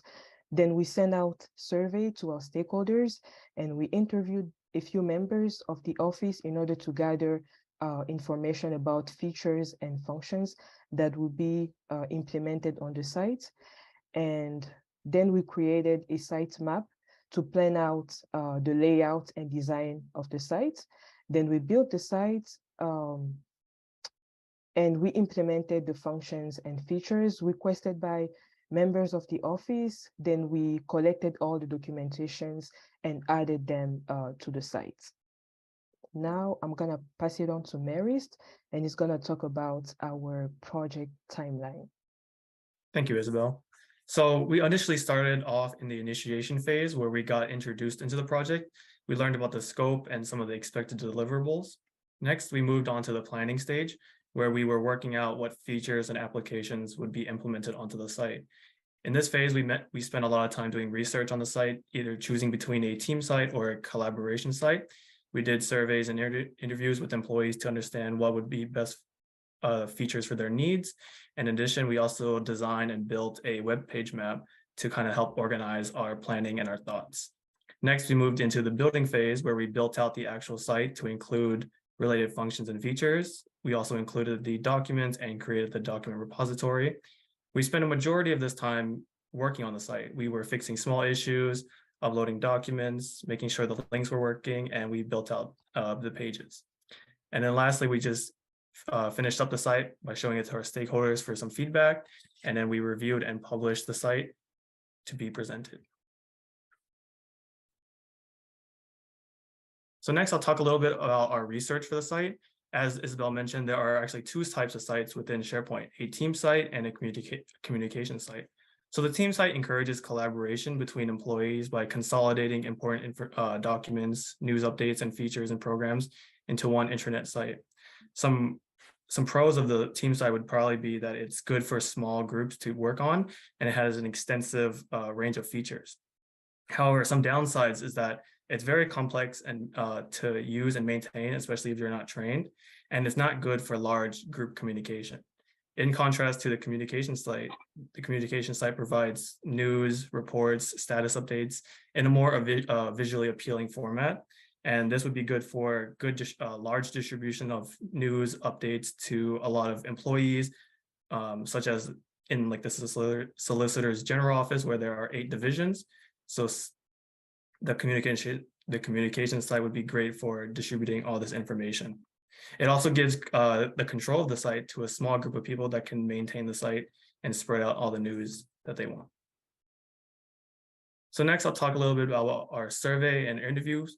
So we sent out surveys to employees within the Solicitor's General Office. We wanted to get their opinion on what they wanted to see on the site. So we sent the surveys through email, and we got the responses back. A lot of employees mentioned they wanted templates, HR policies, training documents, and any other helpful documents. From this, we also learned from the surveys, we learned that a few trusted people within the Solicitors General have access to these documents, such as the Chief of Staff. So then we went to interview the Chief of Staff. Her name is Miss Sierra Bickerstaff, and she gave us great insight on what she would like to see on the site. She mentioned that training documents, as well as HR policies, she has a lot of them, and she would like to have them on the site so that employees could go there and access them much easier than having to contact her and chase her down. In addition, we also interviewed Ms. Odo Epko. She's the executive office manager, and she mentioned to us how she would like to see a work progress tracker as well as a document repository on the site. Next, this is our web page map. This is what we designed and built our site after. So just to walk you through it a little bit, at the top, we have our homepage, obviously. And to the left, we have our divisions tab. Like I mentioned, there are 8 divisions within the Solicitor's General Office. And we kind of built out the site to have each division have their own dedicated page. And within those pages, they would have their own corresponding information. Next, we have the active tabs on the homepage. The active tabs kind of give a quick, easy access to documents that people would readily need very often. So this can include training documents, the family medical leave forms, the FMLA forms, as well as other frequently used forms, and that links to our document repository. Next, we have our employee contact information tab, which has all the information of employees, such as their name, email address, and their phone numbers. It also includes the directory to explain which divisions they are associated with, as well as a contact page. And lastly, we just have our work progress tracker, as well as our event calendar. So some of our final deliverables for the project. We came up with a final report. We came up with a user documentation of the site on how to run it and how to operate it, as well as the SharePoint site as well. This is our infographic, like many of you seen. Just to run you through it real quick, at the left, we have our kind of timeline from September to December now, our milestones, the project completion graph at the bottom, as well as the project summary, accomplishments, lessons learned, and our next stages of the project. So next, we'll actually do a short demo of the site. As you can see here, this is our SharePoint site. This is the homepage, and these are the active tiles. So if I were to click on the FMLA forms, it will load and it will take you to that document where employees can print it out, sign it, and then submit it. So this is their form right here.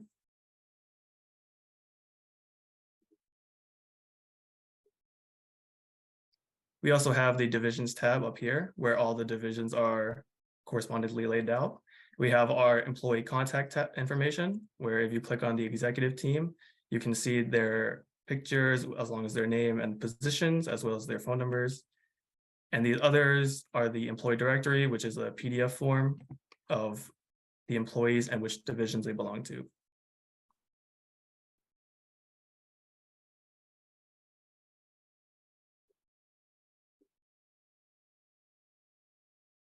Next, I'll pass it to Isabel, where she'll talk a little bit about our frequently used resource and our work progress tracker. Yeah, then we created a frequently used form tab in order to store all the highly requested documents, such as the employee directory, the policies and procedure, and the commonly used forms. And we thought that it would be really helpful for employees to just click on there and download those forms if they needed to. Then we also created a work progress tracker, which we thought would be a useful tool for the office. And this will help members of the office to track, for example, priorities and progress as they are working on different projects and tasks within the office. Next, we're gonna go back.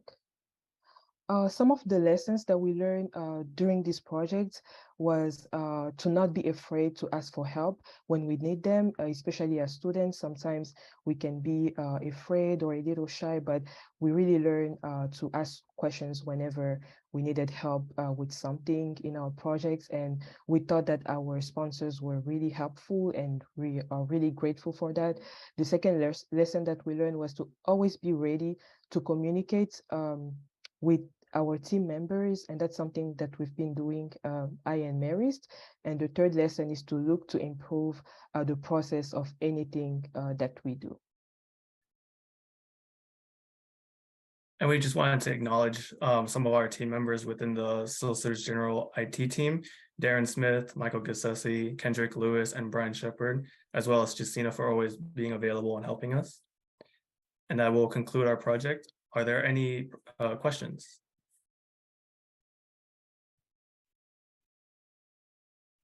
Raise your hand or put a question in the chat, but that was fantastic. I love your final product.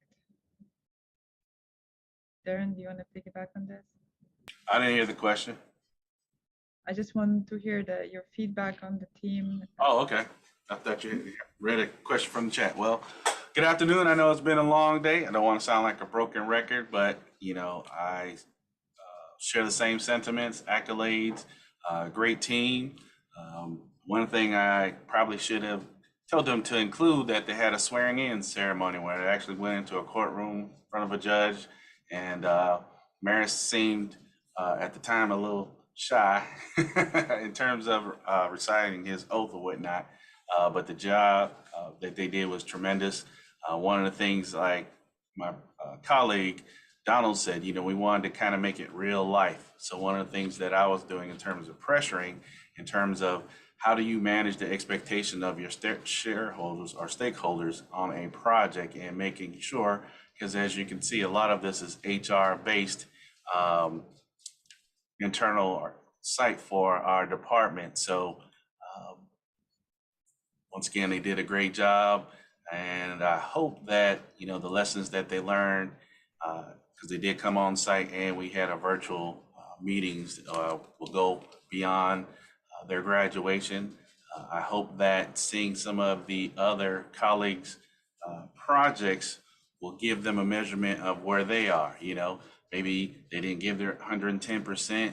Maybe they can say, hey, as I step up to a project, even though I might not know what the end may or outcome may be, I need to always give them the best impression of myself. We talked about themselves being a brand and how they need to polish their brand as they communicate, as they present, and as well as, like I said, the follow-up. So, but once again, my hand is off. I believe my team is online as well. This is what we call it, our third cohort for this year, but we appreciate the opportunity to once again to be a part of the capstone from the solicitor side of things. I will bring greetings on his behalf. Sorry he couldn't be a part of this. He has a schedule conflict, but he did want to mention that he was very proud. I did share the presentation with him as well as the executive management. Brian, did you want to say anything, or Kendrick and Michael Cassesi, who actually is a alumni of the Capstone program, who graduated last year this time. We actually employed him. He started with us in May, but guess what? When you get a job and you have benefits, guess what? You can take vacation. So this is his birthday week, and he's actually traveling, and we're paying him to be off of work. So that's always a great benefit. Yeah, I just wanted to say great job to both of them. It was a pleasure working with them. They really put their minds together to pull this off. At first, I think they were a little, I wouldn't say skeptical, but just a little tad scared, but I just told them to keep it simple. They're very intelligent. I knew that they can do it, and it came out well. So great job again. It was a pleasure, like I said, and good luck with graduation and future endeavors. So hopefully you can get employment with Fulton County. Absolutely. Great job, Isabel and Maurice. I don't know, Kendrick, I think Kendrick was online. Did you want to share some sentiment? Yeah, I mean, you guys said it already, but to echo that, just excellent job. Like mentioned already, you worked through the challenges and you did well with coming together, communicating, staying in communication with us as the customers. So just take all the lessons that you guys have learned, and much success with you guys in the future. And lastly, we'd just like to say we do have a certificate of completions, certificates for both of you all. So make sure, I know after you graduate, but maybe tomorrow, ping me and I will share that with you all. But great job, look forward. And this was actually the first phase, because one of the things that I also heard about DocuSign, I talked to them about it, but that was something that I was working outside or parallel with this project. But in the second phase or iteration of our development of the SharePoint site is to include DocuSign. This is a legal services. We're part of the CEDAS community, and onboarding is a big, tremendous workload in terms of the paperwork, the amount of paperwork that individual who's being hired for Fulton County. So we're trying to automate that and make it electronic as much as possible. So once again, great job, Maris. Great job, Isabel. Wish you well in your future endeavors. And hey, like I said, we've already practiced what we preach. We hire those that have the talent and the skill set and look who wants to work for Fulton County, the public sector. Thanks again. Thank you, Darren. You're always the biggest champion and support of Center of Excellence. I appreciate you. And also I want to bring one thing. I know those presentations are very lengthy. We spend almost all day, but how much transparency and visibility those presentations bring forward. And lots of sponsors learn about other projects and they get ideas and collaboration. So we don't have to do the same projects in different departments, so we can utilize our resources and our taxpayers' funds properly. So it's, I know it's a lengthy day, but it helps lots of people. So thank you, Darren. Appreciate you. So we have one more presentation, last one, and after that we're going to be voting for the best presentation. Don't forget, I will be sending a link shortly. So Sheriff Office, Ernesto and Rahim.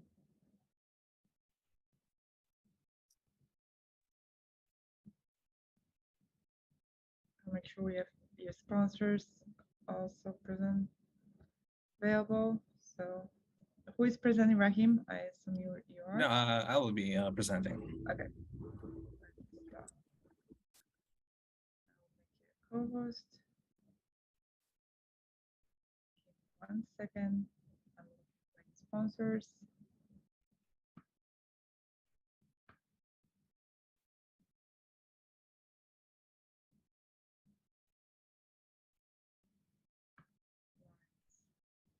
Present.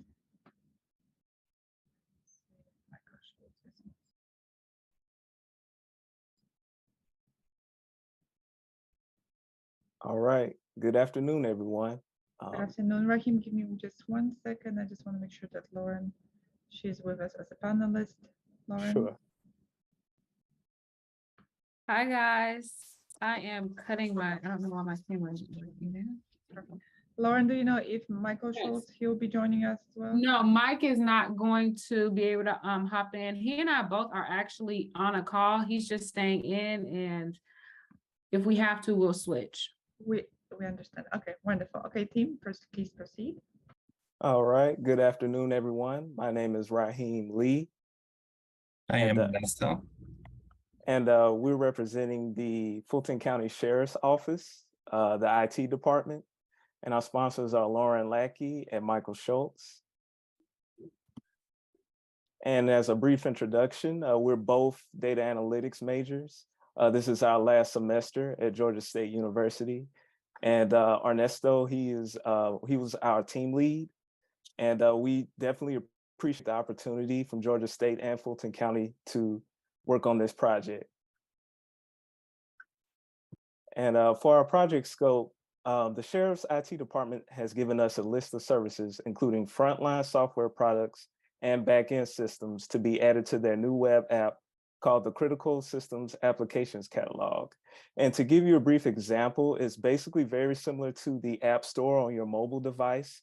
It's a central hub where there's a host of applications and products and services that employees can access to help perform their job more efficiently. We are required to gather intel about these products and services from the Sheriff's Department and input this information into their catalog.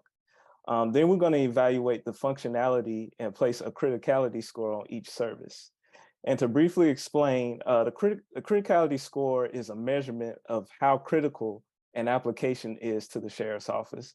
For example, if we have a situation where the server crashes and services aren't available to employees and staff, the criticality score measures how impactful a particular service is to normal operations. And it also lets the maintenance team know which services to prioritize during the maintenance process. And then we're going to create guidelines for discovering any overlaps within the systems, which is basically any services with overlapping features or functions that are duplicates, just unnecessary. It's just a great way to keep the web app clean and organized. Next slide. And for our methodology, we went with the Agile methodology. We met with our sponsors, specifically our project manager, Lauren, throughout the project. She has been great in giving us additional feedback and also giving us a well-defined project scope. And we utilize research, heavy intense research, as well as client interviews to gather more information. And the bulk of this project has been gathering intel and information and data to make logical assessments about the data and produce a well-defined final product. And for our project timeline, we're first going to establish a framework, create a project plan, revise the project plan with the client, and manage timelines and expectations. And during our research phase, we're going to meet and interview IT, gather information on all the different services, and read the white papers. Then we're going to summarize and group our findings. And then we're going to ask questions to get clarifications from our sponsor. And for the criticality score creation phase, we're going to create an initial criticality score and discuss it with the client, refine the criticality formula as needed, include constitutional responsibility within the scores. Then we're going to update the web app with our services and the information that we gathered. And then we're going to create our final report in our PowerPoint slides. And for our final deliverables, we're going to be finding criticality scores on all the services of each Fulton County Sheriff's Office service. And then we're going to create documentations and guidelines to be used on future services. And we're going to update the critical systems catalog web application. And then we're going to have a section where we're going to recommend the next steps going forward.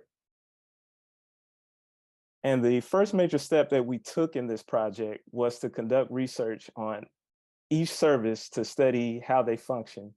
And then we need to understand what role they played within the sheriff's office. And in order to do this, we conducted client interviews to gather data on which department each service is associated with. This allowed us to organize the services into categories. And while this helped a lot in identifying some attributes and characteristics, we still needed to come up with a criteria for measuring risk. And in order to do that, we need to understand, well, what are the daily tasks of the sheriff's office? What are their duties and priorities? And I think that was one of our biggest learning lessons that we learned during this project, was that we had to be careful not to determine risk for the client. These type of things are very personal and specific to the organization, and it varies on a case-by-case basis. So it was very important that we work closely with the client to build a criteria based on the needs of the client. Next slide. And during one of our client meetings, we were made aware of what they call the 3 pillars of the sheriff's office. And there are 3 main divisions of the sheriff's office, which are jail, law enforcement, and administration, each with their own distinct tasks and objectives. We thought this would be a great method to measure risk by identifying the needs of the sheriff's office from a departmental level. And we've done extensive research on these departments using the Fulton County Sheriff's website. And we put together a document that defines each department's tasks and functions, as well as the total number of functions for each department. That way we could create a logical risk assessment for each service and how they impact these departments. And we also had to consider the client's constitutional responsibilities, which is the need to preserve life, property, inmate welfare, and confidential information. And with all of this information gathered, we were able to build a criteria for calculating criticality. And I think we did a great job in making something that's well-defined and accurate. And now Ernesto will explain our criteria in detail. Thank you. Thank you, Raheem. Well, to first understand a little bit of this project, we needed to have a formula that can be easily reproducible in case that there will be future service added to the sheriff's office. So one of the things that we came up with was like the initial criticality, which actually was worked from a previous capstone group, which is like the number of correlated functions over the total number of departments will determine the criticality percentage of the criticality score. So in our case, for example, this quartermaster module has 2 correlated functions, and the department itself, which belongs to admin, has 15, so the criticality score came to be 13. But that was not all the things that we needed to consider. So we decided to have a constitutional weight added into this just to keep this a little bit more tailor-made for the sheriff's office. And if any of the services actually impact any of these three constitutional responsibilities that the sheriff's office have, which is like loss of life and property, so basically protection of life and property, any type of protection of confidential or private information, and also as well as the impact on the inmate welfare within the Fulton County jail facilities. So for each of these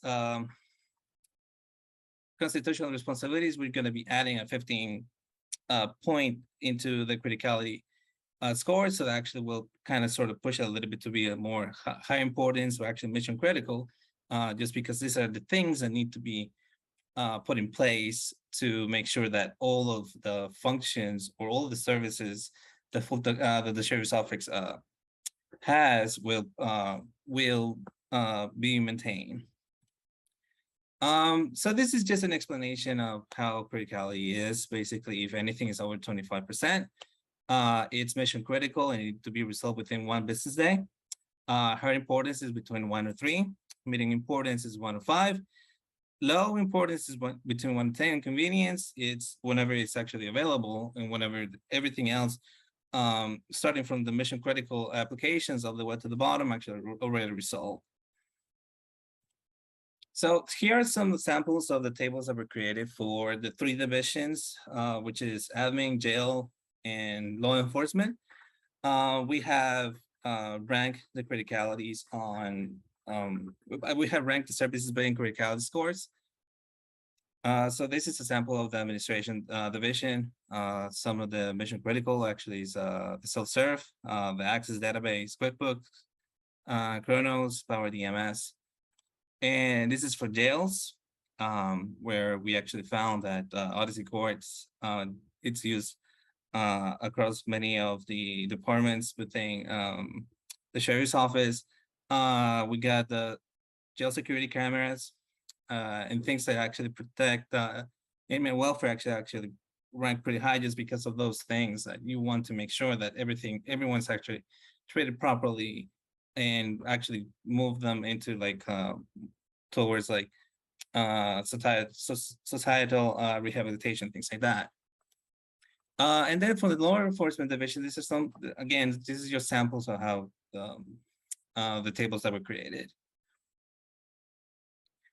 After that, we decided to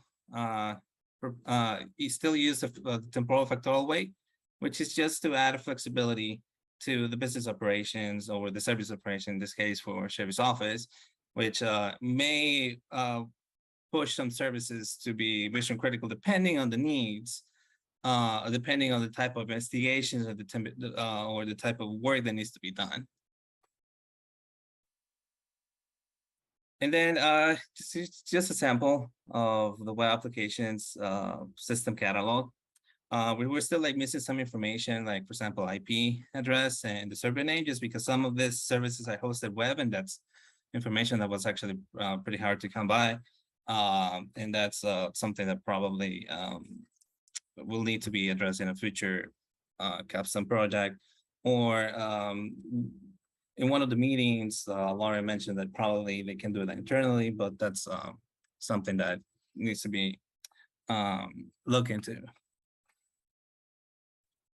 So for the service overlaps, we initially found, like from the research that we did, like there are some overlaps in investigations and biometrics, more importantly, just because there's a lot of biometrics services here that they're coming from different vendors. So probably trying to find more centralized hub may be more beneficial. The same thing for investigations,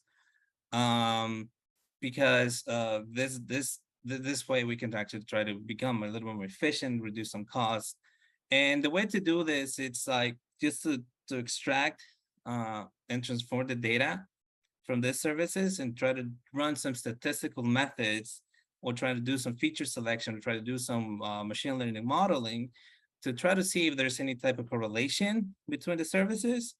Try to do like some reduction in dimensionalities, which is just like trying to do some principal component analysis, which is just a way to reduce the amount of data fields that you may need in order to actually accomplish the task that you want to do, and then just discarding the rest of the information that you don't need. So once you actually do this type of analysis, this type of modeling with data analysts within the Fulton County Sheriff's Office, you can actually try to see and objectively like check some of the overlaps, instead of like just like trying to see what some of the functions are doing, like just like on a surface level. And then this is just a project summary, which is the final deliverables. We had the criticality scale, the temporal scale, and the system catalog. And future considerations, just do the data transformations just to decrease noise, just because we were noted, we came into, we were given some information that some of the information that was gathered by Sheriff's Office was like mostly descriptions of verbal descriptions of many other things. So if you want to quantify, if you want to transform that those descriptive sets of data into like into a more like structured data set, you can actually try to make better models and try to make more predictions on the things that you may need within the services.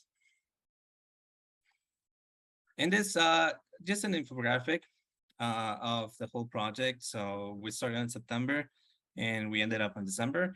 And we have some of the milestones between September and October. We have the project kickoff, the initial meetings, gathering information, the initial informations. And then November was like the heavy bulk of the whole project came in, where we actually did a lot of research with the initial criticalities and then review it with the client, and then come up with a new set of criticalities that will actually be tailor-made towards the Sheriff's Office. And then in December, we just did the final report, the team assessment, and submit all the documentation. Some of the lessons learned, well, frequent communication is key for success. We learned a lot of nuances between, for governmental work, there's a lot of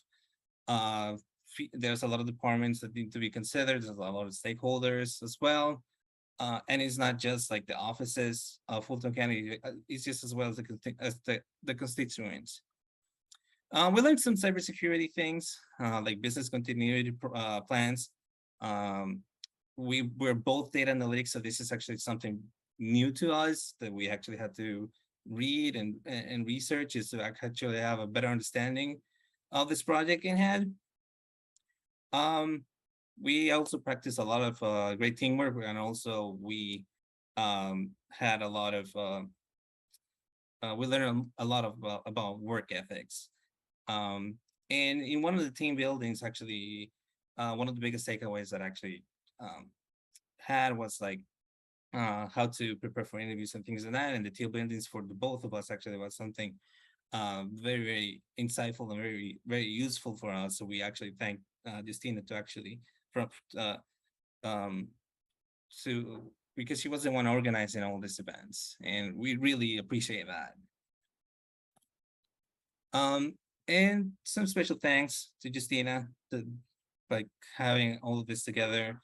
Lauren and Michael, which is the party sponsor, and Will and Edward, it's actually one of the IT employees in the Sheriff's Office, and it actually helped us a lot to understand, because we interviewed him and we managed to actually get this project going. All right, and with that, we conclude our presentation. Do we have any questions?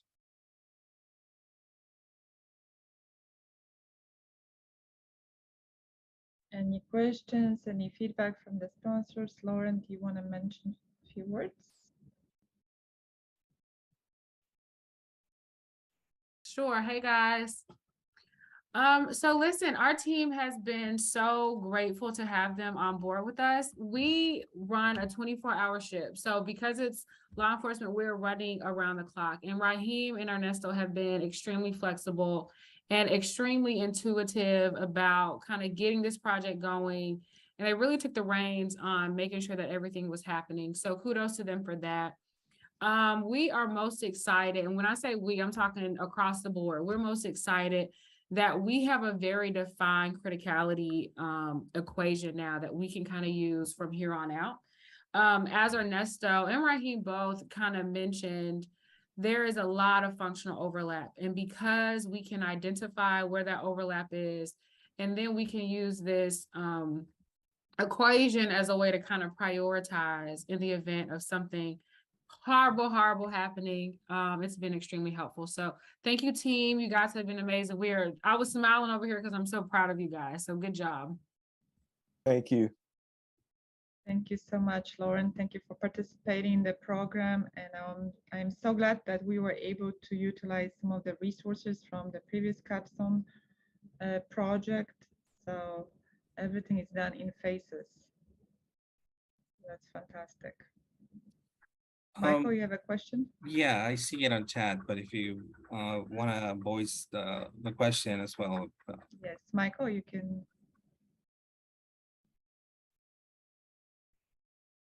If you see the question, Ernesto, you can just go ahead and ask. Yeah, so Michael is asking, how do you use PCA, which is like principal component analysis? So the way you do it, do you think this about like a transformation of a matrix, trying to have, so you have a dimension, and the dimension is determined by the size of the matrix. So once you actually have this transformation, having like, for example, a fifth dimensional matrix, like lower into like a third dimensional, fourth dimensional, you're trying to make all of the fundamental vectors of the matrix that will be like a little bit more condensed. So you're actually reducing the amount of data that is used to create the same matrix, basically. And this is where you're actually creating a little bit more efficiencies in the data set. What this means is that, sure, you're reducing the amount of noise in the data set, but also you're losing some logical component just because it's actually very difficult to understand. And you actually have to try to name some of the vectors when it comes to the matrices. For example, let's say that you have a vector that crosses, so you have some sort of like biometric thing when it comes like size of the face with the eye colors or something like that. So you cross those two vectors, and it creates a new vector, but you got to actually name it to try to understand what type of feature you're trying to do with this. So hopefully this kind of answers that kind of question, how you use it. It answers it in technical terms. Sorry, I had my mic muted. I was talking more broadly. How did you use it in project in layman's terms? Because I'm pretty sure people watching this kind of just skipped over that and didn't hear, oh, he used PCA, which is just like you said, used in biometric. It has a cousin that's used in image detection. It's used in a lot of evidence. So in a more layman's term, you want to use PCA whenever you want to reduce redundancies in the data set. It doesn't matter if it's actually only biometric, you can actually use it in any data set. It's just a matter of trying to understand what the final principal components of that matrix is going to be like. But you can try to use some other methods just because it doesn't have to be as complex. PCA is actually very useful when you actually want to be close to 100% accurate when it comes to predictions, or try to like, or try to come up with a better analysis, basically. Okay. Thank you, Ernesto. And then I see Dr. Hong, you have a hands up. You have a question? Hey, just want to thank you and thanks the sponsors. For some reason, they put me, I cannot chat, I cannot do anything. So I just want have this We are opportunity. moving everyone to panelists. Dr. Hong. Oh, the one, Right now, no wonder. everyone will be able to talk and everyone will be able to turn the camera on. Should I just say join as a panelist? Yes, yes. Okay, great. Mhm. Thank you. You'll be able to turn your camera on. But great project, Ernesto. Great job, Rahim. And great job, everyone. Thank you. Chris, if you can share the code for the final presentation voting with everyone on GroupMe and everywhere else, that would be Will great. do.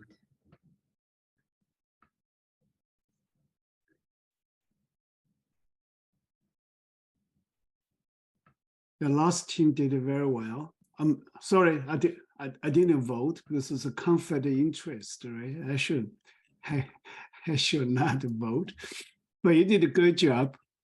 Staying as the last team to present, and you're not you don't feel being rushed or being, you handle very well. Good job. Thank you. Please share this on GroupMe to everyone, the link, so everyone can vote and participate. So I want to make sure that everyone is, Dak, if you can help me to move everyone to a panelist, that would be fantastic. Or Chris as well. Yeah, we got like 4 people left, so. Okay, fantastic. So I'm going to reshare the link because I don't know if attendees can see the link, but I sent it in GroupMe and the chat.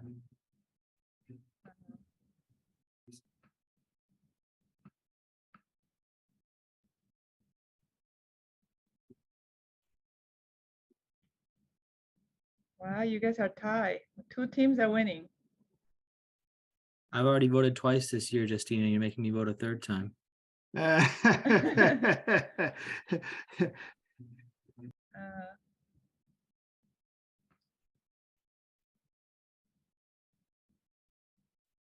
Voting. I'm going to have it open for another 2 minutes and then I'm going to close the vote.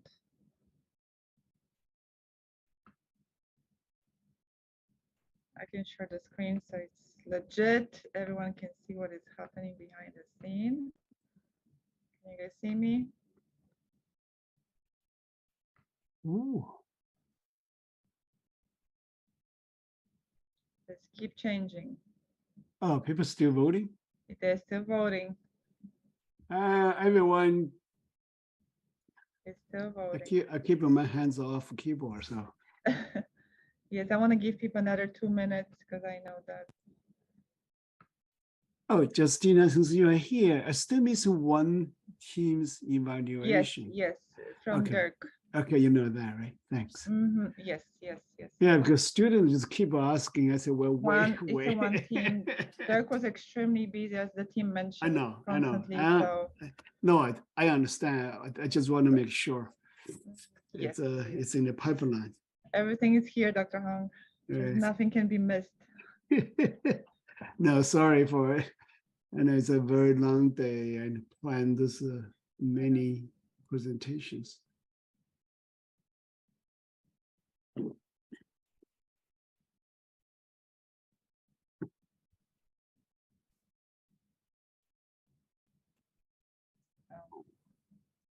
One more minute and I'm shutting down the voting, guys.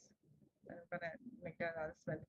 Before that, guys, make sure you cancel all you final presentations, any working sessions, anything that is happening with your clients.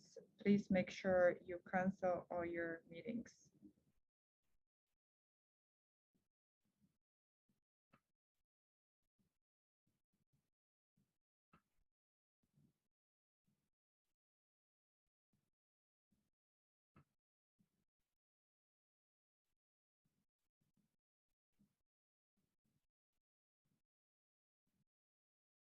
Anyone still has a meeting going on with your clients, so make sure that it's canceled.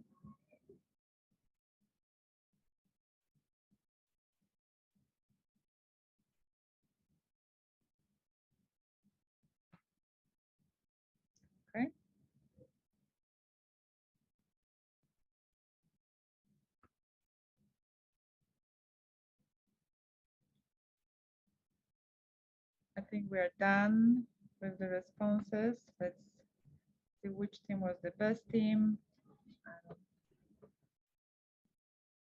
I need to stretch, guys. It's been a long day. But let's make the announcement. Who was the best? We pretty much have two teams next to each other, huh? Cord Wow. automation and red and blue team. 24-22. Wow. It's like jumping. The red team, the cord automation team. I think those two teams are the Someone winners. should start a lobby now. I think the both teams won because if I have canceled this in a minute.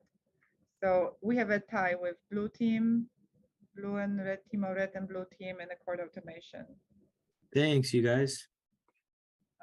Because you guys have been moving up and down. It's been changing, and the KPI team was on top of it. So there's two teams, and I think the third team was the KPIs, but I'm not sure what it is right now because people are still voting, but we can't keep up this and keep open. So congratulations. We're gonna have the certifications and little thing for you guys for both of the teams. So big kudos.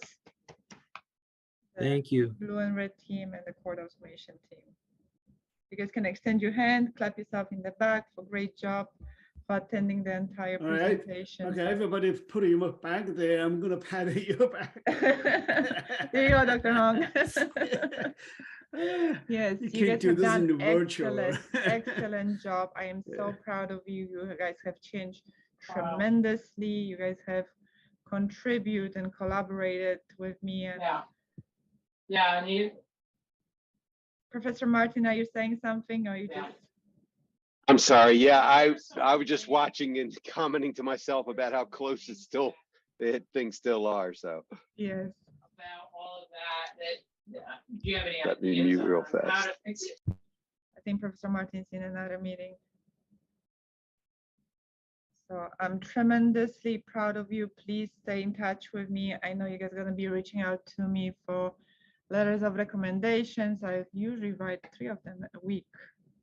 As I mentioned to somebody 3 years ago, I have the student that participate in the court criminal justice project. That was 3 years ago, and he just reached out to me last month that because of this project, he's going back to school, study criminal justice to be an attorney. So you never know when this project, those business processes that you have learned, you have worked with so many different divisions, different departments, and you may have discovered different interests. So as you put that slide, we've been working on that dream job. Keep this in mind. Always added things that you are always finding working with somebody else, with your future jobs, because having directions, having boundaries, knowing where you want in life will set the goal for you and will create a success. I have shared a link to Chris with you guys about the equipment return. It's going to be Thursday and Friday. I hope everyone sign up for the slot when to return your equipment. Make sure you return every single piece of your laptop, your charger, your mouse, everything that was given to you. Make sure you guys deliver and return everything to the warehouse.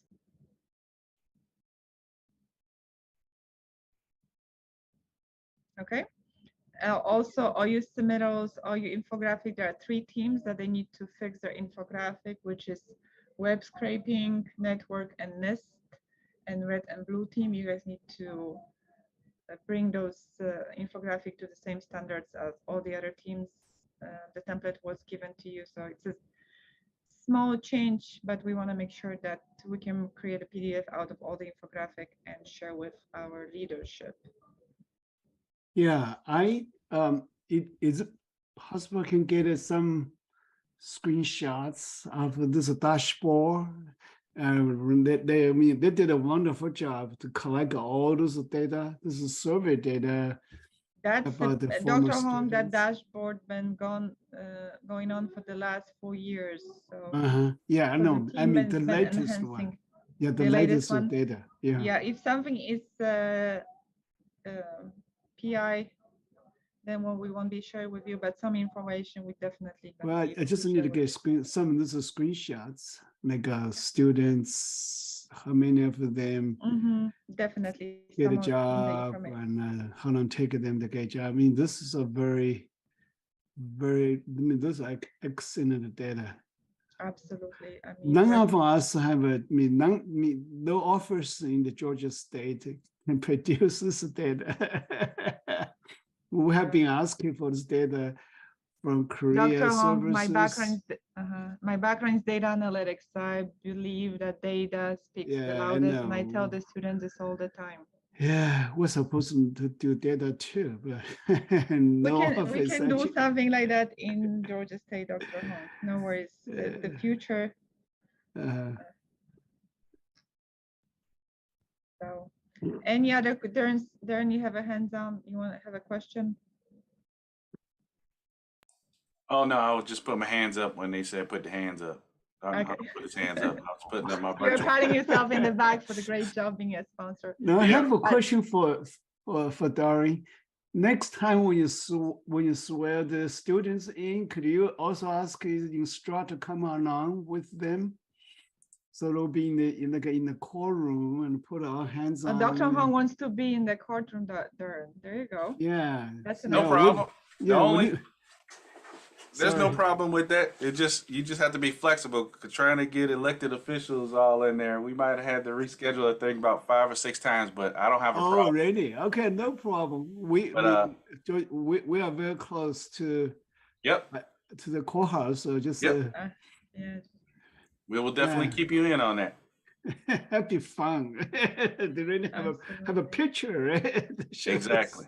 Yep. Students have a bunch of pictures. We're gonna. I share know the they link. told us when we have the Yes. checkpoint meeting. Well, it's very exciting. But thank you so much, all the students. Thank you again to all the sponsors. Without all the sponsors and new contribution collaborations, I wouldn't be able thanks to do all. what I do. Mhm. It's not just me, it's the collaborations of everyone and trusting me and believing in me. Thank you so much. I will be sending some additional email and just check your grouping, guys, because they will be following up information. Make sure all your reports, all your deliverables are submitted on Trello and the Google Doc, because everything will be transferred to a SharePoint. If something will be missed and you will forget or won't deliver the final product, Dr. Hong will be informed, and that will affect your grade. But hopefully not, it never happened. So we want to make sure we are diligent on every end. And on that note, thank you so much, guys. I appreciate you. I conclude the Capstone students final presentation for 2022. Congratulations to all of you. I hope I'm going to hear from you about all the great jobs that you guys getting. Some of you already got some great jobs, and all the winners of the final presentations get back to me. So I will have a little token for you guys of appreciation. Thank you. That's all. Thank you so much. Good. Yes, and now stretch. Yes, all of us have been, me particularly sitting in this one chair for many hours, but you guys done fantastic job. All of you should be so proud of you at juggling the job and the school and the internships and family responsibility. It's big kudos to all of you. Yeah. Thank you so much. Want to conclude? And thank you, Dr. Hong. Thank you, Professor Justina. Martin, Thanks for all sponsors. They spend a lot of time with our students. That's the best platform to launch your career. I'm talking to students now. And come and work for Fulton County. Yes, definitely. So thank you so much. Appreciate you and stay in touch. Bye, guys. Bye, guys.